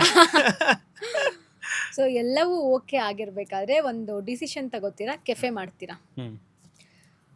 ಆ ಟೈಮ್ನಲ್ಲಿ ಏನು ಎಷ್ಟು ಇನ್ವೆಸ್ಟ್ ಮಾಡಿದ್ರಿ, ಜೊತೆಗೆ ನಿಂತವ್ರು ಯಾರು ಮತ್ತು ಹೆಸರು ಮಾತ್ರ ವೆರಿ ಸ್ಪೆಷಲ್ ಆಗಿದೆ. ಒಂದು ಯೂಶ್ವಲಿ ನಾವೇನೋ ಒಂದು ಅಂಗಡಿ ಮಾಡಬೇಕು ಅಂತೇಳಿ ಏನು ಹೆಸರು ಹಿಡಿದು, ಅಂಗಡಿನೂ ಬೇಡ, ಇವಾಗ ನಮ್ಮ ಮನೇನ ಯಾವುದೋ ಒಂದು ಪಾಪು ಆಯ್ತು ಅಂದರೆ ಪಾಪುಗೆ ಏನು ಹೆಸರು ಹಿಡಿದು ಅಂತೇಳಿ ನಾವು ಅಷ್ಟು ಯೋಚನೆ ಮಾಡ್ತೀವಿ. ಇವಾಗ ನಾವು ಒಂದು ದೊಡ್ಡ ಬಿಸ್ನೆಸ್ ಮಾಡ್ತೀವಿ ಅಂದಾಗ ಹೆಸರೇ ನಮ್ಮ ಕೈ ಹಿಡಿಯೋದು, ಜನ ರೆಕಗ್ನೈಸ್ ಮಾಡೋದು ಹೆಸರಿಂದನೇ. ಸೊ ಆ ಹೆಸರು ಹೇಗೆ ಬಂತು, ಜೊತೆಗೆ ಈ ಪ್ಲ್ಯಾನು ಎಲ್ಲಿಂದ ಉಟ್ಕೊಂಡಿತ್ತು? ಪ್ಲ್ಯಾನು ಹಿಂಗೆ ಹೇಳಿದ್ನಲ್ಲ, ನನಗೆ ಯಾವ್ಯಾವುದು ಪ್ರೈವೇಟ್ ಶೋಸ್ಗಳು ಇದೆಲ್ಲ ನನಗೆ ಬೇರೆ ಏನೋ ಆಸೆ ಪಡ್ತಿದ್ದೆ. ನಾನು ಯಾವಾಗ ಸಿಗ್ಲಿಲ್ವೋ ಆಗ ನಾನು ಈ ಕಡೆ ಪಬ್ ಕಡೆ ಅಥವಾ ಕೆಫೆ ಕಡೆ ಬಂದೆ. ಸೊ ಅದು ರೆಗ್ಯುಲರಾಗಿ ನಡೀತಿತ್ತು, ಚೆನ್ನಾಗೇ ನಡೀತಿತ್ತು, ದೇವರ ಆಶೀರ್ವಾದ ಚೆನ್ನಾಗಿ ನಡೀತಿತ್ತು, ಹೋಗ್ತಿತ್ತು. ಒನ್ ಟೈಮಲ್ಲಿ ಏನಾಯಿತು, ಎಲ್ಲ ಕಮ್ಮಿ ಆಗ್ತಾ ಬರೋಕ್ಕೆ ಶುರುವಾಯಿತು. ಬಿಕಾಸ್ ಆಫ್ ದಟ್ IPL ಇಂದನೋ ಇನ್ನೇನಕ್ಕೋ ಅಥವಾ ಅವ್ರಿಗೇನೋ ಬಿಸ್ನೆಸ್ ಆಗ್ತಿಲ್ಲ ಅಂತನೋ ಏನೋ ಕಾರಣಕ್ಕೆ ಎಲ್ಲ ಕಮ್ಮಿ ಆಗಕ್ಕೆ ಬರೋಕ್ಕೆ ಶುರುವಾಯಿತು. ಅವಾಗ ನನಗೊಂದು ತಲೆಗೊಂದು ಸ್ಪಾರ್ಕ್ ಬಂತು, ಎಲ್ಲಿವರೆಗೂ ಹಿಂಗೆ ಮಾಡೋದು. ಇವಾಗ ಚೆನ್ನಾಗಿ ನಡೀತಿತ್ತು, ಅವಾಗ ನನಗೆ ಯೋಚನೆ ಇರಲಿಲ್ಲ, ಬಿಡು ನಡೀತಿದೆ, ಏನೋ ಬರ್ತಿದೆ ದುಡ್ಡು, ಏನೋ ಒಂದು ಆಗ್ತಿದೆ ಅಂತ. ಯಾವಾಗ ಅವ್ರು ಸ್ಟಾಪ್ ಮಾಡಿಬಿಟ್ರು ಅವಾಗ ನನಗೆ ಅನಿಸಿದ್ದು, ಇವಾಗ ನಾನು ಇಷ್ಟೆಲ್ಲ ಮಾಡ್ಕೊಂಡು ಬಂದಿದ್ದೀನಿ, ಅವ್ರದ್ದೇನೋ ಪರ್ಸ್ನಲ್ ಪ್ರಾಬ್ಲಮ್ಗೋ ಅಥವಾ ಅವ್ರಿಗೇನೋ ಬಿಸ್ನೆಸ್ ವರ್ಕ್ ಆಗ್ತಿಲ್ಲ ಅಂತ ಸ್ಟಾಪ್ ಆದರೆ ನನ್ನ ಲೈಫು, ಹ್ಮ್. ಈಗ ನನಗೇನು ಬ್ಯಾಕಪ್ ಇಲ್ಲ, ನನ್ನ ನಂಬ್ಕೊಂಡು ಒಂದು ಫ್ಯಾಮಿಲಿ ಇದೆ ನನಗೆ, ಏನು ಮಾಡ್ಬೇಕು ನಾನು? ಇದು ನಾನು ಒಬ್ಬನ ಗೋಳಲ್ಲ, ಎಲ್ಲ ಆರ್ಟಿಸ್ಟ್ಗಳಿಗೂ ಹಿಂಗೆ ಆಗೋದು. ಆ ಸಿಂಗರ್ಸ್ ಆಗಲಿ, ಇನ್ಸ್ಟ್ರೂಮೆಂಟ್ ಆರ್ಟಿಸ್ಟ್ ಆಗಲಿ, ಎಲ್ಲರಿಗೂ ಅಷ್ಟೇ. ಎಲ್ಲಿವರೆಗೂ ನಡೀತಿರುತ್ತೋ ಅಲ್ಲಿವರೆಗೂ ಓಕೆ. ಒಂದಿನ ಸಡನ್ನಾಗಿ ರೆಗ್ಯುಲರ್ ಮಾಡ್ತಿದ್ದವರು ಇಲ್ಲ, ನಾಳೆಯಿಂದ ನಿಮಗೆ ಶೋಸ್ ಇಲ್ಲ ಅಂದರೆ ಏನು ಮಾಡ್ಬೇಕು ಅವಾಗ? ಸೊ ಅದು ನನಗೆ ತುಂಬ ಟ್ರಿಗರ್ ಆಗೋಯ್ತು. ಒಂದು ವಾರ ಯೋಚನೆ ಮಾಡಿದ್ದೀನಿ, ನಾನು ಏನು ಮಾಡಬೇಕು, ಹೆಂಗೆ ಮಾಡೋದು ಇದನ್ನು ಅಂತ. ಅವಾಗ ಅನಿಸಿದ್ದು, ಕೆಲವೊಬ್ಬರು ಬಿಸ್ನೆಸ್ ನಿಜವಾಗ್ಲೂ ಡಲ್ ಆಗಿದೆಯೋ ಅಥವಾ ಇವ್ರಿಗೆ ಮತ್ತೆ ಏನು ಎಕ್ಸ್ಟ್ರಾ ಕೊಡೋದು, ಹೆಂಗೋ ಜನ ಬರ್ತಾರೆ, ನಾವು ಅದನ್ನೇ ಬ್ಯಾಲೆನ್ಸ್ ನಾವೇ ಮಾಡೋಣ. ಮಾಡ್ಕೊಂಡು ಹೋಗೋಣ, ಯಾಕೆ ಅದು ಮೈಂಡ್ ಸೆಟ್ಟ ನನಗೆ ಗೊತ್ತಿಲ್ಲ. ನೋಡ್ಬಿಡೋಣ, ನಾನೇ ಒಂದು ಟ್ರೈ ಮಾಡೋಣ, ಅದು ಏನಾಗುತ್ತೆ ಆಗ್ಬಿಡ್ಲಿ ಅತ್ತಿಗೆ ಅಂತ ನಾನು ಏನೇನು ಸೇವಿಂಗ್ಸ್ ಇಟ್ಟಿದ್ನೋ ಹಾಕ್ಬಿಡೋಣ ಒಂದು ಕಡೆ. ಅಂಡ್ ಕಳೀತಿಲ್ಲ ಅನ್ನೋದು ಒಂದು ಧೈರ್ಯ. ಆ್ಯಂಡ್ ಮೋರ್ ಓವರ್ ನನ್ನ ಫೀಲ್ಡಲ್ಲಿ ನಾನಿದ್ದೀನಿ, ಬೇರೆ ಏನಕ್ಕೂ ಅಲ್ಲ. ಆ್ಯಂಡ್ ಹೇಳಿದಾಗ ಇನ್ಸ್ಟಾಗ್ರಾಮಲ್ಲಿ ನಂಗೆ ಒಂದು ಮೆಸೇಜ್ ಬರ್ತಾ ಇರುತ್ತೆ ಯಾವಾಗಲೂ, ಹಿಂಗೆ ಸರ್ ನಂಗೊಂದು ಅವಕಾಶ ಕೊಡಿ, ನಾನು ಹಾಡ್ತೀನಿ. ಚಿಕ್ಕವರಿಂದ ಹಿಡಿದು ದೊಡ್ಡೋರ್ವರೆಗೂ ಬರುತ್ತೆ ನನಗೆ, ನಾನು ಒಂದು ಹಾಡ್ತೀನಿ, ಏನೋ ಅವಕಾಶ ಕೊಡಿ, ಏನೋ ಮಾಡಿ. ಅವಾಗೆಲ್ಲ ನಾನು ಏನು ಅವಕಾಶ ಕೊಡೋದು, ಹೆಂಗೆ ಅವಕಾಶ ಕೊಡಲಿ? ನಾನು ಹೆಂಗೆ ಅವಕಾಶ ಏನು ಕೊಡಕ್ಕಾಗುತ್ತೆ? ಕೊಡೋಕ್ಕೆ? ಇವಾಗ ನಾನು ಇನ್ಸ್ಟಾಗ್ರಾಮಲ್ಲಿ ಹಾಡ್ತೀನಿ, ನನ್ನ ನೀವು ಇಷ್ಟಪಡ್ತಿದ್ದೀರಾ, ಕೇಳ್ತಿದ್ದೀರಾ, ಓಕೆ. ಏನು ಅವಕಾಶ ಕೊಡಲಿ? ಈಗ ನಾನು ಏನೋ ಇವೆಂಟ್ ನಡೆಸ್ತಾ ಇದ್ದೀನಿ ಅಂದರೆ ಫೈನ್. ಇಲ್ಲ, ನಾನೇ ಇನ್ನೊಬ್ರು ಇವೆಂಟಿಗೋಸ್ಕರ ಕಾಯ್ತಾ ಇದ್ದೀನಿ, ನಾನೇ ಇನ್ನೊಂದು ಯಾವುದೋ ಶೋಸ್ ಬಂದ್ರೆ ಏನು ಅವಕಾಶ ಕೊಡಲಿ ಅಂತ. ಸೊ ಇದೆಲ್ಲ ಓಡ್ತಿತ್ತು. ಒಂದಿನ ರಾತ್ರಿ ಕಂಪ್ಲೀಟ್ ನಿದ್ದೆ ಮಾಡಿಲ್ಲ ನಾನು, ಯೋಚನೆ ಮಾಡಿದೆ ಏನು ಮಾಡೋದು ಅಂತ. ಕೊನೆಗೆ ಇಲ್ಲ, ಇದೊಂದು ಕೆಫೆ ಥರ ಓಪನ್ ಮಾಡಿ. ಇದು ಹೆಂಗೆ ಅಂದರೆ ಕ್ಲಾಸಸ್ಸು ವಿತ್ ಕೆಫೆ. ವೀಕೆಂಡ್ಸಲ್ಲಿ ಲೈವ್ ಮ್ಯೂಸಿಕ್ ಶೋಸ್ಗಳನ್ನ ಮಾಡೋಣ, ಒಂದಿನ ನನ್ನದೇ ಮ್ಯೂಸಿಕ್ ಶೋ ಇಟ್ಕೊಳ್ಳೋಣ. ಸೊ ನನಗೇನಿರುತ್ತೆ ಅದು ನನಗಿರ್ತಾರೆ. ಇವಾಗ ಕೆಲವೊಂದು ಸತಿ ಸೆಟ್ ಆಫ್ ಹೆಂಗಾಗ್ತಿತ್ತು ಅಂತಂದರೆ, ಕೆಲವೊಂದು ವೆನ್ಯೂಗೆ ನಾನು ಏನು ಪರ್ಫಾರ್ಮ್ ಮಾಡೋಕ್ಕೆ ಹೋದಾಗ ನಾನು ಕೊಲ್ಯಾಪ್ ತಗೋತಿದ್ದೆ ಅದನ್ನು. ಈಗ ನನಗೆ ಅಂತ ಒಂದಷ್ಟು ಜನ ಬರೋರು, ಸರ್ ನಿಮ್ಮ ಹಾಡು ಕೇಳಕ್ಕೆ ನಾವು ಇಲ್ಲೆಲ್ಲಿಂದನೂ ಬಂದಿದ್ದೀವಿ, ತುಮಕೂರಿಂದ ಬಂದಿದ್ದೀವಿ ಅಥವಾ ದೊಡ್ಡಬಳ್ಳಾಪುರದಿಂದ ಬಂದಿದ್ದೀವಿ, ಇಲ್ಲ ಎಲ್ಲ ವೈಟ್ ಫೀಲ್ಡಿಂದ ಬಂದಿದ್ದೀವಿ ಅಂತ. ನನಗೆ ಅಂದರೆ ಇಷ್ಟೆಲ್ಲ ಪ್ರೀತಿಗೋಸ್ಕರ ಬರ್ತಿದ್ರ ನನ್ನ ಶೋಸ್ ನೋಡೋಕ್ಕೆ ಅಂತ. ಅವಾಗ ನಂಗೆ ಅರ್ಥ ಆಗಿದ್ದು, ಬರೋರು ಬರ್ತಾರಲ್ವ, ನಾವೇ ಒಂದು ಓಪನ್ ಮಾಡೋಣ. ಈಗ ಅಲ್ಲೆಲ್ಲ ಇದ್ದು ಅಲ್ಲಿಗೆ ಬರೋರು ಇನ್ನು ಇಲ್ಲಿಗೆ ಬರಲ್ವಾ? ಬರ್ತಾರೆ, ಏನೋ ಒಂದು ನೋಡೋಣ ಅಂತ ಅಂದ್ಬಿಟ್ಟು ವೀಕೆಂಡ್ಸಲ್ಲಿ ಜಾಮಿಂಗ್ ಮಾಡೋಣ ಅಂತ ಸ್ಯಾಟರ್ಡೇ ಇಟ್ಕೊಂಡು ಸಂಡೇಸ್ ಓಪನ್ ಮೈಕ್ ಅಂತ ಮಾಡ್ತೀವಿ. ಅಂದರೆ ಯಾರ್ಯಾರು ಹಾಡೋಕ್ಕೆ ಇಂಟ್ರೆಸ್ಟ್ ಇದೆಯೋ, ಕರೋಕೆ ಯಾರ್ಯಾರು ಹಾಡ್ತಿರೋ ನೀವು ಬನ್ನಿ, ನಿಮಗೂ ಒಂದು ಸ್ಟೇಜ್ ಕೊಡ್ತೀನಿ, ನಾನು ಹಾಡ್ತೀನಿ, ನೀವು ಹಾಡಿ ಜೊತೆಲಿ ಅನ್ನೋ ಥರ. ಅದಾದಮೇಲೆ ವೀಕ್ ಡೇಸಲ್ಲಿ classes, vocal music class, guitar ಕ್ಲಾಸ್ಗೂ ಕೇಳುತ್ತಿದ್ರು ನನಗೆ, ಕ್ಲಾಸಸ್ ಶುರು ಮಾಡ್ತೀರಾ, ನೀವೇನಾರು ಟೀಚ್ ಮಾಡ್ತೀರಾ ಅಂತ. ಸೊ ಕ್ಲಾಸಸ್ಸು ಶುರು ಮಾಡೋಣ ಅಂತ. ಸೊ ಮಂಡೇ ಟು ಥರ್ಸ್ಡೇ ಫ್ರೈಡೇವರೆಗೂ ನಿಮಗೆ ಕ್ಲಾಸಸ್ ಇರುತ್ತೆ. ಸ್ಯಾಟರ್ಡೆ ಸಂಡೇಸು ನಿಮಗೆ ಜಾಮಿಂಗ್ ಸೆಷನ್ ಥರ ಮಾಡೋಣ ಅಂಥೇಳಿ ನನ್ನ ಹತ್ರ ಇದ್ದಿದ್ದು ಸೇವಿಂಗ್ಸ್ ಎಲ್ಲ ಅದಕ್ಕೆ ಹಾಕಿ ಮಾಡೋಣ. ಯಾಕಂದರೆ ಅದು ಒಬ್ಬನ ಡಿಸೈಡ್ ಅಲ್ಲ. ಈಗ ನಾನೊಬ್ಬ ಡಿಸೈಡ್ ಮಾಡಿದ್ರೆ ಆಗಲ್ಲ. ನನ್ನಿಂದ ನನ್ನ ವೈಫು, ನನ್ನ ಮಗು ಅವ್ರು ಸಫರ್ ಆಗಬಾರ್ದು. ನಾನು ಅವ್ಳಿಗೂ ಒಂದು ಮಾತು ಕೇಳಿದೆ, ಹೇಳಿ ಈ ಥರ ಅಂದ್ಕೊಂಡಿದ್ದೀನಮ್ಮ, ಏನು ಮಾಡೋದು ಅಂತ. ಅವ್ರು ಒಂದೇ ಮಾತು ಹೇಳಿದ್ದು, ಮಾಡಿ, ನೀವು ಏನು ಮಾಡ್ತೀರಾ ಮಾಡಿ. ಯಾಕಂದರೆ ಅವ್ರಿಗೆ ಗೊತ್ತು ನೀವು ತುಂಬ ಜವಾಬ್ದಾರಿಯಿಂದ ಇದ್ದೀರಾ, ನನ್ನ ಒಳ್ಳೇದಕ್ಕೆ ನೀವು ಏನೇನು ಮಾಡಬೇಕು ಅದನ್ನೆಲ್ಲ ಮಾಡ್ತಾ ಇದ್ದೀರಾ. ನಿಮ್ಮ ಆಸೆಗೆ ನಾನು ಸಪೋರ್ಟಾಗಿ ನಿಲ್ಲಬೇಕು, ನಾನು ರೆಡಿ ಇದ್ದೀನಿ ಅಂತ ಸೆಕೆಂಡು ಯೋಚನೆ ಮಾಡಲ್ಲ. ನೀವು ಮಾಡ್ತೀರಾ, ನಾವು ಮಾಡಿ ಅಂತ ಜೊತೆಗೆ ನಿಂತು ನಾನು ಅವಳು ಫುಲ್ ಕ್ಲೀನ್ ಮಾಡ್ಕೊಂಡಿಂದ ಹಿಡಿದು ಪೇಂಟ್ ಮಾಡೋದ್ರಿಂದ ಎಲ್ಲನೂ. ಬಿಕಾಸ್ ಕೆಲವೊಂದು ಆ ಟೈಮಿಗೆ ನನಗೆ ಬೇಕಾಗಿರೋ ವರ್ಕರ್ ಸಿಗ್ತಿರಲಿಲ್ಲ, ಇನ್ನೊಂದು ಅಷ್ಟು ಬಜೆಟು ನನ್ನ ಹತ್ರ ಇರ್ತಿರಲಿಲ್ಲ, ನಾವೇ ಮಾಡೋದು. ಸೊ ನಾನೊಂದು ಪೋಸ್ಟ್ ಹಾಕಿದ್ದೆ ಇನ್ಸ್ಟಾಗ್ರಾಮಲ್ಲಿ. ಅಂದರೆ ಒಂದು ಹಿಂಗೆ ನಾನು ಯಾವುದಕ್ಕೆ ಪೇಂಟ್ ಮಾಡ್ತಾ ಇರ್ತೀನಿ, ನನ್ನ ವೈಫ್ ಸುಮ್ಮನೆ ಹಿಂಗೆ ವೀಡಿಯೋ ಮಾಡ್ತಾಳೆ, ಒಂದು ಪೋಸ್ಟ್ ಇರುತ್ತೆ ನಂದು, ಅಂದರೆ ನೆಕ್ಸ್ಟ್ ಅಲ್ಲಿ ಹಾಕೋ ಪೋಸ್ಟು ನೋಡ್ಬಿಟ್ಟು ಹಿಂಗೆ ತೋರಿಸಲೆ, ನೋಡಿ ಇಲ್ಲಿ ಪೇಂಟ್ ಮಾಡ್ತಾ ಕೂತವ್ರೆ ಆಡಿ ಅಂದರೆ ಅಂತ ಅಂದ್ಬಿಟ್ಟು ಕೆಫೆದಲ್ಲ. ಅದಕ್ಕೆ ತುಂಬ ಜನ ರಿಯಾಕ್ಟ್ ಮಾಡಿದ್ರು, ಇಲ್ಲ ಏನೋ ಮಾಡ್ತಾಯಿದ್ರೆ ಒಳ್ಳೇದಾಗಲಿ, ನಿಮಗೆ ಚಂದ ಮಾಡ್ತಾಯಿದ್ರೆ. ಅದು ಆ್ಯಕ್ಚುಲಿ ನನ್ನ ಪಾಡಿಗೆ ನಾನು ಕೆಲಸ ಮಾಡ್ತಿದ್ದೆ, ಅವಳು ಏನೋ ಇದನ್ನು ಮಾಡಿದ್ದು. ಬಟ್ ಅದರಿಂದ ಇನ್ಯಾರೋ ಒಬ್ಬ ಮೋಟಿವೇಟ್ ಆಗ್ಬೋದಲ್ವಾ, ಇನ್ಯಾರೋ ಒಬ್ರು ನಿಂತ್ಕೋಬೋದು, ನಾವು ಈ ಥರದ್ದು ಏನೋ ಒಂದು ಮಾಡೋಣ ಅಂತ ಅನ್ಬೋದು. ಆ್ಯಂಡ್ ಎಸ್ಪೆಷಲಿ ಆರ್ಟಿಸ್ಟ್ಗಳು ತುಂಬ ಸಪೋರ್ಟ್ ಮಾಡೋದು ನನಗೆ. ಫಸ್ಟ್ ಶೋ ಮಾಡಿದಾಗ ಪೇಮೆಂಟ್ ಇಲ್ದೇ ಬಂದು ಫ್ರೀಯಾಗಿ ಮೊದಲನೇ ಶೋ ಮಾಡ್ಕೊಡ್ತೀವಿ ನಾವು ಅಂತ ಮಾಡಿದ್ರು. ಆ್ಯಂಡ್ ತುಂಬ ಖುಷಿಪಟ್ಟರು. ನಮ್ಮಲ್ಲಿ ಆರ್ಟಿಸ್ಟ್ ಯಾರೋ ಒಬ್ರಿಗೆ ಮಾಡ್ತಾ ಇದ್ದೀರಾ, ತುಂಬ ಒಳ್ಳೇದಾಗಲಿ. ನಾನು ಅದೇ ಅಂದೆ, ನೋಡಿ ಎಲ್ಲಿ ಯಾರಿಗಿಲ್ಲ ಅಂದರೂ ನನ್ನ ವೆನ್ಯೂ ಅಂದರೆ ಇವಾಗ ಏನು ನಾವು ಮಾಡಿದ್ದೀನಲ್ಲ, ಅದೇನೋ ವರ್ಕಾಗಿ ಹೌಸ್ಫುಲ್ ಆಗೋ ಜನ ಬರ್ತಿದ್ದಾರೆ ಅಂದರೆ, ಯಾರ್ಯಾರು ಆರ್ಟಿಸ್ಟ್ಗಳು ಶೋಸ್ ಇಲ್ದೇ ಇದ್ದಾರಲ್ಲ ಅವ್ರಿಗೆಲ್ಲ ನಿಮಗೆ ಇಲ್ಲಿ ಶೋ ಮಾಡಿ, ನೀವು ವಿತ್ ಪೇಮೆಂಟ್ ಮಾಡಿ. ಬಿಕಾಸ್ ನಾನು ಪಟ್ಟಿದ್ದ ಟೈಮು, ಆ ಸ್ಟ್ರಗಲ್ಲು, ಅಟ್ಲೀಸ್ಟ್ ಅವನಲ್ಲಿ ಅದು ಕಮ್ಮಿ ಆದರೆ ನನಗೇನೋ ಸಮಾಧಾನ ಆಗುತ್ತೆ. ಆವಾಗ ನಂಬಿಕೆ ಏನಂದ್ರೆ, ನನಗೆ ದೇವರು ಇದಕ್ಕಿಂತ ಬೇರೆ ಇನ್ನೇನೋ ಕೊಟ್ಟಿರ್ತಾನೆ, ನಾನು ಅಲ್ಲಿ ಬ್ಯುಸಿ ಇರ್ತೀನಿ, ನೀವಿಲ್ಲಿ ಮಾಡ್ಕೊಳ್ಳಿ ಅನ್ನೋದೇನೋ ಒಂದು ನಂಬಿಕೆ ನನಗೆ. ಜನ ಹಂಗೆ ಕೈ ಹಿಡಿತಾರೆ ಅಂತ. ಮೋಸ್ಟ್ಲಿ ಇದೊಂದು 20 ಡೇಸ್ ಆಗಿದೆ ಅಷ್ಟೇ ನನಗೆ, ಇನ್ನೂ ಟೈಮ್ ಇದೆ, ಅದು ಪಿಕಪ್ ಆಗುತ್ತೆ. ಆ ದಿನ ಎಲ್ಲ ಆರ್ಟಿಸ್ಟ್ಗಳಿಗೂ ನನ್ನ ಒಂದು ಕೆಫೆಯಲ್ಲಿ ಒಂದು ಅವಕಾಶ ಅನ್ನೋದಕ್ಕಿಂತ ಪೇಮೆಂಟ್, ಅವ್ರ ಕೆಲಸ, ಅದು ಅವಕಾಶನೂ ಅಲ್ಲ. ಕೆಲವೊಂದು ಸತಿ ಏನಾಗುತ್ತೆ, ಈ ಅವಕಾಶ ಅನ್ನೋ ಪದನೇ ತುಂಬ ಕಷ್ಟ ಆಗ್ಬಿಡುತ್ತೆ. ನಾನೇನೋ ಅವಕಾಶ ಕೊಡ್ತೀನಿ ನಿಮಗೆ, ನೋನು ಅದು ಅವಕಾಶ ಹೌದು ಸಿಗಬೇಕು, ಅಟ್ ದ ಸೇಮ್ ಟೈಮ್ ಅದು ಟ್ಯಾಲೆಂಟೆಡ್ ಅವ್ರ ಕೈಲಿಗೆ ಸಿಗಬೇಕು. ಅವಾಗ ಜನನೂ ಇಷ್ಟಪಡೋಕ್ಕೆ ಶುರು ಮಾಡ್ತಾರೆ, ಅವ್ನಿಗೆ ಇನ್ನೇನೋ ಒಂದು ಲೈಫ್ ಕಟ್ಕೊಳಕ್ಕೆ ಈಸಿ ಆಗುತ್ತೆ. ಸೊ ಹಾಗಾಗಿ ನಾವು ನಾದ ಅನ್ನೋದೊಂದು ತುಂಬ ಯೋಚನೆ ಮಾಡಿದೆ, ಏನು ಮಾಡೋದು, ಏನು ಹೆಸರಿಡೋದು. ನನಗೇನಾಗ್ತು, ಬರೀ ಕೆಫೆನೇ ಆದರೆ ಒಂದು ಹೆಸರಿಟ್ಟಿಡ್ಬೋದು, ಅಥವಾ ಕ್ಲಾಸಸ್ಸೇ ಆದರೆ ಒಂದು ಇಡ್ಬೋದು. ನಾನು ಎರಡನ್ನೂ ಮರ್ಜ್ ಮಾಡ್ಕೊಂಡಿದ್ದೀನಿ. ಹಂಗಿದ್ದಾಗ ಎರಡಕ್ಕೂ ಮ್ಯಾಚ್ ಆಗೋದು ಏನೋ ಒಂದು ಬೇಕಲ್ಲ ಅಂತ ಹುಡುಕಿ ಮಾಡಿದ್ಮೇಲೆ ನಾದ ಸೌಂಡ್ ಆಫ್ ರಿದಮ್ ಅಂತ ಮಾಡಿದ್ವಿ. ಅಂದರೆ ಇಲ್ಲಿ ಎಲ್ಲ ಥರನೂ ಸಿಗುತ್ತೆ ನಿಮಗೆ, ಎಲ್ಲ ಸೌಂಡಿಂಗು ಇಲ್ಲಿರುತ್ತೆ. ಕಲಿಬೇಕಾ ಅದಕ್ಕೊಂದು ಸೌಂಡ್ ಇರುತ್ತೆ. ಸೊ ಅದಿದೆ, ಮ್ಯೂಸಿಕ್ ಬೇಕಾ ಮ್ಯೂಸಿಕ್, ಅಥವಾ ನಿಮ್ಮದೇ ಆದೊಂದು ನಾದ ಅಂದರೆ ನಿಮ್ಮದೇ ಆದಂಥ ಒಂದು ಸೌಂಡ್ ಇರುತ್ತೆ, ಅದಕ್ಕೂ ಇರುತ್ತೆ ಅನ್ನೋದು ಎಲ್ಲನೂ ಯೋಚನೆ ಮಾಡಿ ಇಲ್ಲ ನಾದ ಇದಾಗುತ್ತೆ ಅಂತ.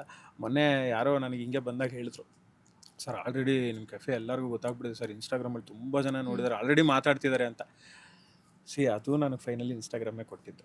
ಯಾಕಂದರೆ ಆ ಒಂದು ತಲುಪ್ಸೋಕ್ಕೆ ಇವತ್ತು ಎಷ್ಟೊಂದು ಜನ ಪ್ರಮೋಟ್ ಮಾಡ್ತಾರೆ, ಬೂಸ್ಟ್ ಮಾಡ್ತಾರೆ, ಒಂದಷ್ಟು ಪೇಯ್ಡ್ ಪ್ರಮೋಷನ್ಸ್ ಮಾಡ್ತಾರೆ.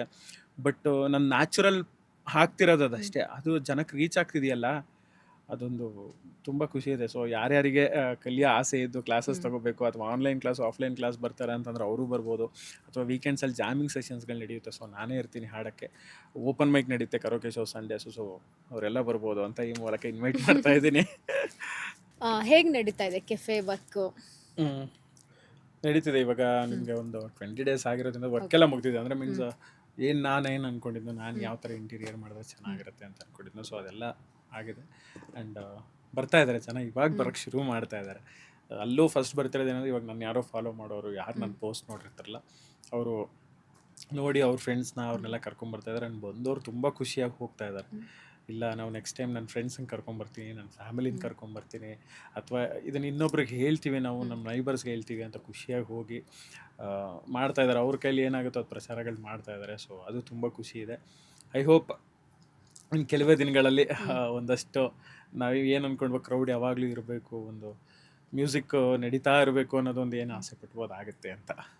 ಈಗ ಕ್ಲಾಸಸ್ ಅಂತ ಬಂದರೆ ಎಷ್ಟು ಜನ ಸ್ಟೂಡೆಂಟ್ಸ್ ಇದ್ದಾರೆ ಮತ್ತು ಏನೇನು ಹೇಳ್ಕೊಡ್ತಾ ಇದ್ದೀರಾ? ಸೊ ಇವಾಗ ನಾವಲ್ಲಿ ವೋಕಲ್ಸ್ ಶುರು ಮಾಡಿದ್ವಿ, ಕೀಬೋರ್ಡ್ ಕ್ಲಾಸಸ್ ಮಾಡ್ತಾ ಇದ್ದೀವಿ, ಗಿಟಾರು ಆ್ಯಂಡ್ ಡ್ಯಾನ್ಸ್ ಇದೆ, ಏರೋಬಿಕ್ಸ್ ಶುರು ಮಾಡಿದ್ವಿ, ಆ್ಯಂಡ್ ಡ್ರಮ್ಸ್ ಕ್ಲಾಸಸ್ ಶುರು ಮಾಡಿದ್ವಿ.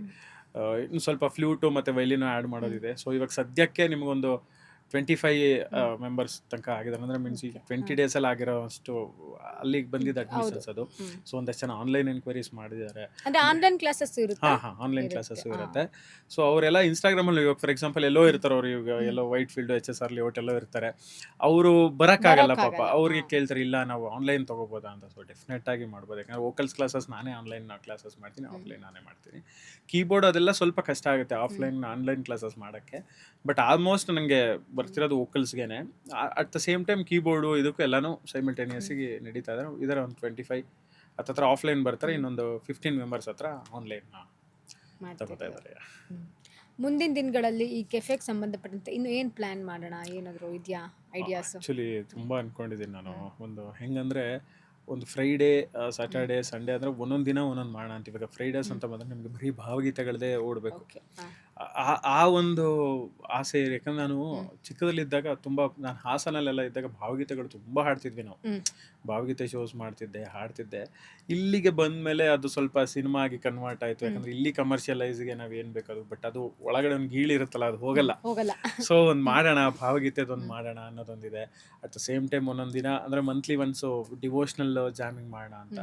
ಒಂದಷ್ಟು ದೇವ್ರ ನಾಮಗಳು ಹಾಡೋಣ. ನಮ್ಮದೇನೋ ಒಂದು ಸಂಸ್ಕೃತಿ ಅಂತ ಒಂದಿರುತ್ತೆ. ಒಂದೊಂದು ಹಾಡುಗಳು ತುಂಬ ಪವರ್ಫುಲ್ ಆಗಿರುತ್ತೆ. ಅದನ್ನು ಅಷ್ಟು ಚೆನ್ನಾಗಿ ಕೂತು ಇವಾಗ ಆ್ಯಕ್ಚುಲಿ ನಾನೊಂದು ರೂಲ್ಸ್ ಮಾಡ್ಕೊಂಡಿದ್ದೇನೆ. ಅಂದರೆ ನನ್ನ ಕೆಫೆ ಇವಾಗ ನಾನು ಸ್ಯಾಟರ್ಡೇ ಜಾಮಿಂಗ್ ಮಾಡ್ತೀನಿ ಅಂದರೆ ನಾನು ಏನೇ ಸಿನಿಮಾ ಹಾಡು ಹಾಡ್ಬೋದು. ನಾನು ಯಾವುದೇ ಎಲ್ಲ ಥರ ಸಿನಿಮಾ ಹಾಡುಗಳನ್ನೂ ಹಾಡ್ತೀವಿ, ಎಲ್ಲ ಥರ ಹಾಡುಗಳನ್ನೂ ಹಾಡ್ತೀವಿ. ಕೊನೆಗೆ ನನ್ನ ಶೋನ ಎಂಡ್ ಮಾಡಿದೆ ಹರಿವರಾಸನಮಿಂದ. ಇದು ನಾನು ಹಾಕೊಂಡ್ರೆ ಒಂದು ಪಾಲಿಸಿ. ಅಂದರೆ ಮ್ಯೂಸಿಕ್ ಬರೀ ಎಂಟರ್ಟೈನ್ಮೆಂಟ್ ಅಲ್ಲ, ಅದೊಂದು ವೈಬ್ರೇಷನ್. ಅದನ್ನು ಹಾಗೆ ತೊಗೊಂಡೋಗ್ಬೇಕು. ಅವ್ರಿಗೆ ಅಷ್ಟೊಳಗೆ ನಿಮಗೆ ಒಳ್ಳೊಳ್ಳೆ ಮೆಲೋಡಿ ಹಾಡುಗಳು ಕೇಳಿರ್ತಾರೆ, ಡ್ಯಾನ್ಸ್ ಮಾಡಿರ್ತಾರೆ, ಸುಸ್ತಾಗಿರ್ತಾರೆ. ಸೊ ಅದನ್ನ ನಾನು ಯಾವಾಗ ಕೂರಿಸ್ತೀನಲ್ಲ, ಅವ್ರಿಗೆ ಕೂರಿಸಿ ಇಲ್ಲ ಇದೊಂದು ಹಾಡು ಹಾಡೋಣ ಅಂತ, ನೀವು ನಂಬಲ್ಲ ಎಷ್ಟು ಜೋರು ಸೌಂಡ್ ಮಾಡಿ ಕಿರಿಸ್ತಾರೆ ಅಂದರೆ. ಅಂದರೆ ಆ ಡಿವೈನಿಟಿ ಇನ್ನೂ ಇದೆ ಜನಕ್ಕೆ, ಅದು ಫೀಲ್ ಮಾಡಬೇಕು. ಬಟ್ ಹಾಡೋರು ಕಮ್ಮಿ ಆಗಿದ್ದಾರೆ ಅದನ್ನು ಅನ್ನೋದೊಂದು ಅಷ್ಟೇ ಅನಿಸುತ್ತೆ. ಬಿಟ್ಟರೆ ಅದನ್ನು ಫೀಲ್ ಮಾಡೋಕ್ಕೆ ಡೆಫಿನೆಟ್ ಆಗಿದ್ದಾರೆ. ಸೊ ಅದನ್ನು ಹಾಡಿ ಕೂರಿಸಿ ಪೀಸಾಗಿ ನಾನು ಹೇಳ್ತೀನಿ, ನೋಡಿ ಈ ಹಾಡನ್ನು ಹಾಡ್ತಾರೆ ಎಂಜಾಯ್ ಮಾಡ್ತಿರೋ, ಅಥವಾ ಒಂದು ಡಿವೈನಿಟಿ ಥರ ಎಂಜಾಯ್ ಮಾಡ್ತಿರೋ, ಇಲ್ಲ ಕಣ್ಣು ಮುಚ್ಕೊಂಡು ಫೀಲ್ ಮಾಡ್ತಿರೋ, ಅದು ನಿಮಗೆ ಬಿಟ್ಟಿದ್ದು. ನಾನಂತೂ ನನ್ನ ಮನಸ್ಫೂರ್ತಿಯಾಗಿ ಆ ದೇವ್ರಿಗೆ ಶರಣಾಗಿ ಈ ಹಾಡನ್ನು ಹಾಡ್ತಾ ಇರ್ತೀನಿ. ಇಷ್ಟೋ ತನಕ ಹಾಡಿದ್ದು ಬೇರೆ, ಇದು ನನ್ನ ಮನಸ್ಸು ತೃಪ್ತಿಗೆ ಹಾಡೋದು. ಎಷ್ಟೊಂದು ಜನ ಸೈಲೆಂಟಾಗಿ ಕೂತ್ಕೊಂಡ್ಬಿಡ್ತಾರೆ, ಸೈಲೆಂಟಾಗಿ ಕೂತು ಹಾಡಿ ಆ ಕೋರಸ್ ಶರಣಮಯ್ಯಪ್ಪ ಎಲ್ಲ ಬಂದಾಗ ಅವರು ಕೋರಸ್ ಹಾಡ್ತಾರೆ ನನಗೆ.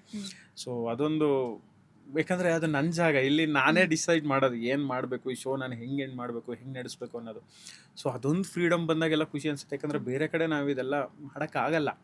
ಬಿಕಾಸ್ ಅವ್ರಿಗೆ ಅವ್ರದ್ದೇ ಆದ ಒಂದಿರುತ್ತೆ, ಬೇಡ ಸರ್ ಡಿವೋಷನಲ್ ಎಲ್ಲ ಯಾರು ಕೇಳಲ್ಲ ಸರ್, ಇದನ್ನ ಅಂದ್ರೆ ಇಷ್ಟೆಲ್ಲ ಕುಣಿಸ್ಬಿಟ್ಟು ಕೊನೆಗೆ ಯಾಕೆ ದೇವರ ಹಾಡು ಹಾಡ್ತೀರಾ, ಇದು ಮಾಡ್ತೀರಾ ಅನ್ನೋದೊಂದು ರಿಸ್ಟ್ರಿಕ್ಷನ್ಸ್ ಇರುತ್ತೆ ಕೆಲವೊಂದು ಕಡೆ. ಸೊ ಇಲ್ಲಿ ಹಂಗಿಲ್ಲಲ್ಲ, ಅಂದರೆ ನಮ್ಗೆ ಏನು ಇಷ್ಟ ಅದನ್ನ ಮಾಡ್ಬೋದು. ಬಟ್ ಅದು ಜನ ಕನೆಕ್ಟ್ ಆಗ್ತಿದ್ದಾರೆ.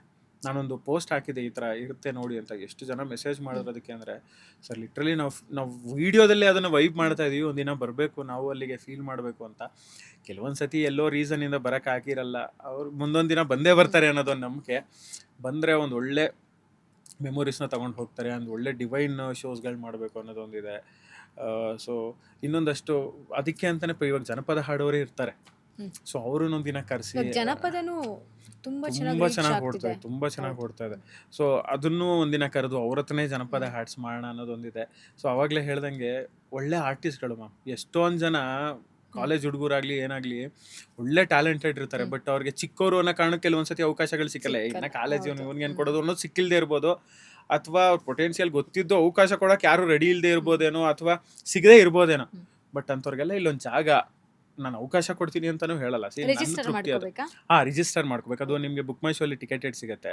ಸೊ ಈ ಎರಡು ಕರೋಕೆ ಶೋಸ್ಗೆಲ್ಲ ಬುಕ್ ಮಾಡ್ಕೋಬೇಕು, ಟಿಕೆಟ್ ಮಾಡ್ಬೋದು.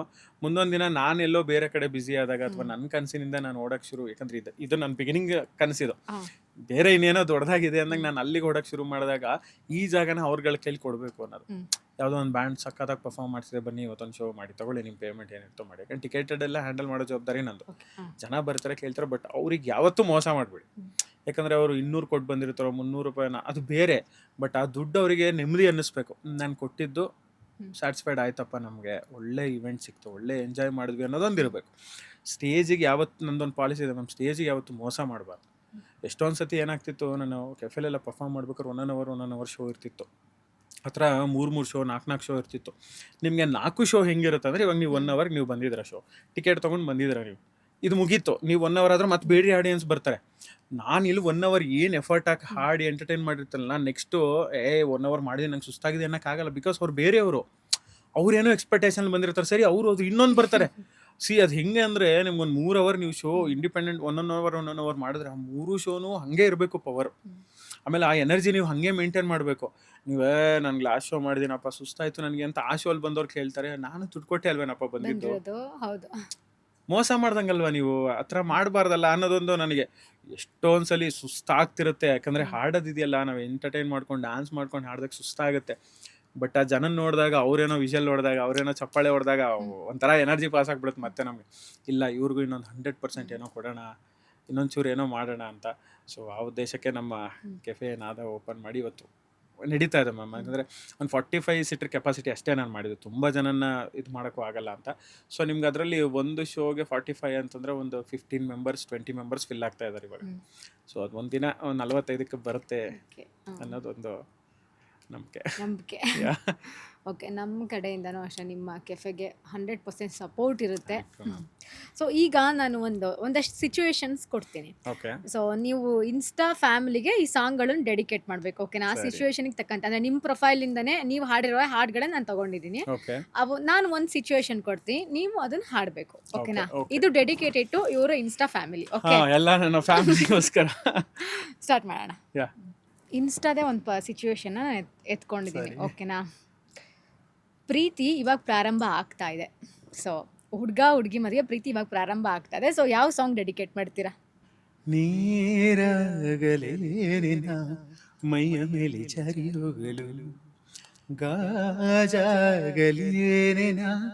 ನಿನ್ನ ಅಂದ ಚಂದ ತೋರಲು, ಮಂಜಾಗಲೇನ ನಿನ್ನ ಕೋಪ ತಂಪು ಮಾಡಲು, ತೇರಾಗಲೇನ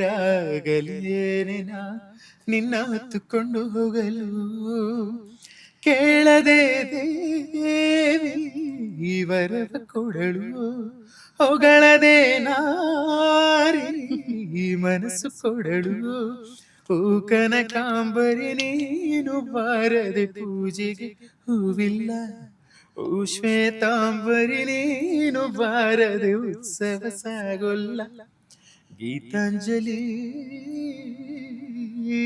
ಹಾಲುಗೆನ್ನೆಗೆ ವಾರೆಗಣ್ಣಿಗೆ ನಮ್ಮೂರ ಹೆಣ್ಣಿಗೆ.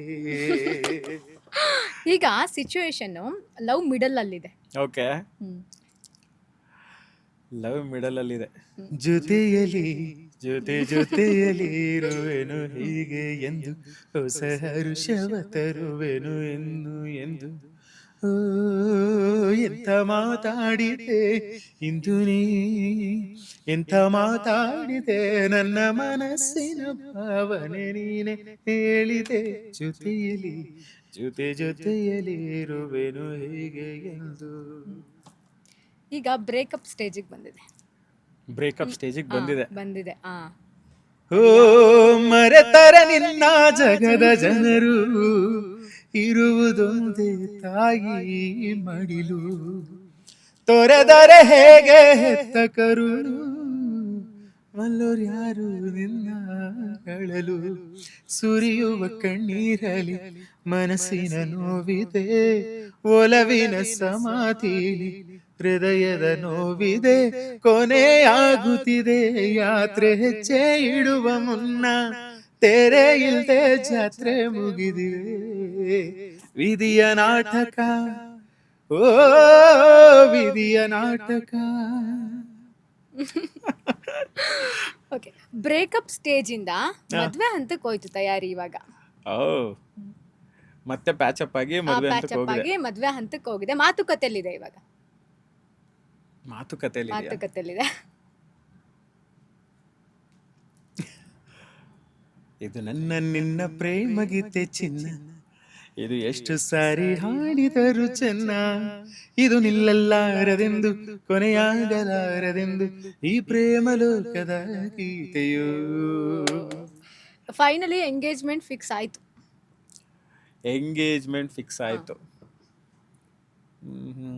ನೀವು ನೋಡ್ತಿರ್ತಾರಲ್ಲ ಇನ್ಸ್ಟಾಗ್ರಾಮ್ ಅಲ್ಲಿ ಯಾವೆಲ್ಲ ರೀಲ್ಸ್ ಬರುತ್ತೆ. ನಿನ್ನಿಂದಲೇ ಕನಸೊಂದು ಶುರುವಾಗಿದೆ, ಎದೆಯಲ್ಲಿ ಸಿಹಿಯಾದ ಕೋಲಾಹಲ, ನನ್ನೆದುರಲ್ಲೇ ನೀ ಹೀಗೆ ಬಂದ ಕಲೆ, ನಿನ್ನ ತುಟಿಯಲ್ಲಿ ನಗುವಾಗುವ ಫಲ, ನಾನಿಂತಲ್ಲೇ ಹಾಡಾದೆ ನಿನ್ನಿಂದಲೇ ಕನಸೊಂದು ಶುರುವಾಗಿದೆ. ಓಕೆ, ಎಂಗೇಜ್ಮೆಂಟ್ ನಿಂದ ಇವಾಗ ಮದುವೆ, ಹಸೆಮಣೆ, ತಾಳಿ ಕಟ್ಟೋದು. ನೀವು ಫೇಮಸ್ ಆಗಿರೋ ಸಾಂಗ್ ಹಾಡ್ಬೇಕು ಇವಾಗ. ನನಗೆ ಅಪ್ಪು ಸರ್ದು ಒಂದು ಹಾಡು ನೆನಪಾಗ್ತಿದೆ. ಯಾವುದು? ಬಾರೆ ಬಾರೆ ಕಲ್ಯಾಣ ಮಂಟಪಕ್ಕೆ ಬಾ, ನಮ್ಮ ಮದುವೆ ಸೆಟ್ ಆಗಿತ್ತೀಗ ಬೇಗ ಬಾ, ಗಟ್ಟಿ ಮೇಳ ಚಚ್ಚುತ್ತಿರಲು ತಾಲಿ ಕಟ್ಟುವೆ ಬಾರೆ ಬಾರೆ ಹಸಗೆ. ಓಕೆ, ಗಂಡನ ಮನೆಗೆ ಹೋಗೋದು. ಮದ್ವೆ ಆಗಿ ಗಂಡನ ಮನೆಗೆ ಹೋಗೋದಾ? ಇದು ಹೌದು, ಇದೊಂದು ಹಾಡು ಹಾಡಿದ್ದೆ, ತುಂಬಾ ವೈರಲ್ ಆಗಿತ್ತು ಈ ಹಾಡು. ನೀವು 2 ಸಲ ಹಾಡಿದ್ರಿ. ಹೌದು. ತವರು ಮನೆ ಬಿಟ್ಟು. ಆಸೆಗೆ ಮಿತಿ ಇಲ್ಲ, ಅಕ್ಕರೆ ಗರಿವಿಲ್ಲ, ಗಂಧಕ್ಕೆ ಮರವೇ ಸ್ಥಿರವಲ್ಲ, ಹೆಣ್ಣಿಗೆ ಅಮ್ಮನ ಮಡಿಲೇ ಕೊನೆಯಲ್ಲ, ತೆಂಗು ತನಗಲ್ಲ ಬಾಳೆಯು ಬನಕಲ್ಲ, ಹುಟ್ಟಿದ ಊರಲಿ ನದಿಯಿಲ್ಲ, ಮಗಳು ಎಂದಿಗೂ ಮನೆಗಲ್ಲ, ಬಿದುರಿಗೆ ರೆಂಬಿಲ್ಲ, ಕುದುರೆಗೆ ಕೊಂಬಿಲ್ಲ, ಸಾಕಿದ ಮನಕ್ಕೆ ಸೊಕ್ಕಿಲ್ಲ, ಹೆಣ್ಣಿಗೆ ಅಣ್ಣನಿಗಿಂತ ಬಲವಿಲ್ಲ, ಆಸೆಗೆ ಮಿತಿಯಿಲ್ಲ, ಅಕ್ಕರೆ ಗರಿವಿಲ್ಲ, ಗಂಧಕ್ಕೆ ಮರವೇ ಸ್ಥಿರವಲ್ಲ, ಹೆಣ್ಣಿಗೆ ಅಮ್ಮನ ಮನೆಯೇ ಕೊನೆಯಲ್ಲ. ಇದಂತೂ ಸಿಕ್ಕಾಪಟ್ಟೆ ವೈರಲ್ ಆಯ್ತು. ಮಾತಾಡ್ಲೇಬೇಕು, ಎಷ್ಟು ವೈರಲ್ ಆಯ್ತು. 2 ಸಲ ಹಾಡಿದಿರ ನೀವು. ಹೌದು. ಒಂದ್ಸತಿ ನಾನು ಇದನ್ನ ಹಾಡಿದೆ. ಅಂದ್ರೆ ಸ್ಟಾರ್ಟಿಂಗ್ ನಾನು ಹಾಡಿದ್ದು ಆಸೆಗೆ ಮಿತಿಲ್ಲ. ಇದು ಏನಾಯ್ತು ಗೊತ್ತಾ, ಆಸೆ ಹಿಂಗೆ ಯಾವ್ದಾರ ಹಾಡೋಣ ಅಂತ ಅಂದ್ಬಿಟ್ಟು ಹುಡುಕ್ತಾ ಇದ್ದೆ ಯಾವ ಹಾಡು ಹಾಡೋದು ಅಂತ. ಸಡನ್ ಆಗಿ ನನಗೆ ಒಂದು ಹಿಂಗ್ ಬಂತು. ಅಂದ್ರೆ ಯಾವುದೋ ರೀಲ್ಸ್ ಅಲ್ಲಿ ಯೂಟ್ಯೂಬಲ್ಲೇ ನಾನು ನೋಡಿದ್ದು. ಯೂಟ್ಯೂಬಲ್ಲಿ ಈ ಥರದೊಂದು ಹಾಡಿದೆ ಅಂತ ಅಂದ್ಬಿಟ್ಟು ಬಂತು. ಅದು ಸ್ಟಾರ್ಟಿಂಗ್ ಅಂಬರೀಶ್ ಸರ್ ಮಾಡಿರೋದು ನೋಡ್ತಾ ಇದ್ದೆ. ಈ ಒಂದು ಪೋರ್ಷನ್ ಬಂತು ಅಂದ್ರೆ ನಾನು ಏನ್ ಮಾಡ್ತೀನಿ ಅಂದ್ರೆ ಇಡೀ ಹಾಡು ಕೇಳ್ತೀನಿ. ಅದ್ರಲ್ಲಿ ಯಾವುದು ಬೆಸ್ಟ್ Best. ಪಾರ್ಟ್ ಅಂತ ನನಗೆ ಫೀಲ್ ಆಗುತ್ತೋ ಅದು ನಾನು ಹಾಡಕ್ಕೆ ಶುರು ಮಾಡ್ತೀನಿ. ಸರಿ ಅದು ಕೇಳ್ತಾ ಕೇಳ್ತಾ ಹಿಂಗೆ ಬಂತಿದೊಂದು ವರ್ಡು ನನಗೇನೋ ಸಿಕ್ಕಾಪಟ್ಟೆ ವೈಬ್ರೇಟ್ ಆಯ್ತು. ಏನು ಚಂದ ಇದೆ ಇದು, ಏನು ಟ್ಯೂನ್ ಇದು ಅಂತ. ಸರಿ, ನನ್ನ ಉದ್ದೇಶ ಹೆಂಗಿತ್ತು ಅಂದರೆ ಒಂದು ಸೆಟ್ ಆಫ್ ಜನಕ್ಕೆ ಇದು ಇಷ್ಟ ಆಗುತ್ತೆ, ಹಾಡೋಣ, ನನಗಾಗಿದ್ದು ವೈಬ್ರೇಷನ್ ಮೋಸ್ಟ್ಲಿ ಅದು ಆಗ್ಬೋದು ಅವ್ರಿಗೆ ಅಂತ. ಎಷ್ಟು ವೈರಲ್ ಆಯ್ತದು ಅಂತಂದ್ರೆ ಅಲ್ಲಿ ಹಾಕಿದ್ದು ಅಷ್ಟು ಜನ ಕಮೆಂಟ್ಸ್ ಎಲ್ಲ ಹೆಣ್ಮಕ್ಳದು. ಸರ್ ನಿಜವಾಗ್ಲೂ ಏನೋ ಖುಷಿ ಆಯ್ತು ಈ ಹಾಡು ಕೇಳಿ. ಹೌದಲ್ವಾ, ಹೆಣ್ಮಕ್ಳಿಗೆ ಸತ್ಯ ಇದೆ ಅಲ್ವಾ, ನಾವು ಎಲ್ಲೋ ಹುಟ್ಟಿ ಎಲ್ಲೋ ಇರ್ತೀವಿ, ಇನ್ಯಾರ್ದೋ ಮನೆಗೆ ನಂಬ್ಕೊಂಡು ಹೋಗ್ತೀವಿ. ಕೆಲವರು ಪಾಸಿಟಿವ್ ಆಗೂ ಹಾಕಿದ್ದಾರೆ, ಅಂದರೆ ತುಂಬ ಖುಷಿ ಇದೆ. ಈಗ ಅಣ್ಣನಿಗಿಂತ ಬಲವಿಲ್ಲ ಅಂತ ಬರ್ತೇವೆ, ನನ್ನ ಅಣ್ಣ ನಂಗೆ ತುಂಬ ನಿಂತಿದೆ ಅನ್ಸರ್ ಹತ್ರ, ನಿಮ್ಮ ಹಾಡು ಕೇಳಿ ನನ್ನ ಕಣ್ಣಲ್ಲಿ ನೀರು ಬಂತು, ನಮ್ಮ ಅಣ್ಣ ನೆನಪಾದ ಅಂತ. ಇನ್ನೊಬ್ಬೊಬ್ಬೊಬ್ರು ಅಯ್ಯೋ ನನಗೆ ಇದಿಲ್ಲ, ಭಾಗ್ಯ ಇಲ್ಲ, ನನಗೆ ಅಣ್ಣ ಇಲ್ಲ, ಅಥವಾ ಇದ್ರೂ ಏನೋ ಹಿಂಗೆ ಆಗಿದೆ, ಅದು ಇಷ್ಟಿಷ್ಟುದ್ದ ಟೈಪ್ ಮಾಡಿದ್ದಾರೆ. ಏನೋ ಫ್ಯಾಮಿಲಿ ಇಶ್ಯೂ ಆಗಿ ನಾನು ನಮ್ಮ ಅಣ್ಣ ದೂರ ಆಗಿದ್ದೀವಿ ಇವಾಗ ನನಗೆ ಜನ ಹೆಂಗೆ ಕನೆಕ್ಟ್ ಆಗಿಬಿಡ್ತಾರೆ ಒಂದೊಂದು ಹಾಡಿಗೆ ಅಂದರೆ ಸಿಕ್ಕಾಬಟ್ಟೆ ಕನೆಕ್ಟ್. ಮೊರೋರ್ ನನಗಿದು ಒಂಥರ ಇನ್ನೊಂದು ಥರ. ಇವಾಗ ನಾನು ಸ್ಟಾರ್ಟಿಂಗ್ ನನ್ನೊಂದು ಬೊಂಬೆಯನ್ನು ಮಾಡಿದ್ದು, ಅದು ಏನು ವೈರಲ್ ಆಯ್ತಲ್ಲ, ಅಟ್ ದ ಸೇಮ್ ಟೈಮ್ ಇದು ಒಂದು ವೈರಲ್ ಆಯಿತು. ಆಮೇಲೆ ಇನ್ನೊಂದು, ಈಗ ನೆಕ್ಸ್ಟ್ ನೀವು ಅದನ್ನು ಕೇಳ್ತೀರಾ ಅನ್ಕೋತೀನಿ. ಹಾಂ, ಯಾವುದು? ಸೊ ಈಗ ಮನೆಗೆ ಹೋಗಾಯ್ತು, ಮನೆಗೆ ಹೋಗಿ ಸೀಮಂತ. ಅದೇ ಅದೇ ಅದೇ ನೆಕ್ಸ್ಟ್. ಸೊ ಅದು ಅಷ್ಟೇ ಸಿಕ್ಕಾಬಟ್ಟೆ ವೈರಲ್ ಆಯ್ತು. ನಾನು ಸುಮ್ಮನೆ ಅವಳಿಗೆ, ನನ್ನ ವೈಫಿಗೆ ಏನಾಗ್ತಿತ್ತು, ಅವ್ಳಿಗೆ ಹಾಡು ಇಷ್ಟ, ಅಳ್ತಾರೆ ಅವರು. ಅವಳಿಗೆ ಅದು ಹಾಡು ಇಷ್ಟ ಆಯ್ತಾ. ಸರಿ, ನನಗೆ ಅಂದರೆ ಇದು ಸ್ವಲ್ಪ ಹಿಂದಿನ ಕತೆ ಇದು. ಸೊ ಹಾಡು ಏನಕ್ಕೆ ನಾನಲ್ಲಿ ಹಾಡಿದೆ ಅಂದರೆ, ಹಿಂಗೆ ನಾವು ಪ್ರೆಗ್ನೆನ್ಸಿಲಿ ಇದ್ದಾಗ ಮಾತಾಡ್ತಿದ್ವಿ, ನಾನು ಒಂದಷ್ಟು ಭಗವದ್ಗೀತೆ ಓದ್ತಿದ್ದೆ. ಅವಳಿಗೆ ಓದು, ಇದನ್ನೆಲ್ಲ ಕೇಳಬೇಕು ನೀನು ಅಂತ ಎಕ್ಸ್ಪ್ಲೈನ್ ಮಾಡೋದು, ಹೇಳೋದು, ಅದೆಲ್ಲ ಮಾಡ್ತಿದ್ದೆ. ಹಾಡುಗಳು ಕೇಳ್ತಿದ್ದೆ, ಅದು ನೈಟ್ ಆಯಿತು ಅಂದರೆ ಒಳ್ಳೆ ಹಾಡುಗಳು ಕೇಳೋದು, ಆ ಥರ. ಅವಳಿಗೆ ಈ ಹಾಡು ತುಂಬ ಇಷ್ಟ. ಸೊ ಕೇಳ್ತಿದ್ಲು, ಇದೊಂದು ಹಾಡಿ ನನಗೆ ಅಂತ. ನಾನು ಹಾಡ್ತಿರ್ಲಿಲ್ಲ, ಇಲ್ಲ ನಾನು ಇದನ್ನು ಹಾಡು, ಯಾಕಂದ್ರೆ ನಾನು ಮೆಂಟಲಿ ಫಿಕ್ಸ್ ಆಗಿದೆ, ಇದನ್ನು ಅವತ್ತೇ ಹಾಡಬೇಕು, ನಾನು ಅವತ್ತೊಂದು ಸರ್ಪ್ರೈಸ್ ಥರ ಕೊಡೋಣ ಅಂತ ನಾನು ಹಾಡ್ತಾನೆ ಎಷ್ಟು ಸತಿ ಅದೊಂದೇ ಆಸೆ ನಾನು ಈಡೇ. ಅಂದರೆ ಅದೊಂದು ಇರಲಿ, ಕೊನೆ ಟೈಮ್ಗೆ ಏನೋ ಒಂಥರ ಅವಳಿಗೆ ತುಂಬ ಖುಷಿ ಆಗುತ್ತೆ. ಇಷ್ಟು ಸತಿ ಕೇಳ್ತೀಳಲ್ಲ, ಇನ್ನೊಂದು ಸ್ವಲ್ಪ ಒಂದು ಚೇಷ್ಟೆ ಇರುತ್ತಲ್ಲ, ಇನ್ನು ಸ್ವಲ್ಪ ವೆಯ್ಟ್ ಮಾಡೋಣ, ಅವಳಿಗೆ ಅಲ್ಲೇ ಹಾಡ್ಸೋಣ ಅನ್ನೋ ಥರದ್ದು ಒಂದಿತ್ತು. ಸರಿ, ನಾನು ಅದಕ್ಕೆ ಸುಮ್ಮನಾಗಿದ್ದೆ. ಅಲ್ಲಿ ಕೂತ್ಕೊಂಡ್ವಿ, ಹಿಂಗೆ ನಂಗೆ ಗೊತ್ತಿತ್ತು ಹೆಂಗಿದ್ರು ಹಾಡಿ ಅಂತ ಕೇಳ್ತಾರೆ, ಆಡಿಯನ್ಸ್ ಬಂದಿರುತ್ತೆ, ನನ್ನ ಫ್ಯಾಮಿಲೀಸ್ ಎಲ್ಲ ಬಂದಿರುತ್ತೆ. ಸೊ ನನ್ನ ಬಾಮೈದವ್ರಿಗೆ ಸ್ವಲ್ಪ ಹಾಡು ಅದೆಲ್ಲ ಇಷ್ಟ. ಅವ್ನು ಸ್ಪೀಕರಲ್ಲೇ ಎತ್ಕೊಂಡ್ಬಿಡೋರು, ಬಾವನ ಕೈಲಿ ಹಾಡ್ಸೋಣ ಅಂದ್ಕೊಂಡು ಸ್ಪೀಕರು ಇದನ್ನೆಲ್ಲ. ಸೊ ಕೇಳಿದ್ರು, ನಾನು ಇಸ್ಕೊಂಡು ಅವತ್ತು ಡೈರೆಕ್ಟಾಗಿ ಅಲ್ಲೇ ಹಾಡಿದ್ದು, ಹಾಡೋಣ ಇದೊಳಗೆ ಏನೋ ಇಷ್ಟ ಆಗುತ್ತೆ ಅಂತ. ಅದನ್ನು ಅಷ್ಟೊಂದೆಲ್ಲ ಫೀಲ್ ಮಾಡ್ತಾರೆ ಅಂತ ನಾನು ಎಕ್ಸ್ಪೆಕ್ಟ್ ಮಾಡಲಿಲ್ಲ. ಅಂದರೆ ನನಗೆ ಖುಷಿ ಏನಂದರೆ, ಇಷ್ಟು ದಿನ ತಡ್ಕೊಂಡಿದ್ದು, ಅಂದರೆ ಹಾಡಿರಲಿಲ್ಲ ಅವರು, ಇಲ್ಲಿ ಹಾಡಿದ್ರೆ ಏನೋ ಒಂಥರ ಖುಷಿ ಆಗ್ಬೋದು ಅವಳಿಗೆ ಅಂತ. ಬಟ್ ಅವಳು ಸ್ವಲ್ಪ ಸಖತ್ ಎಮೋಷ್ನಲ್ ಆಗಿ ಅದೆಲ್ಲ ನಡೀತು. ಬಟ್ ಅದು ಜನಕ್ಕೆ ಎಷ್ಟು ಕನೆಕ್ಟ್ ಆಯಿತು ಅಂತಂದರೆ, ಎಷ್ಟೊಂದು ಜನ ಬೇಕಾದ್ರೆ ನೀವು ತೆಗೆದು ನೋಡೋರು ಮೆಸೇಜ್ ಗೊತ್ತಾಗುತ್ತೆ, ತಂಗಿ ನೀನು ಪುಣ್ಯ ಮಾಡಿದ್ಯಾ, ಇಂಥ ಹಸ್ಬೆಂಡ್ ಪಡೆಯೋಕೆ ಪುಣ್ಯ ಮಾಡಿದ್ಯಾ. ಪುಣ್ಯ ನಾನಲ್ಲ, ಹಂಗೆ ನೋಡಿದ್ರೆ ನಾನು ಪುಣ್ಯ ಮಾಡಿದ್ದೀನಿ ಅಂತ ಹೇಳಬೇಕು, ಇದು ಉಲ್ಟಾ ಅಂತ. ಬಟ್ ಅವ್ರು ಕೆಲವೊಬ್ರು ರೀಸನ್ನು ಹಾಕಿದ್ರು. ಎಷ್ಟೊಂದು ಹೆಣ್ಮಕ್ಳು ಕನಸಿದಂದರೆ, ನನ್ನ ಗಂಡ ಈ ಮೂಮೆಂಟಲ್ಲಿ ಈ ಥರ ಮೂಮೆಂಟ್ಗಳನ್ನ ನನಗೆ ಕೊಡಬೇಕು ಅಂತ. ಕೇರೇ ಮಾಡಲ್ಲ ನಮ್ಮನ್ನು, ಅಥವಾ ನೋಡ್ಕೊಳ್ಳಲ್ಲ ಅಂತನೋ, ಅಥವಾ ಇನ್ನೇನೋ ನನ್ನ ಆಸೆ ಏನಿದ್ರು ಅವ್ರು ಓಪನ್ ಅಪ್ ಆಗಲ್ಲ. ಎಷ್ಟು ಎಲ್ಲನೂ ಓದಿದ್ದೀನಿ ನಾನು. ಸೊ ಈ ಥರದ್ದೆಲ್ಲ ಅಂದಾಗ ನನಗೆ ಅದೇ ಅನಿಸಿ, ಹೆಣ್ಮಕ್ಳು ಒಂದೊಂದು ವಿಷಯನೂ ಎಷ್ಟು, ಅವಳು ಏನು ಒಡವೆ ಕೇಳಲಿಲ್ಲ, ಏನು ನಾನು ಏನು ಬೇರೆ ಇನ್ನೇನೂ ಮಾಡಿಲ್ಲ, ಅದು ಒಂದು ಹಾಡು ಎಷ್ಟು ಮನಸ್ಸಿಗೆ ಇಷ್ಟ ಆಯಿತು ಅಂದರೆ, ಇವತ್ತು ನನಗೆ ಯಾರಾದರೂ ಕಮೆಂಟ್ ಹಾಕ್ದಾಗ, ನೀವಿಬ್ಬರು ಚೆನ್ನಾಗಿರಿ, ನೀವಿಬ್ಬರು ಹಿಂಗೆ ಇರಿ, ದೇವರ ಆಶೀರ್ವಾದ ಇರಲಿ ನಿಮಗೆ, ಅಷ್ಟು ತುಂಬ ತುಂಬ. ಇವಾಗ ಹೆಂಗಾಗ್ಬಿಟ್ಟಿದೆ, ನನ್ನ ಜೊತೆ ಅವಳು ಫೇಮಸ್ ಆಗ್ಬಿಟ್ಟಿದ್ದಾಳೆ. ಎಲ್ಲರೂ ಹೋದ್ರೆ, ನೀವು ಸುಬ್ರಹ್ಮಣ್ಯ ಅವ್ರ ವೈಫ್ ಅಲ್ವಾ ಹಂಗಂತಾರೆ, ಅಥವಾ ಆ ಹಾಡಲ್ಲಿ ಅಳ್ತಿದ್ದು ನೀವೇ ಅಲ್ವಾ ಅಂತಾರೆ. ಸೊ ಇವಳು ಹೌದು ಹೌದು ನಾನೇ ಅನ್ನೋದು. ಇವಾಗ ನಮ್ಮ ಕೆಫೆಗೆ ಬಂದರೂ ಹಂಗೆ ಆಗಿದೆ, ಯಾಕಂದ್ರೆ ಶೆಫು ಇದರಲ್ಲಿ ಇರ್ತಾರೆ, ಅವ್ರು ಕೆಫೆ ಒಳಗಿರ್ತಾರಲ್ಲ, ನೀವೇ ಅಲ್ವಾ ಅವ್ರ ವೈಫು, ನೀವೇ ಅಲ್ವಾ ಅವತ್ತು ಹತ್ತಿದ್ದು ಅಂತ ಅಂದ್ಬಿಟ್ಟು ಈಗ ನನ್ನ ಜೊತೆ ಫೋಟೋ ತೆಗೆಸ್ಕೊಳ್ಳೋರು, ಅವಳನ್ನೂ ಕರೆದು ಫೋಟೋ ತೆಗೆಸ್ಕೊಂಡು. ಸೊ ಅದೇ ಪ್ರೀತಿ ಅಂತ ಜನಕ್ಕೆ. ಯಾರು ಏನು ಅನ್ನೋದು ಬೇಕಿಲ್ಲ, ನಿನ್ನಲ್ಲಿ ಏನೋ ಒಂದು ಇಷ್ಟಪಟ್ಬಿಟ್ರೆ ಅವರು ತುಂಬ ತುಂಬ ಪ್ರೀತಿ ಕೊಡ್ತಾರೆ. ಸೊ ಇವಾಗ ಅದು ಹಾಡಬೇಕಾ? ಹಾಡ್ಬೇಕು. ಈ ಸಾಂಗ್ ನಿಮ್ಮ ಇನ್ಸ್ಟಾಗ್ರಾಮ್ ತಂಗಿದೀರಿಗೆ ನಿಮ್ಗೆ ಕೇಳಿದ್ರಲ್ಲ, ನಮ್ಗೆ ಯಾರು ಇಲ್ಲ ಅಂತ, ಅವ್ರಿಗೋಸ್ಕರ ಹಾಡಿದ್ದು. ಚಿನ್ನದ ಮನೆಯ ಚಿನ್ನ ನೀನು ಬಂದೇನು ಇಂಥ ಗುಡಿಸಲಿಗೆ, ದೀಪ ಬೆಳಗೋದಕ್ಕೆ, ಗಂಧದ ಮನಸ್ಸಿನ ಗಂಧ ನೀನು, ಇರುವೆ ತಂದೆ ಮಣ್ಣ ಸೊಗಡಿಗೆ, ಹೆತ್ತವರಿಗೆ ಹಾಲಂತ ಮನಸ್ಸು ಕಂಡು, ಪ್ರೀತಿಯ ಬೆಳಕ ಕಂಡು, ಕಲ್ಲಂತ ಮನಸ್ಸು ಕರಗಿ ಹೋಯಿತಮ್ಮ. ಜೀವಕ್ಕೆ ನೀನೇ ಜೀವ, ನಿನ್ನೊಳಗಿನ್ನೊಂದು ಜೀವ, ಜೀವಕ್ಕೆ ಜೀವ ಇಟ್ಟು ಕಾಯುವೆನಮ್ಮ. ಚಂದನದ ಬೊಂಬೆ ಇದೆ, ಈ ಬೊಂಬೆಯಲ್ಲೂ ಪುಟ್ಟ ಬೊಂಬೆ ಇದೆ, ಪುಟ್ಟ ಹೆಜ್ಜೆ ಇಟ್ಟು ಬಾರೆ ಬೊಂಬೆ.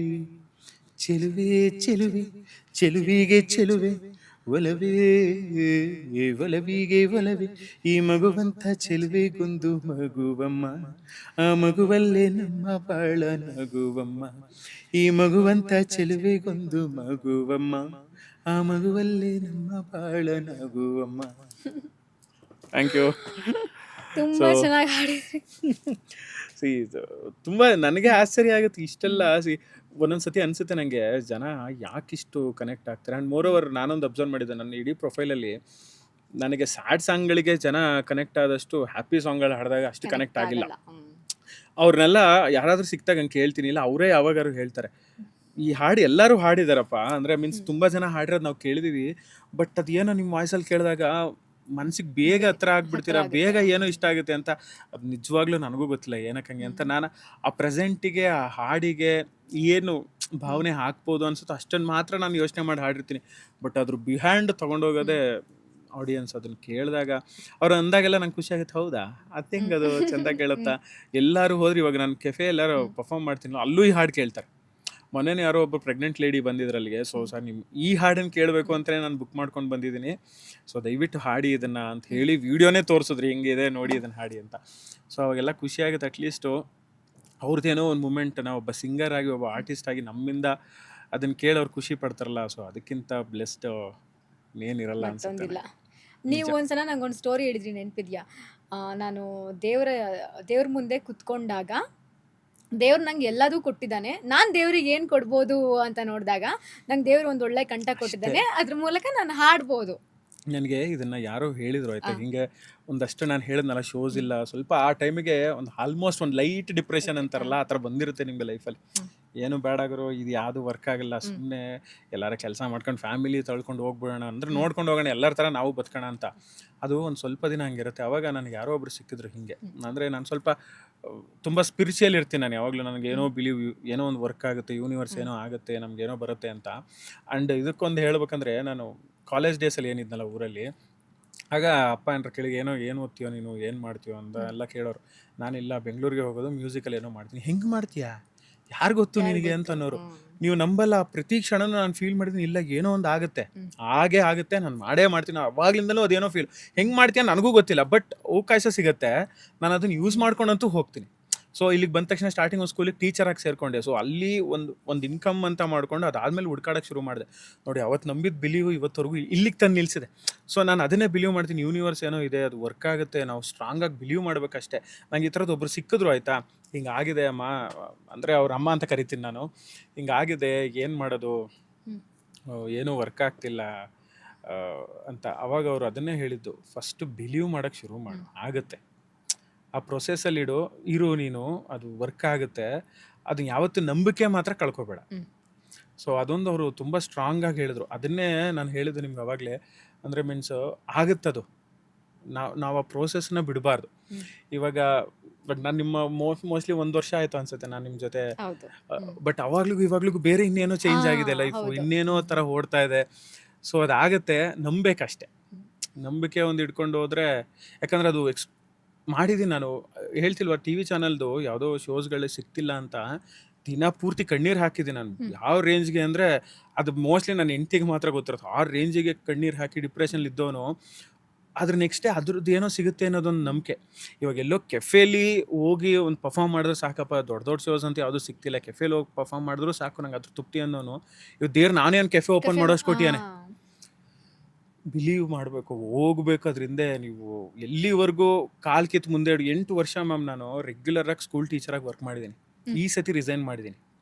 ನಂಗೆ ಗೊತ್ತಿಲ್ಲ ಇವಾಗ ಆ 8 ವರ್ಷ ನನಗೆ ಎಷ್ಟು ಜನ ಹೇಳಿದಾರೆ, ಯಾಕೋ ಒಂಚೂರು ಮ್ಯೂಸಿಕ್ ಹೋಗು, ಇವ್ರನ್ನ ಕೇಳು, ಅಪ್ರೋಚ್ ಮಾಡಿ, ಎಲ್ಲೋ ಸಿಗುತ್ತೆ ಅಂತ. ಅದು ಯಾವತ್ತೂ ನನಗೆ ಹಂಗೆ ಅನಿಸಿಲ್ಲ, ಇದು ಬಿಟ್ಟರೆ ನನಗಾಗಲ್ಲ, ಲೈಫ್ ಕಷ್ಟ ಆಗುತ್ತೆ ಅಂತಲೇ ನಾನು ಇಷ್ಟು ದಿನ ಇದ್ದೆ. ಇವಾಗ ಅದೇನೋ ಒಂದು ಧೈರ್ಯ, ಬಿಟ್ಬಿಡೋಣ ಫಸ್ಟು. ನಾವು 2 ದೋಣಿ ಮೇಲೆ ಕಾಲಿಟ್ರೆ ಕಷ್ಟ ಆಗೋದು, ಒಂದು ಬಿಟ್ಟು ಒಂದು ಸತಿ ನಿಂತ್ಕೊಂಡ್ರೆ ದೇವ್ರು ಏನೋ ಒಂದು ದಾರಿ ತೋರಿಸ್ತಾರೆ, ಹೆಂಗೋ ಒಂದು ಹೋಗುತ್ತೆ. ಸೊ ಆ ಉದ್ದೇಶನೇ ಕೆಫೆ. ನಾನು ಅಲ್ಲಿ ರಿಸೈನ್ ಮಾಡಿದೆ, ಅದ್ರ ನೆಕ್ಸ್ಟ್ ಡೇ ನಾನು ಕೆಫೆ ಡಿಸೈಡ್ ಮಾಡಿಕೊಂಡೆ. ಒಂದು 20ನೇ ತಾರೀಕು ಅಷ್ಟೊಳಗೆ ಓಪನ್ ಮಾಡ್ಕೊಂಡು, ಅದೇನು ತುಂಬ ಒಂದು 10,000 20,000ದಲ್ಲಿ ಆಗೋದಲ್ಲ, ಲಕ್ಷಗಟ್ಟಲೆ ಇನ್ವೆಸ್ಟ್ ಮಾಡಿಬಿಡ್ತೀವಿ. ಅದು ಹೆಂಗೆ ಬಂತು ದುಡ್ಡು, ಹೆಂಗೆ ತೊಗೊಂಡ್ವೋ, ಹೆಂಗೆ ಹಾಕಿದ್ವೋ, ಬಟ್ ಅದಾಯಿತು. ಸೊ ಅದರಿಂದ ಇನ್ನೊಂದಷ್ಟು ಜನಕ್ಕೆ ಏನೋ ಇನ್ಸ್ಪೈರ್ ಆಗಿ ಒಳ್ಳೇದಾಯಿತು ಅಂತಂದರೆ ಅವ್ರು ಬ್ಲೆಸ್ಸಿಂಗ್ಸ್ ಮಾಡ್ತಾರಲ್ಲ, ನಿಮಗೆ ಆಗುತ್ತೆ ಮಾಡಿ ನೀವು ಅಂತ. ಮೋಸ್ಟ್ಲಿ ಅದು ಒಂದಷ್ಟು ಹಂತಕ್ಕೆ ಕರ್ಕೊಂಡು ಹೋಗುತ್ತೆ. ಖಂಡಿತ ಕರ್ಕೊಂಡು ಹೋಗುತ್ತೆ.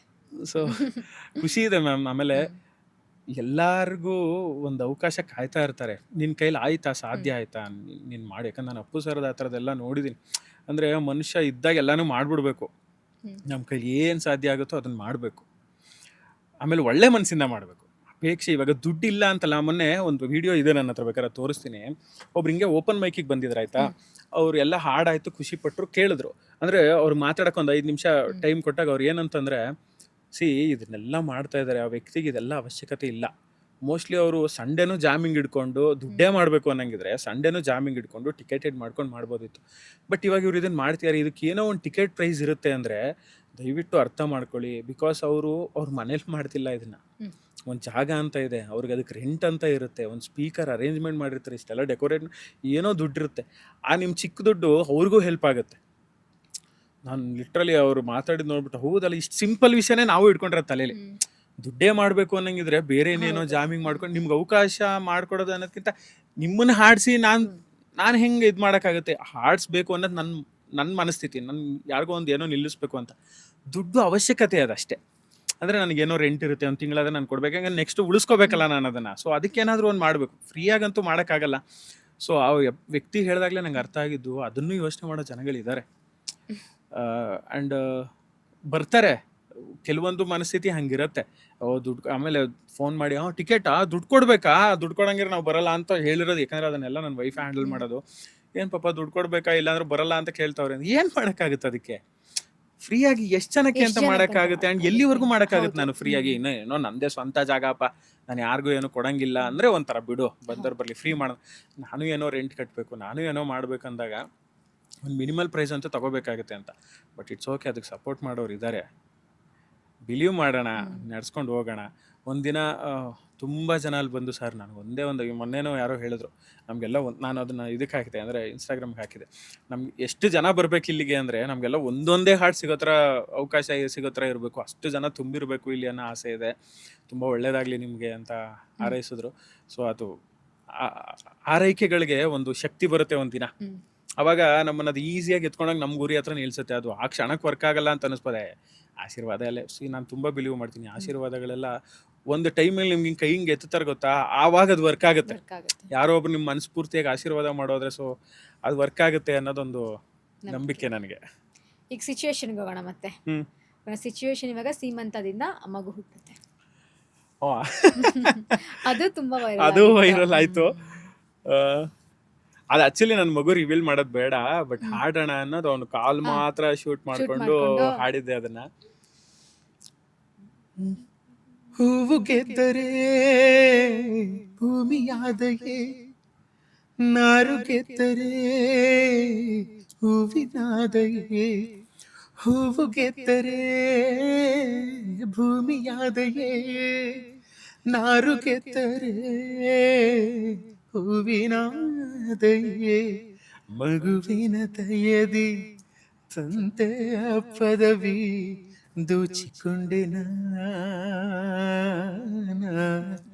ನನ್ನ ಪುಟ್ಟ ಕೈ, ನನ್ನ ಪುಟ್ಟ ಕೈ, ನನ್ನ ಪುಟ್ಟ ಕೈ, ನನ್ನ ಪುಟ್ಟ ಕೈ ಅಂಗೈಲಿದೆ ಆನಂದದ ಈ ಸೋಜಿಗ. ನನ್ನ ಭೂಮಿ, ನನ್ನ ಪ್ರೀತಿ, ನನ್ನ ಬಾಳು, ಬಾಳ ತುಂಬ ನಾನು, ನನ್ನ ಕನಸು. ಸೊ ಅದು ಲಿಟ್ರಲಿ ಫೀಲ್ ಮಾಡಿದ್ದೀನಿ ಮ್ಯಾಮ್. ಆ ಪುಟ್ ಕೈ ಇವಾಗಲೂ ನಾನು ಏನಾರ ರಾತ್ರಿ ಮಲಗ್ಬೇಕಾರೆ ಅವ್ನಿಗೆ ಕೈ ಹಿಡಿದಿರೋ ಅವ್ನ ಕೈ ಮೇಲೆ ಹಿಂಗೆ ಇಟ್ಕೊಂಡಿರ್ತೀನಿ. ನಾನು ಪುಟ್ಟ ಕೈ ಹಿಂಗೆ ಉಚ್ಕೊಂಡು ಸಾಫ್ಟ್ ಇರುತ್ತಾ, ಏನೋ ಒಂಥರ ಚಂದ ಅನ್ಸುತ್ತೆ ನನಗೆ. ಅದು ಪ್ರತಿ ಸಲ ಹಾಡು ನೆನಪಾಗುತ್ತೆ, ಅವ್ನು ಮುಟ್ಟಾಗೆಲ್ಲ ಈ ಹಾಡು ನೆನಪಾಗುತ್ತೆ. And beautiful lyrics Hamsalekha sir ಬರೆದಿರೋದು. ಅದು ಪ್ರತಿ ತಂದೆಗೆ ಅದು ಫೀಲ್.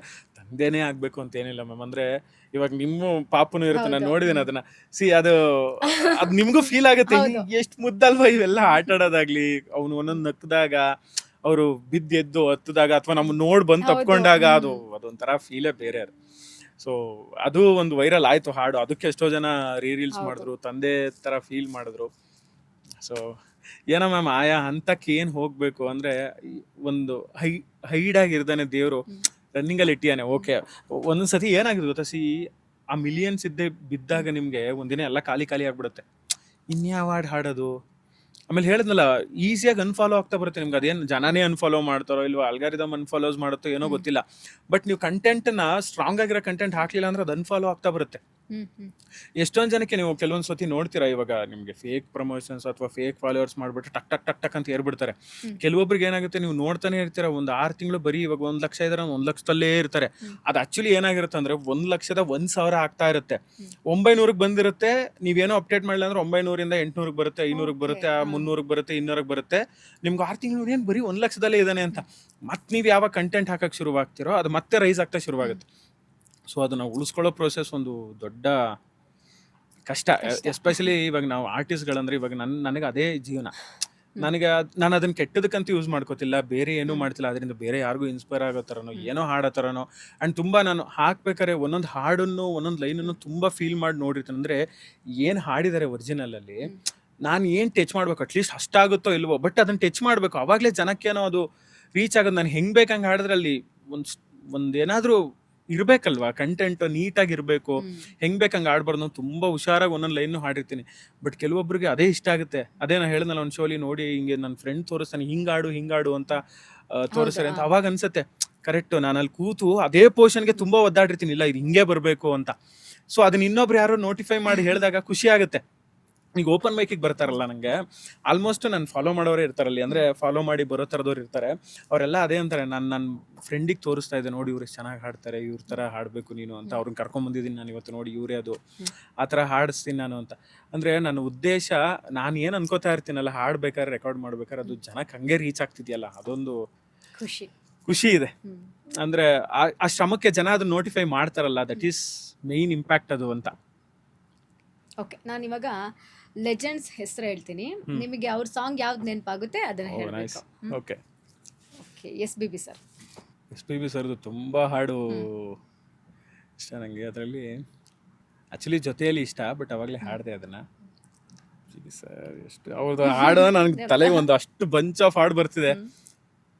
ಓಕೆ, ಲಾ ಲಾ ಲಾ ಲಾ ಲಾ ಲಾ ಲಾ ಲಾ ಲಾ ಲಾ ನಾ ನಾ ನಾ ನಾ ನಾ ನಾ ನಾ ನಾ ನಾ ನಾ ಹೇ ಲಾ ಲಾ ಲಾ ಲಾ ಲಾ ಕೇಳದೆ ನಿಮಗೆ ಈಗ ದೂರದಲ್ಲಿ ಯಾರು ಹಾಡು ಹೇಳಿದಂತೆ ಒಂದು ಹೆಣ್ಣಿನ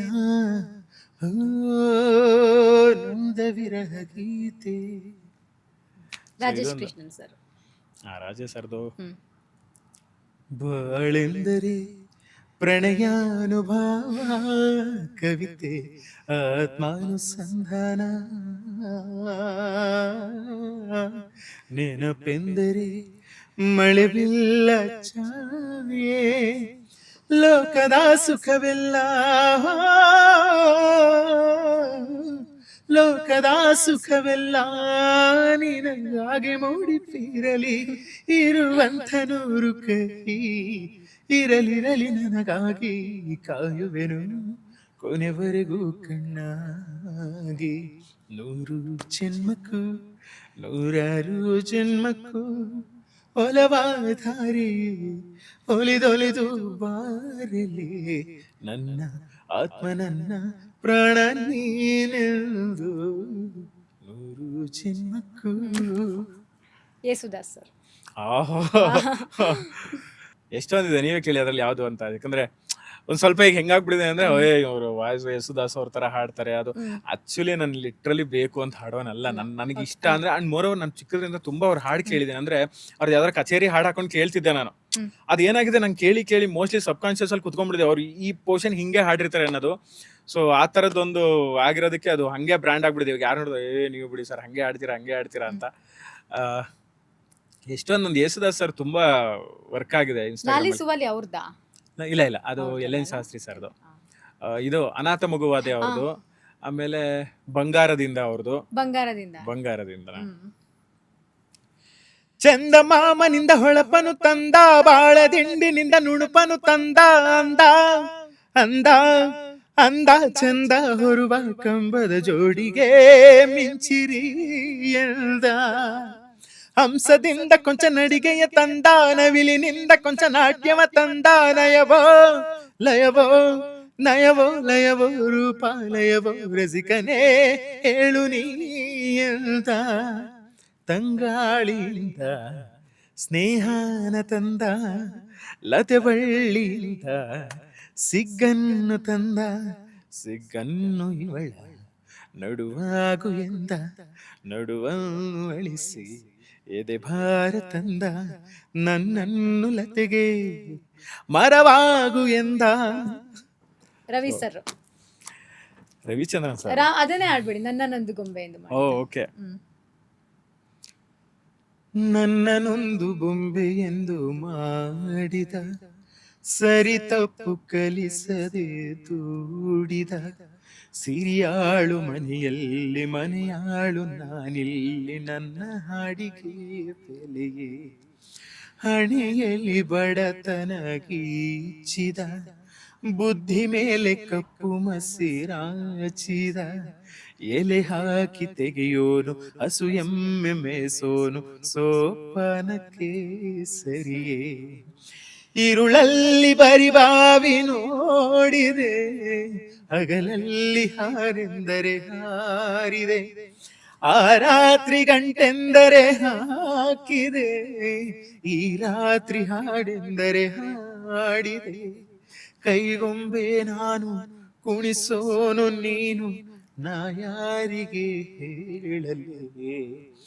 ಮಾಂಗಲ್ಯದಿಂದ ನಂಟಾದರೂ ಮಾಂಗಲ್ಯದಿಂದ ನಂಟಾದರೂ, ಮನಸ್ಸೇರೋ ಮದುವೇನೆ ಸುಖವೆಂದರು, ನಮ್ಮೂರ ಯುವರಾಣಿ ಕಲ್ಯಾಣವಂತೆ, ವರನ್ಯಾರು ಗೊತ್ತೇನೆ ಕೋಗಿಲೆ, ಶುಭ ಕೋರಿ ಹಾಡೋಣ ಕೋಗಿಲೆ.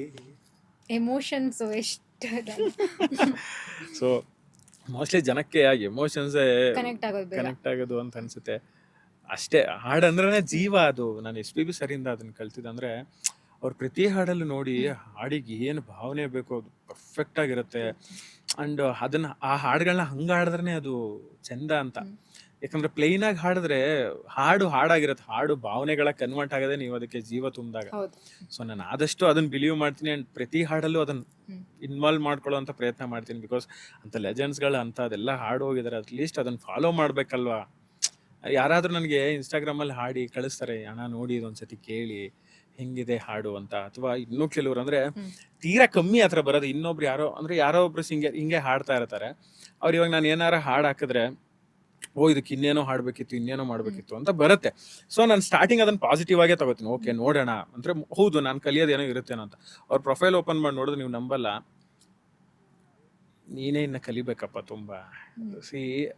ಅವಾಗ ಅನ್ಸುತ್ತೆ ನಂಗೆ ಫ್ರಸ್ಟ್ರೇಷನ್ ಇದ್ದಾರೆ ಅನ್ಸುತ್ತೆ. ಮೇ ಬಿ ನೀವು ಅಂದ್ರೆ ನನಗೇನೋ ಆಗದೆ ಇರೋದು ಬೇರೆ ಯಾರ್ದೋ ಲೈಫಲ್ಲಿ ಏನೋ ಆಗ್ತಿದೆಯಲ್ಲ. ಸೊ ಅದು ಒಂದು ಕೋಪ ಇರುತ್ತೆ ಒಳಗಡೆ, ಆ ಕೋಪನ ಹಿಂಗ್ ಹೊರಗೆ ಆಗ್ತಿರೇನೋ ಅಂತ. ಅಂಡ್ ಕೆಲವೊಬ್ರು ಇನ್ನೊಂದ್ಸತಿ ಏನಾಗುತ್ತೆ, ಇದನ್ನೆಲ್ಲ ಎಫರ್ಟ್ ಹಾಕಕ್ ರೆಡಿ ಇರಲ್ಲ ಅವ್ರು. ಹಾಡಿಗೆ ಏನೇನ್ ಬೇಕು ಒಂದೊಂದು ಹಾಡು ಕೆಲವೊಂದ್ಸತಿ ನಂಬರ್. ಇವಾಗ ನಾನು ಈ ಹಾಡು ಆಡ್ಬೇಕು ಅಂತ ಡಿಸೈಡ್ ಮಾಡಿದ್ರೆ ಮಿನಿಮಮ್ ಅಂದ್ರೆ ಒಂದು 3-4 ಡೇಸ್ ಅದೇ ಹಾಡನ್ನ ಪ್ರಾಕ್ಟೀಸ್ ಮಾಡಿರ್ತೀನಿ. ಅಂದ್ರೆ ಇನ್ನೊಂಚೂರು ಏನೋ ಪರ್ಫೆಕ್ಟ್ ಹೋಗೋಣ ಅಂತ. ಯಾವಾಗ ನನಗೆ ಇದು ನನ್ನ ಮ್ಯಾಕ್ಸಿಮಮ್, ಇದ್ರ ಮೇಲೆ ನನಗೆ ಹೋಗಕ್ಕಾಗಲ್ಲ ಅನ್ಸುತ್ತೋ ಅವತ್ತ ಹಾಡು ರೆಕಾರ್ಡ್ ಮಾಡಿರ್ತೀನಿ. ಬಟ್ ಕೆಲವರು ಆ ಪ್ರೋಸೆಸ್ಸಿಗೆ ರೆಡಿ ಇರಲ್ಲ. ಸಡನ್ ಆಗಿ ನಾನು ಹಾಕಿದ ಹಾಡೆಲ್ಲ ವೈರಲ್ ಆಗ್ಬಿಡ್ಬೇಕು, ಹಾಕಿದ ಹಾಡೆಲ್ಲ ಅದು ಆಕ್ಚುಲಿ ಹಂಗೆ ವರ್ಕ್ ಆಗಲ್ಲ. ನೀನು ಅದನ್ನ ಪ್ರೊಫೆಷ್ನಲ್ ಆಗಿ ತಗೊಂಡಿದ್ಯಾ ಅಂದಮೇಲೆ ಅದು ಪ್ರೊಫೆಷ್ನಲ್ ಆಗಿ ಇದ್ರೆ ಒಳ್ಳೇದು. ಇವನ್ ನಾನು ಪರ್ಫೆಕ್ಟ್ ಅಲ್ಲ, ನನಗೂ ಇನ್ನೂ ಏನೋ ಕಲಿಬೇಕು ಅನ್ನೋ ಆಸೆ ಇರುತ್ತೆ. ಅಟ್ಲೀಸ್ಟ್ ಒಂದು ಹಂತಕ್ಕೆ ನಿಲ್ಲಿಸ್ಬೇಕಲ್ವಾ, ಒಂದು ಲೆವೆಲ್ವರೆಗೂ ಅದು ನಿಲ್ಸಿದ್ರೆ ಒಳ್ಳೇದಲ್ವಾ. ಅವಾಗ ಅಬ್ವಿಯಸ್ಲಿ ಜನ ಇಷ್ಟಪಡಕ್ಕೆ ಶುರು ಮಾಡ್ತಾರಲ್ವಾ ಅನ್ನೋದೊಂದು ರಿಕ್ವೆಸ್ಟ್ ನಾನು ಎಲ್ಲರಿಗೂ ಹೇಳೋದು. ಫಸ್ಟ್ ಅದನ್ನ ಫೋಕಸ್ ಮಾಡಿ, ಹಾಡಿನ ಮೇಲೆ ಫೋಕಸ್ ಮಾಡಿ. ಯಾಕಂದ್ರೆ ಅದು ನಾನು ನೋಡೋದು ಹಂಗೇನೆ, ನಾನು ಹಾಡಿನ ಮೇಲೆ ಯಾವಾಗ ಫೋಕಸ್ ಮಾಡಕ್ ಶುರು ಮಾಡಿದ್ನೋ ಅವಾಗ ಬೇರೆ ಎಲ್ಲ ಸಿಗಕ್ಕೆ ಶುರುವಾಯ್ತು. ನೀ ಯಾವಾಗ ನಾನು ಫೇಮಸ್ ಆಗ್ಬೇಕು ಅಂತಾನೆ ಹಾಡಕ್ ಹೋಗ್ತಿರೋ ಅವಾಗ ಅದ್ರಲ್ಲಿ ಇರೋ ಜೀವನೇ ಬಿಟ್ಟೋಗಿರುತ್ತೆ. ಬರೀ ನಮ್ ಗುರಿ ಎಲ್ಲ ಫೇಮಸ್ ಮೇಲೆ ಇರುತ್ತೆ. ಅಥವಾ ನಂದೇನೋ ವಿದ್ಯೆ ತೋರಿಸ್ಕೋಬೇಕು ಅನ್ನೋ ತರ ಏನೇನೋ ಮಾಡಕ್ ಹೋಗಿ ಅಲ್ಲೇ ಇರುತ್ತೆ. ಜನಕ್ಕೆ ಹಾಡು, ನೀನ್ ಹಾಡೋದು ಹಾರ್ಟಿಗೆ ಟಚ್ ಆಗ್ಬೇಕು, ಆಗದು ಲಾಂಗ್ ಟರ್ಮಿಗೆ ಉಳಿಯುತ್ತೆ. ಆಮೇಲೆ ನಮ್ ವಿದ್ಯೆ ಬೇರೆ. ಇವಾಗ ನಾನು ಕ್ಲಾಸಿಕಲ್ ಏನೋ ಬಂದಾಗ ಏನೇನೋ ವೆರೈಟೀಸ್ ಮಾಡಿ ಹಾಡ್ಬೋದು, ಬಟ್ ಅಲ್ಲದು ವರ್ಕ್ ಆಗಲ್ಲ. ಯಾಕಂದ್ರೆ ಅಲ್ಲಿ ಜನ ನಿನ್ ಹಾಡನ್ನ ಫೀಲ್ ಈಗ ಯಾರೋ ಒಬ್ರು ಸಂಜೆ ಪಾರ್ಟಿ ಮಾಡ್ತಿರ್ತಾರಪ್ಪ, ಅವ್ನಿಗೆ ಏನೋ ಫೀಲಿಂಗ್ ಇರುತ್ತೆ ಒಳಗಡೆ, ಅವ್ನ ಹಾಡು ಕೇಳಬೇಕು. ಅವ್ರು ಏನ್ ಫೀಲ್ ಮಾಡ್ತಾರೆ, ನಿಮ್ ವಿದ್ಯೆ ಕೇಳಲ್ಲ ಅವರು. ನನ್ನ ಸಿಚುಯೇಷನ್ಗೆ ಅವ್ನು ಮ್ಯಾಚ್ ಆಗ್ತಿದಾನ, ಅವ್ನ ಹಾಡು ನನಗೆ ಇಷ್ಟ ಆಗ್ತಿದ್ಯಾ. ಸೊ ಅವ್ರು ಅವಾಗ ಕನೆಕ್ಟ್ ಆಗ್ತಾರೆ. ಅಲ್ಲಿ ನಾವ್ ಏನೇನೋ ಹಾಡಕ್ ಹೋದ್ವಿ ಅಥವಾ ಏನೇನೋ ತಪ್ಪು ಹಾಡಿದ್ರು, ಓ ತೆಗೆಯೋ ನನಗೆ ಹಿಂಸೆ ಆಗಿದೆ, ಇದು ಬೇರೆ ಕೇಳ್ಬೇಕೇನೋ ಅಂತಾರೆ. ಅದೇ ನೀವು ಅವ್ರಿಗೆ ಇಷ್ಟ ಆಗೋ ಥರದ್ದು ಕೂತು ಒಂದ್ ಸ್ವಲ್ಪ ಕಷ್ಟಪಟ್ಟು ಹಾಡಿದ್ರೆ ಅವರು ಅದಕ್ಕೆ ಕನೆಕ್ಟ್ ಆಗ್ತಾರೆ. ಈಗ ಎಷ್ಟೋ ಸತಿ ಇದಾಗಿದೆ ಮ್ಯಾಮ್ ನಂಗೆ. ಒಂದ್ಸತಿ ಹಿಂಗೆ ರೋಡಲ್ಲಿ ಹೋಗ್ತಿದ್ದೆ ಆಯ್ತಾ, ಹಿಂಗೆ ಊಟ ಮಾಡೋಣ ಅಂತ ರೋಡ್ ಸೈಡು ತಿನ್ನೋಣ ಅಂತ ಹಿಂಗೆ ದೋಸೆ ಹೇಳ್ಕೊಂಡು ಹಿಂಗೆ ತಿಂತ ಕೂತಿದ್ದೆ. ನಾನು ಹಿಂದೆನೆ ನನ್ನ ಹಾಡೇ ಕೇಳ್ತೀವ ನಾವು ಹಿಂಗೆ ನೋಡ್ಕೊಂಡು, ಅದು ಏನೋ ಅಪ್ಪಿ ತಪ್ಪಿ ಬಂದ್ರು ಒಂಥರ ಇಡೀ ನನ್ನ ಪ್ರೊಫೈಲ್ ಓಪನ್ ಮಾಡ್ಕೊಂಡು ಹಿಂಗೆ ಹೊಡ್ಕೊಂಡು ನೋಡ್ತಾ ಇದ್ದಾನೆ.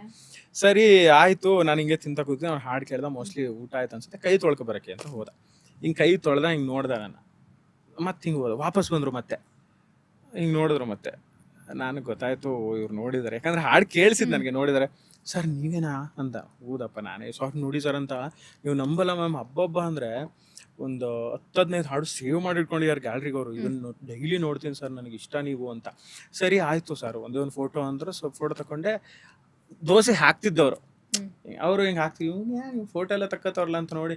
ಆಮೇಲೆ ಹಿಂಗೆ ತೋರಿಸ್ಬಿಟ್ಟು, ಇವರೇ ಮೇಡಮ್ ಸಿಂಗರ್ ಆಡ್ತಾರಲ್ಲ ಅಂದ್ರೆ, ಆಯಮ್ಮನ ಹತ್ರ ಒಂದಷ್ಟು ಸ್ಕ್ರೀನ್ ಶಾಟ್ಗಳಿದಾವೆ ನಂದು. ಹಾಡು ಕಲಿಯೋದು, ಲಿರಿಕ್ಸ್ ಬರ್ಕೊಂಡಿರೋದು, ಬರ್ಕೊಂಡು ಇಟ್ಕೊಂಡು. ಸರ್ ನೀವಾ, ನಾನು ಅವಾಗೆಲ್ಲ ಸ್ವಲ್ಪ ಜುಟ್ಟಿಂಗೆಲ್ಲ ಕೆಡ್ತಾ ಇದ್ದಲ್ಲ, ಅವ್ರಿಗೆ ಗೊತ್ತಾಗಿಲ್ಲ. ಸರ್ ನೀವಾ, ನಾನು ಇಲ್ಲಿಗೆಲ್ಲ ಬಂದಿದ್ರಲ್ಲ ಸರ್ ನೀವು, ತುಂಬಾ ಖುಷಿ ಆಯ್ತು ಅಂತ ಹೇಳಿ ಅವರು ತೋರಿಸಿ. ನೀವು ನಂಬಲ್ಲ ಮ್ಯಾಮ್, ಒಂದು ಕ್ಯೂಟ್ ಥಿಂಗ್ ಏನಂದ್ರೆ, ಅವತ್ತು ನನ್ನ ಹತ್ರ ದುಡ್ಡೇ ಇಸ್ಕೊಳ್ಳಿಲ್ಲ ಅವ್ರು. ನೀವು ಬಂದಿದ್ದೆ ನಮಗೆ ಖುಷಿ ಸರ್, ನೀವು ಏನ್ ಸರ್, ಹೋಗಿ ಸರ್ ಪರವಾಗಿಲ್ಲ ಅಂತ. ನಾನು ಇಲ್ಲ ದುಡ್ಡು ತಗೊಳ್ಬೇಕು. ಅವ್ರು ಕೇಳಿದ್ ಒಂದೇ, ಸರ್ ನಿಮ್ ಒಂದೇ ಒಂದು ಸ್ಟೋರಿಲಿ ನಂದು ಒಂದು ಶಾಪ್ದು ಇದಿದೆ ಸರ್, ಅದು ಹಾಕ್ಬಿಡ್ತೀರಾ, ಹಿಂಗಿದೆ ನೋಡಿ ಅಂತ, ಅಟ್ಲೀಸ್ಟ್ ಅಷ್ಟು ಸಾಕು ನಮಗೆ ಅಂತ. ಅಯ್ಯೋ ತಾಯಿ, ಹೊಟ್ಟೆ ತುಂಬ ಊಟ ಹಾಕಿದ್ಯಾ, ಅದೊಂದು ಹಾಕಲ್ಲ ಅಂತೀವಿ ನಾವು. ತಗೊಂಡು ಅದನ್ನ ಹಾಕಿ, ಸರ್ ಬರ್ತಾ ಇರಿ ಇಲ್ಲಿಗೆ ಅಂತ ಹೇಳಿ ಕೇಳಿದ್ರು. ಅದೆಲ್ಲ ಒಂಥರ ಲೈವ್ ಇನ್ಸಿಡೆಂಟ್ಗಳು. ಯಾಕಂದ್ರೆ ಇದು ಯಾವುದೇ ಎಕ್ಸ್ಪೆಕ್ಟ್ ಮಾಡಿರಲ್ಲ ನಾನು. ಪ್ರತಿ ಸಲ ನನಗೆ ಹೌದಾ ನಾನು ಜನಕ್ಕೆ ರೀಚ್ ಆಗಿದ್ದೀನಿ ಅಂತ ಡೌಟ್ ಆದಾಗೆಲ್ಲ ಈ ಥರದ್ದು ಏನೋ ಒಂದು ಇನ್ಸಿಡೆಂಟ್ ನಡೆಯುತ್ತೆ. ಅವಾಗ ಇಲ್ಲ ಕರೆಕ್ಟ್ ದಾರಿಲಿದೆ ಅದು, ಸೊ ಹೋಗ್ತಾ ಇದೆ ಅನ್ನೋದೊಂದು ಫೀಲ್ ಆಗುತ್ತೆ. ಈಗ ಹಂಸಲೇಖ ಸರ್. ಕಾಶಿಲಿ ಸ್ನಾನ ಮಾಡು, ಕಾಶ್ಮೀರ ಸುತ್ತಿ ನೋಡು, ಜೋಗದ ಗುಂಡಿ ಒಡಿಯ ನಾನೆಂದು ಕೂಗಿ ಹಾಡು. ಕಲಿಯೋಕೆ ಕೋಟಿ ಭಾಷೆ, ಆಡೋಕೆ ಒಂದೇ ಭಾಷೆ, ಕನ್ನಡ ಕನ್ನಡ ಕಸ್ತೂರಿ ಕನ್ನಡ. ಹುಟ್ಟಿದರೆ ಕನ್ನಡ ನಾಡಲ್ಲಿ ಹುಟ್ಟಬೇಕು, ಮೆಟ್ಟಿದರೆ ಕನ್ನಡ ಮಣ್ಣಲ್ಲಿ ಮೆಟ್ಟಬೇಕು. ಬದುಕಿದು ಜಟಕ ಬಂಡಿ, ಇದು ವಿಧಿಯೋಡಿಸುವ ಬಂಡಿ. ಬದುಕಿದು ಜಟಕ ಬಂಡಿ, ವಿಧಿಯಲೆ ದಾಡಿಸುವ ಬಂಡಿ.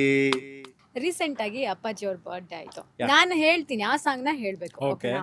ಮೇಘ ಬಂತು ಮೇಘ. ಓ ಆಕ್ಚುಲಿ ಇವಾಗ ಅದನ್ನ ಹಾಡೋಣ ಅನ್ಕೊಂಡೆ ನಾನು, ಹಂಸಲೇಖ ಸರ್ದಲ್ವಾ, ಅದನ್ನ ಹಾಡೋಣ ಅಂತ. ಬಟ್ ಇದು ಚಂದ ಇರುತ್ತೆ ಅಂತ ಅನಿಸ್ತು. ಸಾ ಸ ಸ ಸ ಸ ಸ ಸರಿ ಗ ಮ ಗರಿ ಸ ನಿ ದ ನಿ ಸರಿ ಸ ನಿ ದ ಪ ಮ ಪ ದ ಪ ದ ನಿ ಸಾ ಸ ಸ ಸ ಸ ಸ ಸರಿ ಗ ಮ ಗರಿ ಸ ನಿ ದ ನಿ ಸರಿ ಸ ನಿ ದ ಪ ದ ಪ ಗರಿ ಸ ಸರಿ ಗರಿ ಗರಿ ಗರಿ ಸ ನಿ ಸ ನಿ ದ ನಿ ದ ನಿ ದ ಪ ದ ನಿ ದ ಪ ಸರಿ ಗರಿ ಗ ಮ ಪ ಮ ಪ ಮ ಗ ಪ ದ ನಿ ದ ಸರಿ ದ ನಿ ಸರಿ ದ ನಿ ಸರಿ ನಿ ರಿ ನಿ ದ ಪ ದ ನಿ ದ ಪ ಮ ಪ ದ ಪ ಮ ಗಮ ಪ ಮ ಗ ಸರಿ ಗರಿ ಗಮ ಪ ಮ ಸರಿ ಗರಿ ಗಮ ಪ ಮ ತಕಿ ತಕ ಜಣುತ ತಕಿ ತಕ ಜಣುತ. ರವಿಯ ರಾಶಿಯಲ್ಲಿ ಹೊನ್ನ ರಶ್ಮಿಯಲ್ಲಿ ಜನಿಸಿತೊಂದು ರೂಪ, ಚೆಲುವಿನ ತೊಲೆಗೆ ಇಳಿದಳು, ಬಳುಕುತ ಇಳೆಗೆ ಇಳಿದಳು. ಕಲಕಲಗೊಂಡವು ತ್ರಿಪದಿ ಪದಗಳು, ಪರವಶಗೊಂಡವು ಸಕಲ ರಸಗಳು. ಇರುಳು ಸರಿದು ಬೆಳಕು ಹರಿದು, ಕನಸು ಮುಗಿದು ಮನಸ್ಸು ಜಿಗಿದು. ಸರಿಗಮಪ ಪದನಿಸ ಸಂಚಾರದಲ್ಲಿ ಮೇಘ ಬಂತು ಮೇಘ, ಮೇಘ ಬಂತು ಮೇಘ, ಮೇಘ ನೀಲಿಯ ಮೇಘ, ಮೇಘ ಮಲ್ಲರ ಮೇಘ. ಓಕೆ, ಕೊನೆಯದಾಗಿ ದರ್ಶನ್ ಅವ್ರ ಸಾಂಗು ನಾನೇ ಹೇಳ್ತೀನಿ ಅದನ್ನು. ಓಕೆ, ನನ್ನ ಪ್ರೀತಿಯ ರಾಮು ಇದು. ಓ ನನ್ನದೇ ಬಾನಲ್ಲಿ ಸೂಪರ್ ಹಾಡಿದ್ರಿ ಅಲ್ಲ ನೀವು? ಹೌದು ಹೌದು, ಹಾಡಿದೆ. ದೇವರಲ್ಲಿ ಕೇಳಿದೆ ವರವ, ನೀಡಿದನು ಅವನ ಸ್ವರವ, ದಿನ ದಿನ ಹಾಡಿದೆ. ಹಣಕ್ಕಾಗಿ ಹಾಡೋ ಹಾಡಿಕೆ ಬಿಡಿಗಾಸು ಬೆಲೆಯೂ ಇಲ್ಲ, ದಿನ ದಿನ ಹಾಡಿದೆ. ಮನಸ್ಸಿರೋರು ನನ್ನ ನೋಡುವರು, ಮನಸ್ಸೊಳಗೆ ಕಾಣುವೆ ಅವರ ಮರೆಯದ ಹಾಡು ಇದು ತಾನೇ. ಬಾಳು ಎಂಬ ನಾಟಕದಿ ತಾನನ ನೋಡಬಲ್ಲೆ ನೋಟ ಇಲ್ಲದೇನೆ. ನನ್ನ ನನ್ನೆದೆ ಬಾನಲಿ ರೆಕ್ಕೆಯ ತೆರೆಯೋ ಬಣ್ಣದ ಹಕ್ಕಿಗಳೇ, ನನ್ನ ಕಥೆಯ ಕೇಳಲು ನಿಮ್ಮಯ ಕಿವಿಗಳು ಮೌನವ ತಾಳುವುದು. ಕಲಕಲ ನಗುವಲ್ಲಿ ಕಚಗುಳಿರಿಸಿ ಚಿಮ್ಮುವ ನೀರಲಿಗೆ, ನನ್ನ ವ್ಯಥೆಯ ಕೇಳಲು ನಿಮ್ಮಯ ಸಡಗರ ಮೌನವ ತಾಳುವುದು. ಓಕೆ, ಇನ್ನು ಒಂದೇ ಒಂದು ಸಾಂಗು, ಶಾಸ್ತ್ರಿ ಸರ್ದು ಲಾಲಿಸುವಾಲಿ. ಓ, ಇದನ್ನ ನನ್ನ ಮಗನ ಎತ್ಕೊಂಡು ಹಾಡಿದೆ ನಾನು.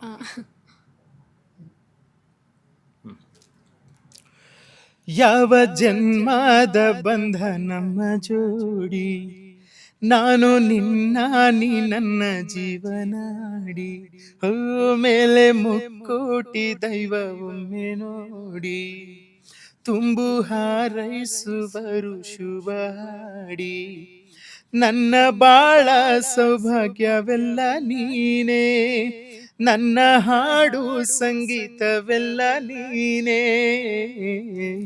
ನನ್ನುಸಿರು ಪ್ರಾಣ ಬದುಕು ಎಲ್ಲ ನೀನಮ್ಮ, ನನ್ನಾಸೆ ಕನಸ ಉಳಿಸೋ ಜೀವ ನೀನಮ್ಮ.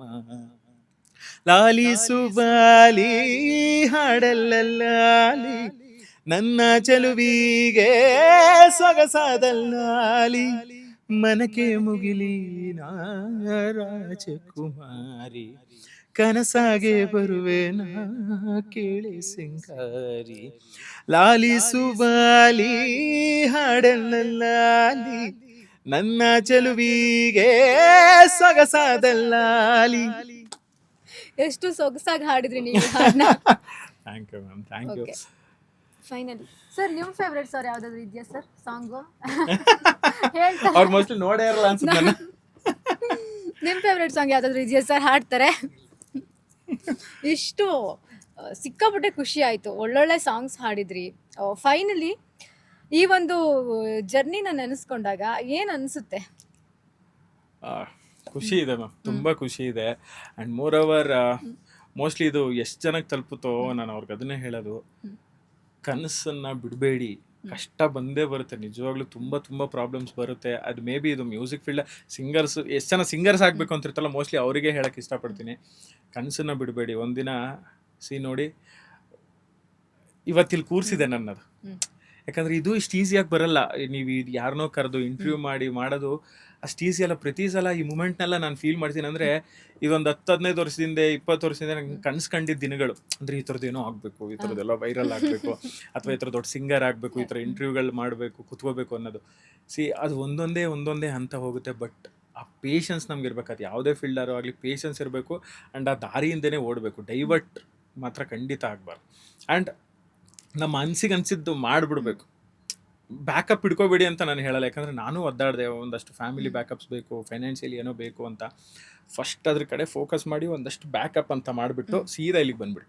ನೀವು 1 ವರ್ಷ ಇಲ್ಲಿ ಸರ್ವೈವ್ ಆಗ್ತೀರಾ ಅಂದ್ರೂ ಅಲ್ಲಿ ಏನೂ ತೊಂದರೆ ಆಗಬಾರ್ದು. ಆ ಫೈನಾನ್ಷಿಯಲಿ ಒಂದು ಹೋಗ್ತಾ ಇರ್ಬೇಕು, ಅಥವಾ 24 ಗಂಟೆನೇ ಇದಕ್ಕೆ ಮಾಡಿ ಅಂತಲ್ಲ. ಅಟ್ಲೀಸ್ಟ್ ಒಂದು ಅರ್ಧ ಅದಕ್ಕೆ ಟೈಮ್ ಸ್ಪೆಂಡ್ ಮಾಡಿದ್ರೆ, ಒಂದು ಅರ್ಧ ಇದಕ್ಕೆ ಟೈಮ್ ಸ್ಪೆಂಡ್ ಮಾಡಿದ್ರೆ ಮೋಸ್ಟ್ಲಿ ನಿಮಗೆ ಸಕ್ಸಸ್ 1 ವರ್ಷ ಸಿಗೋದು 1.5 ವರ್ಷ 2 ವರ್ಷ ಆಗ್ಬೋದು, ಬಟ್ ಸಿಗುತ್ತೆ. ಅಟ್ ದ ಸೇಮ್ ಟೈಮ್ ಆ 1.5 ವರ್ಷ ನೆಮ್ಮದಿಯಾಗಿರ್ತಾರೆ. ಅಂದರೆ ಫೈನಾನ್ಷಿಯಲು ತುಂಬ ಇಂಪಾರ್ಟೆಂಟ್. ಅಲ್ಲೂ ನೀವು ಫೋಕಸ್ ಮಾಡಿ, ಇಲ್ಲೂ ಫೋಕಸ್ ಮಾಡಿದ್ರೆ ಸೊ ಅದು ಹೆಲ್ಪ್ಫುಲ್ ಅಂತ ಅನ್ಸುತ್ತೆ. ಯಾಕಂದ್ರೆ ನಮ್ಮ ಕನಸಿಂದನೂ ಹೊಡೋದು. ಯಾಕಂದರೆ ನನ್ನ ಫ್ರೆಂಡ್ ಒಬ್ಬ ಫೋನ್ ಮಾಡ್ತಾನೆ ಮ್ಯಾಮ್ ನನಗೊಂದು 6 ತಿಂಗಳಿಂದ. ಈ IT-ಲೆಲ್ಲ ಒಂದೇ ಸಲ ತೆಗೆದು ಬಿಡ್ತಾರೆ ಜನನೆಲ್ಲ. ಅವಾಗೆಲ್ಲ ಫೋನ್ ಮಾಡಿ ಅದರ ಕೆಲಸ ಇದ್ರೆ ಹೇಳು. ಅವಾಗ ನಾನು ಹಿಂಗೆ ಮ್ಯೂಸಿಕ್ ಹಾಡ್ತೀನಿ, ಮ್ಯೂಸಿಕಲ್ಲಿ ಏನೋ ಮಾಡ್ತೀನಿ ಅಂತ ಬಂದಾಗ ಅವರೆಲ್ಲ ನಕ್ಕಿದ್ದ ದಿನಗಳಿದೆ. ಯಾಕಂದರೆ ಅವರೆಲ್ಲ ತುಂಬ ಚೆನ್ನಾಗಿ ದುಡಿತಾ ಇದ್ರು ಅವಾಗ. ಏನು ನೀನು ಡಿಪ್ಲೊಮಾ ಎಲ್ಲ ಓದಿ ಇದೆಲ್ಲ ಮಾಡಿಬಿಟ್ಟು ಇದ್ಯಾವುದೋ ಮ್ಯೂಸಿಕ್ ಮಾಡ್ತೀನಿ ಅಂತಲೇ, ಏನೋ ಪೇಂಟಿಂಗ್ ಮಾಡ್ತೀನಿ ಅಂತ ಹೋಗ್ತೀಯ, ಗೊತ್ತಾಗಲ್ವ ನಿಮಗೆ, ಒಂಚೂರು ಬಾ ಈ ಕಡೆ ಮಾಡು ಅಂತ.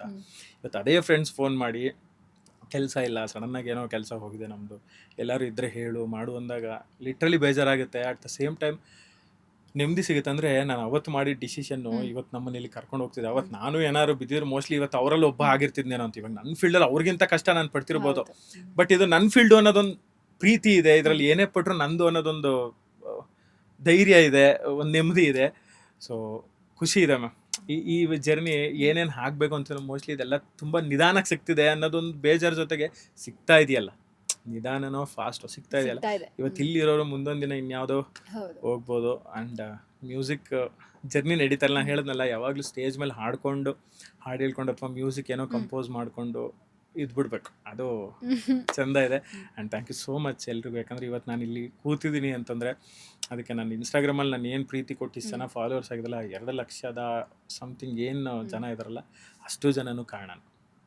ಸೊ ಅವ್ರಿಗೆ ಥ್ಯಾಂಕ್ ಯು ಸೋ ಮಚ್. ಹಾಗೆ ನಿಮಗೆ ಇಲ್ಲ, ಯಾಕಂದರೆ ನಾವು ಎಷ್ಟೇ ಯಾರೇ ಕಲಾವಿದರಿದ್ರು ಅದನ್ನು ಐಡೆಂಟಿಫೈ ಮಾಡೋರು ಒಬ್ರು ಬೇಕಾಗಿರುತ್ತೆ. ಯಾಕಂದರೆ ನಿಮ್ಗೆ ಬೇರೆಯವ್ರು ತುಂಬ ಜನ ಸಿಗ್ಬೋದಿತ್ತು, ಇಲ್ಲ ಸರ್ ನಿಮ್ದೇನೋ ಒಂದು ಪಾಡ್ಕಾಸ್ಟ್ ಮಾಡಬೇಕು ಅಂತ ಕರೆದು ಮನಸ್ಸಿದೆ ಗೊತ್ತಾ. ಸೊ ಅದಕ್ಕೊಂದು ಥ್ಯಾಂಕ್ ಯು ಸೋ ಮಚ್. ಹಾಗೆ ನಿಮ್ಮ ಚಾನಲ್ಗೆ ಥ್ಯಾಂಕ್ ಯು ಸೋ ಮಚ್. ಎಲ್ರಿಗೂ ಒಳ್ಳೇದಾಗಲಿ ಅಂತ ಥ್ಯಾಂಕ್ ಯು ಸೋ ಮಚ್. ನಮಗೆ ಇಷ್ಟೋ ತನಕ ಒಂದು ಒಳ್ಳೆ ಈ ಏನೇನು ಟೆನ್ಷನ್ ಎಲ್ಲ ಐತೆ ಅದನ್ನೆಲ್ಲ ಪಕ್ಕಕ್ಕಿಟ್ಟು ಒಂದು ಪಾಡ್ಕಾಸ್ಟಲ್ಲಿ ಒಳ್ಳೆ ಸಾಂಗ್ಸ್ಗಳನ್ನು ಹೇಳಿದ್ದೀರಾ. ಒಂದು ಸಂಗೀತ ರಸಮಂಜರಿ ಆಯಿತು ನಮಗಿಲ್ಲೇ. Thank you so much join ಆಗಿದ್ದಕ್ಕೆ. Thank you. ಸೊ ನಾವಂತೂ ಸಿಕ್ಕಾಪಟ್ಟೆ ಎಂಜಾಯ್ ಮಾಡಿದ್ದೀವಿ ಹಾಡನ್ನ ಕೇಳಿಕೊಂಡು. ಇವ್ರದ್ದು ಒಂದು ಮ್ಯೂಸಿಕ್ ಜರ್ನಿ ಆಗಿರಬಹುದು, ಇನ್ಸ್ಟಾಗ್ರಾಮ್ ಜರ್ನಿ ಆಗಿರ್ಬೋದು. ಹಾಗೆ ಇನ್ಸ್ಟಾಗ್ರಾಮ್ನಲ್ಲಿ ಲೈಕ್ಸ್ ಹೇಗೆ ಬರುತ್ತೆ, ವ್ಯೂಸ್ ಹೇಗೆ ಬರುತ್ತೆ, ಹೇಗೆ ಎಂಗೇಜ್ಮೆಂಟ್ ಅನ್ನೋದು ಬಹಳ ಮುಖ್ಯ. ಒಂದಷ್ಟು ಟೆಕ್ನಿಕ್ಸ್ನ ಈ ಇಂಟರ್ವ್ಯೂನಲ್ಲೂ ಹೇಳಿದ್ದಾರೆ. ಜೊತೆಗೆ ಇನ್ನು ಮುಂದೆ ನಾನು ಕ್ಲಾಸಸ್ ಕೂಡ ಮಾಡ್ತೀನಿ, ಅದು ಯೂಟ್ಯೂಬ್ ಚಾನಲಲ್ಲಿ ಸಿಗುತ್ತೆ ಅಂತ ಕೂಡ ಹೇಳಿದ್ದಾರೆ. ಸೊ ನೀವಂತೂ ತುಂಬ ಎಂಜಾಯ್ ಮಾಡಿರ್ತೀರ ಅಂತ ನಾನು ಅಂದ್ಕೊಂಡಿರ್ತೀನಿ. ಇದಾಗಿತ್ತು ಈ ಹೊತ್ತಿನ ವಿಶೇಷ. ಇನ್ನಷ್ಟು ಹೆಚ್ಚಿನ ಅಪ್ಡೇಟ್ಗಳಿಗಾಗಿ ನೋಡ್ತಾರೆ ಬಾಸ್ ಟಿವಿ. ಲೇಟೆಸ್ಟ್ ಹಾಗೂ ಇಂಟ್ರೆಸ್ಟಿಂಗ್ ಸುದ್ದಿಗಳಿಗಾಗಿ ಬಾಸ್ ಟಿವಿ ಕನ್ನಡ ಚಾನೆಲ್ನ ಸಬ್ಸ್ಕ್ರೈಬ್ ಮಾಡಿ. ಹಾಗೆಯೇ ಬೆಲ್ ಐಕಾನ್ ಪ್ರೆಸ್ ಮಾಡಿ. ಇದರ ಜೊತೆಗೆ ಫೇಸ್ಬುಕ್, ಇನ್ಸ್ಟಾಗ್ರಾಮ್, ಎಕ್ಸ್ನಲ್ಲೂ ಮಿಸ್ ಮಾಡದೆ ಫಾಲೋ ಮಾಡಿ.